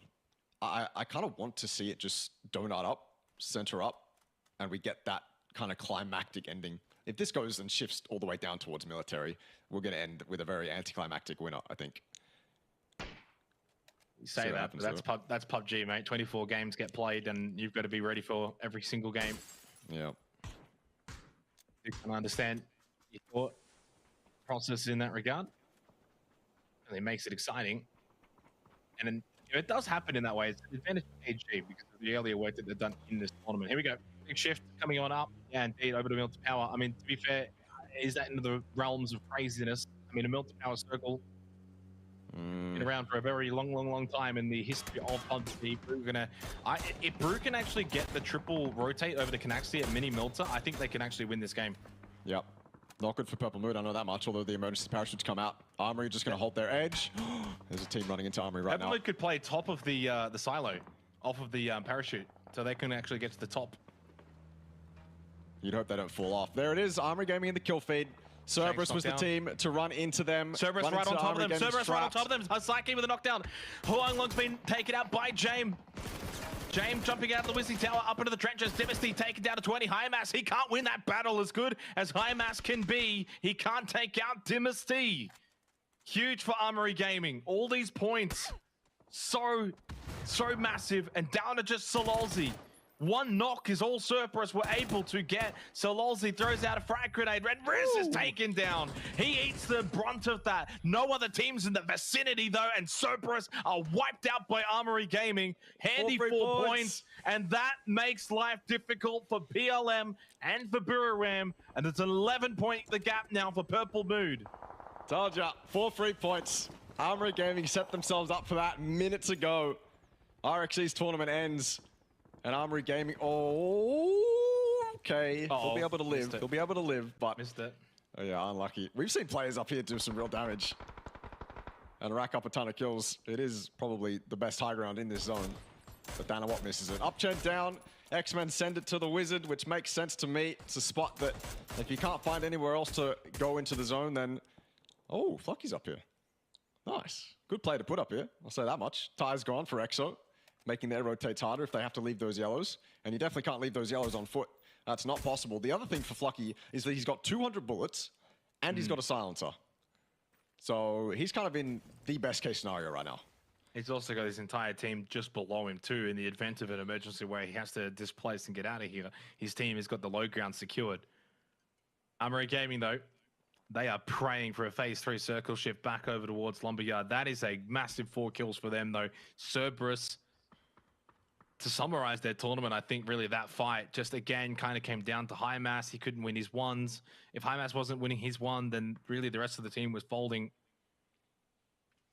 Nice little last stand effort from Sololzi, but again, Cerberus disappointing.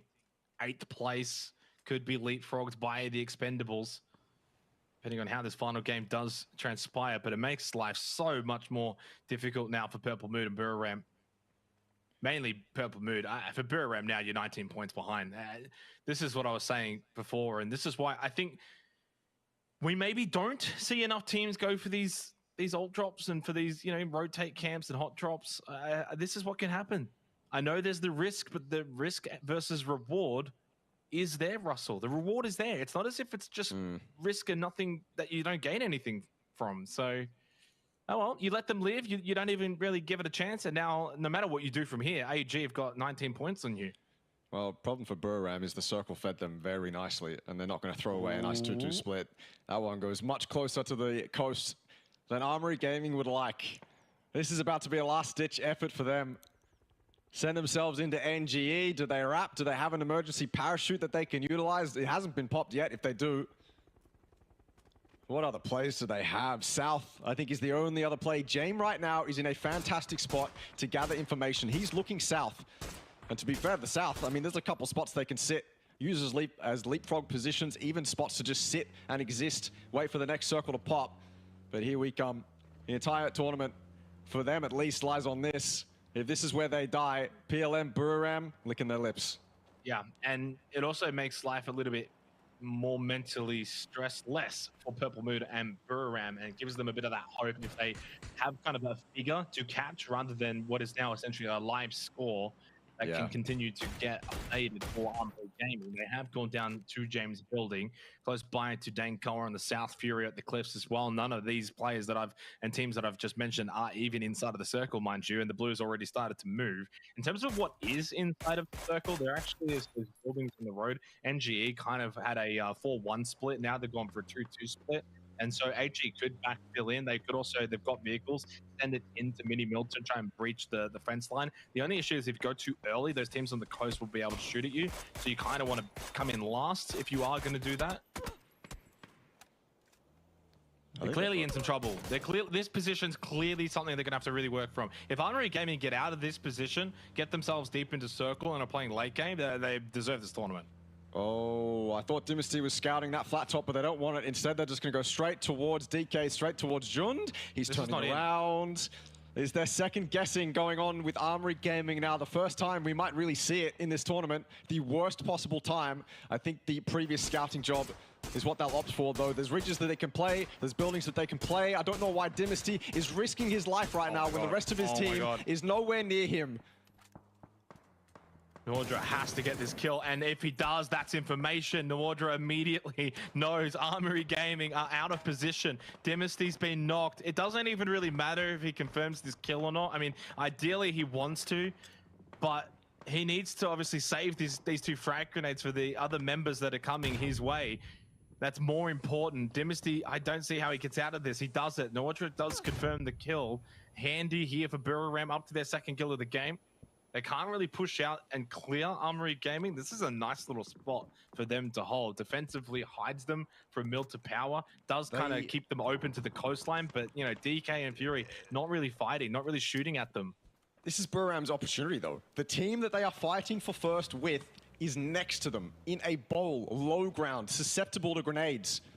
And they're also pressured by the zone. So I wouldn't be surprised if Buriram do something a little extra here.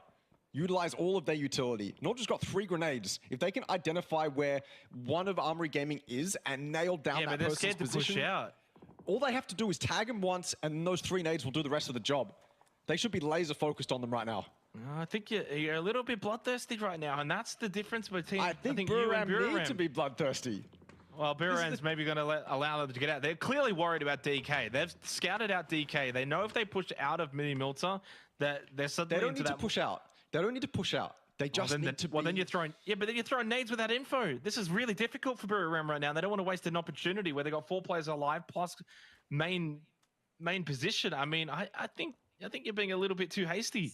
All I'm asking for is a headshot and a nade to follow up. That's How all are I'm you getting this asking for. headshot? How are you getting this headshot? You've got high ground advantage. Look, Buriram, they have Armory Gaming in front of them. This is the tournament win on the line potentially. If they let Armory Gaming get away with more than they should be allowed to, if they let DK feed Armory Gaming points here, then Buriram might not get the win. That's all I'm saying. Buriram have the opportunity. I guess it is quite risky though. Yeah, it's a difficult position because of this kind of sloping hill that is providing the cover for Armory Gaming. And it goes for two reasons. One, then it becomes... well, there's the nades coming in from Nordra eventually. Jun D actually gets the knock onto Riz. Yeah, Nordra knows. I mean, Buriram could just pull all four members here. If they're going to do it, you got to go with everyone. Tag onto Jun D. They got a bit of that high ground, so they can put pressure onto Danko. This is the tournament right here. Yeah. Taking out DK and AG could be enough for Buriram. And it could certainly then be enough to help out Purple Mood, who are copping that feed over towards Mill to Power. Riz hasn't been able to get started to be revived. I'm not sure if they're even going to be able to. James firing back and stolen by Can. Handy. It's also information for Armory Gaming. They know full well that Buriram is inside a mini melter. They understand this. They know that they'd be looting around the vicinity. And Nordra gets the kill onto Riz as well, stealing 2 more kills for Buriram. They go up to 4 kills. I've seen this story before when it comes to Buriram United. DK's nades are too good, man. DK giving Buriram a chance here. Got no utility. I mean, they got nothing here. They got nothing. Going for this revive, you got no smokes, no frags. DK's close by. Flood's starting to get a bit of an angle. If you look at that map feed as well, LPL_play, Flood's kind of keeping an eye over towards Mini Milter. AJ's not long for this world. Jamie's back up. But for how much longer can Armory Gaming survive? 10 points the gap to them in Purple Mood. This is going to be a very realistic chance that they get eliminated, and then they're just left wondering whether or not they're going to be champions of APAC. Dynamic duo dead. Down to the support players who, to be fair, have shown their prowess in games past. They have no smokes. Unless there's some on these death crates, they have no smokes. At least none in hand for Shanks and Jame, and it doesn't look like he's looting any. Yeah. Both out. Well, actually not for Buriram. Buriram's got the edge. DK on the push. It's got to be perfect. But you can imagine Buriram will get involved as soon as this fight starts popping off. They have to. No other option. Nordra on the side. Jame with his one Molotov, his one piece of utility. Shanks wants it so bad. Wow. He wants it so bad, he's willing to risk it, exposed to Buriram, and both teams back off. Both teams go, nah, we don't want this. Buriram has such good angles, and we'll just go our separate ways. Well, Buriram's not inside of the circle anymore, so suddenly Mini Milter position is kind of irrelevant. They actually need to clear this fight on the south side and then wrap. Yeah, and get out. They can't leave this. If they leave this and start pushing out, it could be a bit of a throw. You need the kills. You've got to remember for Buriram, this is not a matter of just survive and win off that. You kind of still need to make up a large deficit here. Like, you need these kills. You know where they are. You know it's the top team. Purple Moon's just lost 2.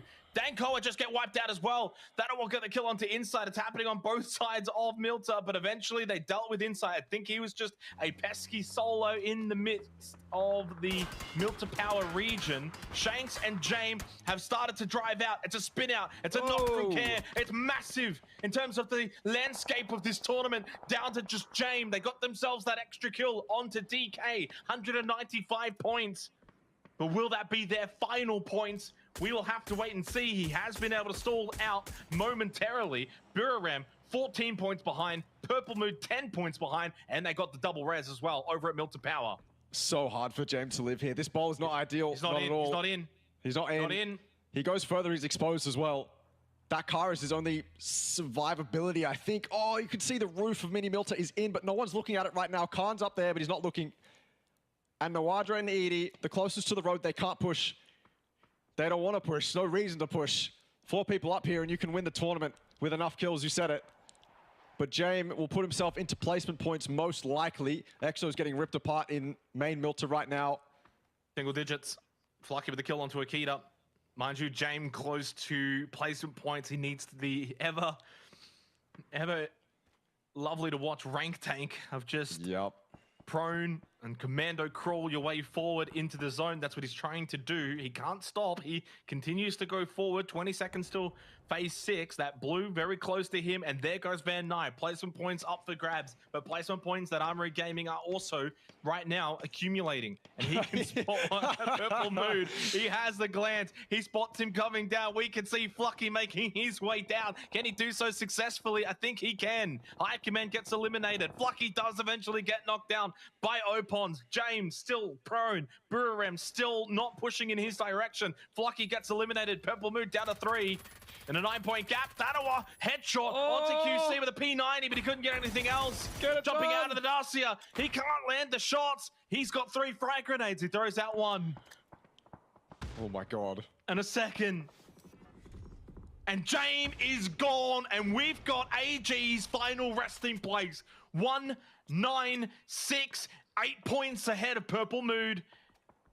And 12 points ahead of Burarem. And we've got the grandstand finish to this tournament. Canaxi knocked by Pain. And finished off as well by Pain. 3 for Purple Mood, 3 for Burarem. They've made it out though too from Burarem on the outskirts of main Milta Power. Purple Mood, they have access to the inside of this incredibly massive industrial complex. Access to the fence as well, the high ground, trying to steal away Razor's kills. They can avoid FW as well, can Purple Mood. They have access to the entire east side. And meanwhile, Burarem, yeah, they have to. They have to go really aggressive here to get kills. Utilize this entire road ridge. If they don't, they allow Purple Mood to continue to rack up kills themselves. Fury as well, you cannot forget them. They're 4-man up on those rocks. They've been allowed by the Circle Gods to stay in here, and they will absolutely cause problems for Burarem and Purple Mood if it comes down to it. Burarem are limited to sitting on this side of the hill because of Fury. When Fury are out, then that gives space for Burarem to move, but right now, Fury are pressuring them, corralling them around to this west side. Yeah, and for Burarem United, yeah, and probably need the win, and I honestly think Purple Mood close to it as well.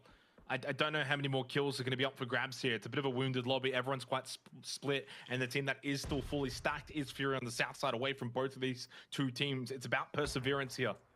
Who can survive until the end? 8 points to gap, 12 points to gap. AG out. Shots here from Can. Again, kills so important at this point, and he gets it. There's the knock. Pain's in the vicinity, though, as well. He eventually goes down to Cheeksking. More maybe to come for Burarem. Purple Mood on the backside of Milta Power. Not really in the vicinity to help out and get these kills over towards QC, but they will be pushing in towards Fury as they're coming out on the south side. Can confirms the kill onto Opon's placement points here as well as teams go out. Suddenly, the gap is now 7 points, single digits, 1 point at a time. We are counting this one down in this 3-horse race between Burarem, Purple Mood, and an eliminated Armory Gaming. Thanawa, he spots Flood out of the open. That's Flood dead. You don't miss these shots, not with a Mark 12 and a 6x. Flood gone.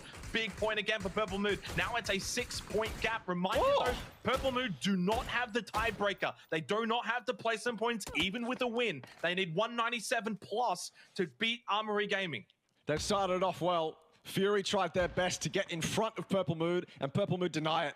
Flood caught prone in the open, and Burarem's crusade for kills continues. QC limited to sitting inside main Milta. Burarem have successfully taken control of what QC probably wanted, pushing them ever closer to FW. The kills might go FW's way. Yeah, you're right. A Molotov on Nordra. It's going to be hard to play this fence with no smokes. I know that Nordra and Can both do not have smokes. They both do not have frags. They've got nothing. They've legitimately got like one Molotov between the 3 of them. They do not have any kind of utility. And as you said, I mean, look at that circle as well on the minimap. It's open field. Yep.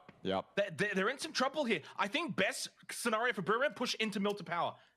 It's still in slightly. It's a little bit of cover. They don't have the util to play open space. You have to probably push in. And guess what? You do that, there's a chance you get kills. Kills that are required because you're still 10 points behind Armory Gaming. Now, Burarem do have the tiebreaker. If they do eventually tie with AG and Purple Mood don't overtake it, that can be enough. It might be enough.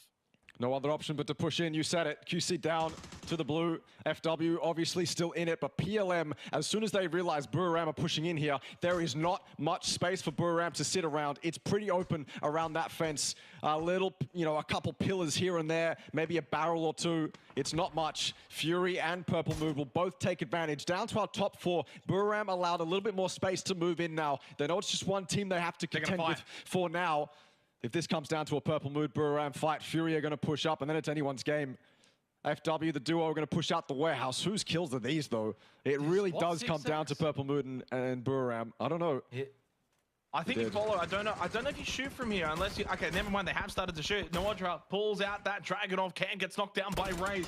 So Purple Mood have information on that. Thunders himself just trying to stay alive. Edie got the tag and the knock onto Raze. Only one up at the moment for FW Esports. Noadra confirms the kills. Portra, Buriram are getting these kills. You know what they also need? They need to loot these as well. They need the utility. The can has been eliminated, like you said. So down to 2 now for Buriram United. Their chances of winning this tournament become slimmer and slimmer as they lose more and more players. Purple Mood still with 3 up. They are 6 points away. They cannot tie. Going to just 196 is not good enough for Purple Mood. They need to go above 196. Fury creating so much pressure, though.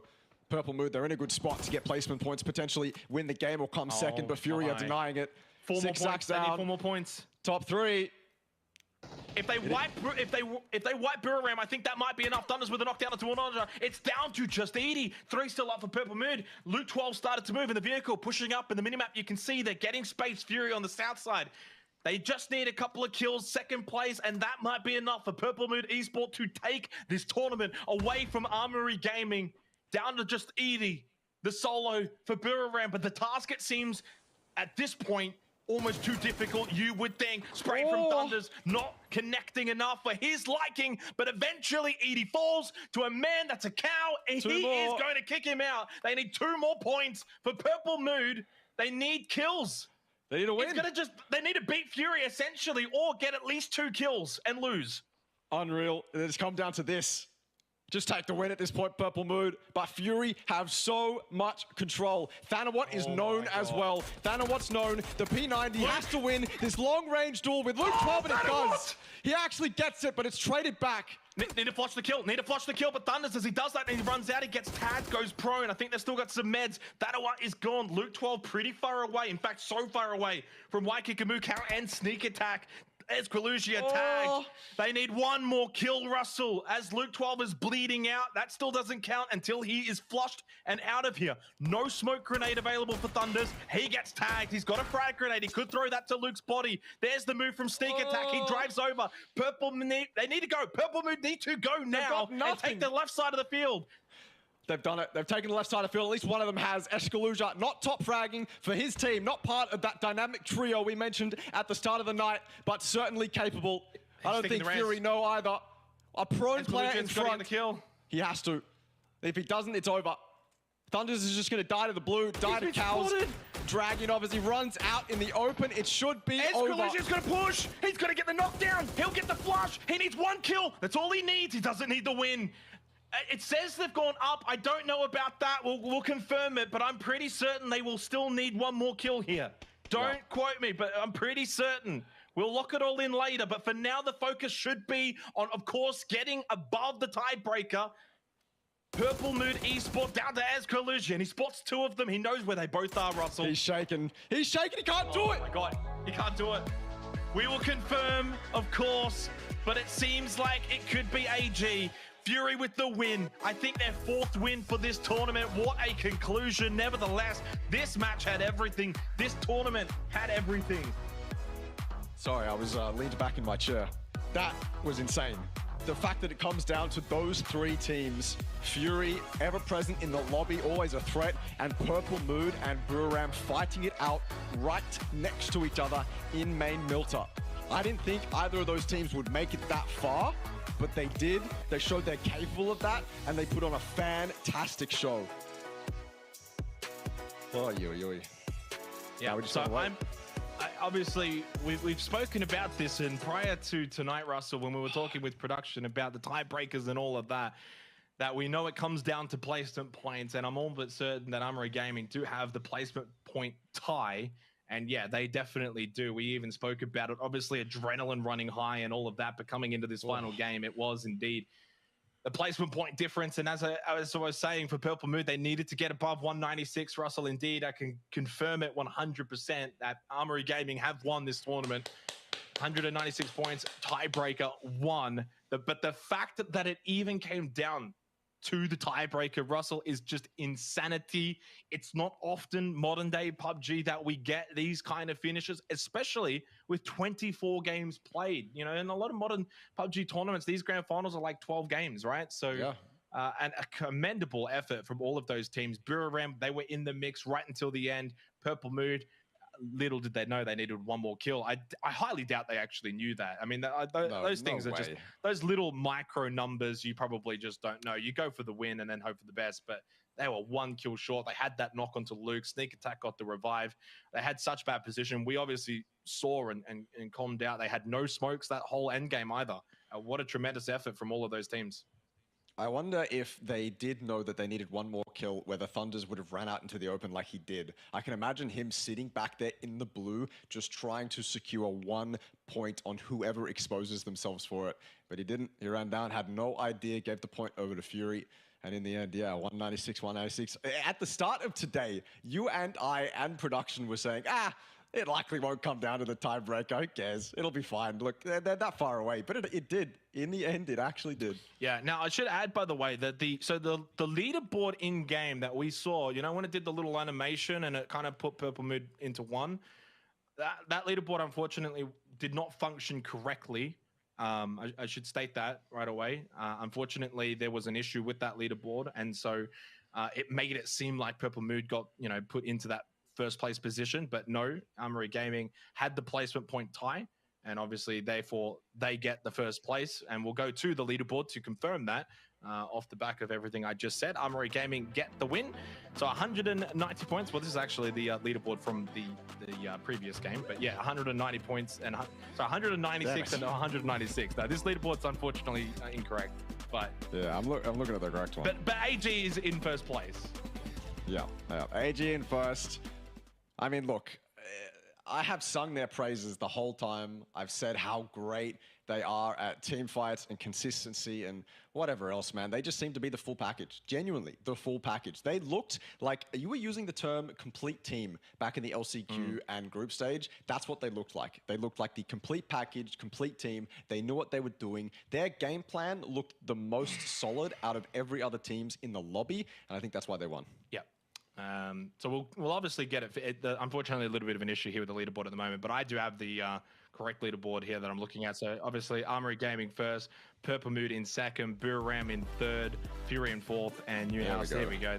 So it's all fixed up now. So yeah, the placement point difference in the end was the 12 points to AG. What's crazy is the top two, Ross. Only 2 wins between them. Look at the chicken dinners for Fury and Newhouse Esports in a different tournament format long ago. Fury would have won this. Yeah. I mean, when you put it like that, that's actually kind of insane. The fact that they're able to get a consistent amount of placement points and kills, but never really be vying for that win, shows a lot of consistency. I think though, maybe that's what PLM AG need to potentially work on. If we're going to fault them at all, then that's what we're going to fault them for.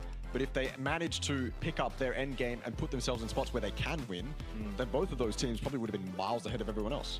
Yeah, I mean, you could also look at it from a different perspective. If you kind of look at Fury and Newhouse Esports, right, the 4 wins and then the 60-something placement points does kind of then say, well, outside of those 4 wins, they weren't really consistent with their survivability. So, and hence why then they're 4th and 5th. But yeah, I mean, what an incredibly close tournament, can we just say, where we continue to look at this leaderboard from 1st down to 8th, you know, only 60 points separating after 24 games played.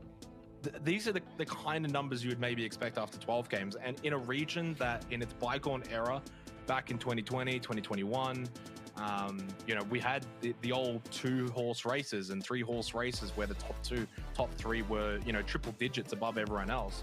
To see a tournament this close and this skill level of APAC that it has gotten to beginning into 2024, what a perfect curtain raiser for PUBG Esports in APAC going into this year. I mean, what a tournament, and obviously big congratulations to Armory Gaming. Yeah, It's a Thailand dominance as well. Cerberus with a lackluster performance alongside the rest of Vietnam. And Newhouse Esports with the best performing Vietnam team. Yep. And I didn't expect to be saying that at the end of this tournament. But yeah, what a fantastic way to start it off. Action-packed, 196, 196. I was loving it the whole time through. It was wacky, it was serious, it was intense. And I'm glad to have done it with you. So what a fantastic tournament. Loved having you on, Russell. Of course, a big thank you as well to Alfish Guy for the opening night of this tournament. What a pleasure. Hopefully everyone at home enjoyed it, watched it. I mean, it's not often that we get 16 of the best teams in APAC all together, fighting it out over 4 nights. It was an absolute treat the whole way through. So a big shout out to everyone for watching on. And for 2024 in PUBG Esports, this is just the beginning. As everyone knows with the roadmap, lots of plans, lots of plans, lots of action to come this year. PUBG is looking great, better than ever. Hopefully everyone stays safe, and we'll hopefully see you on more broadcasts to come this year.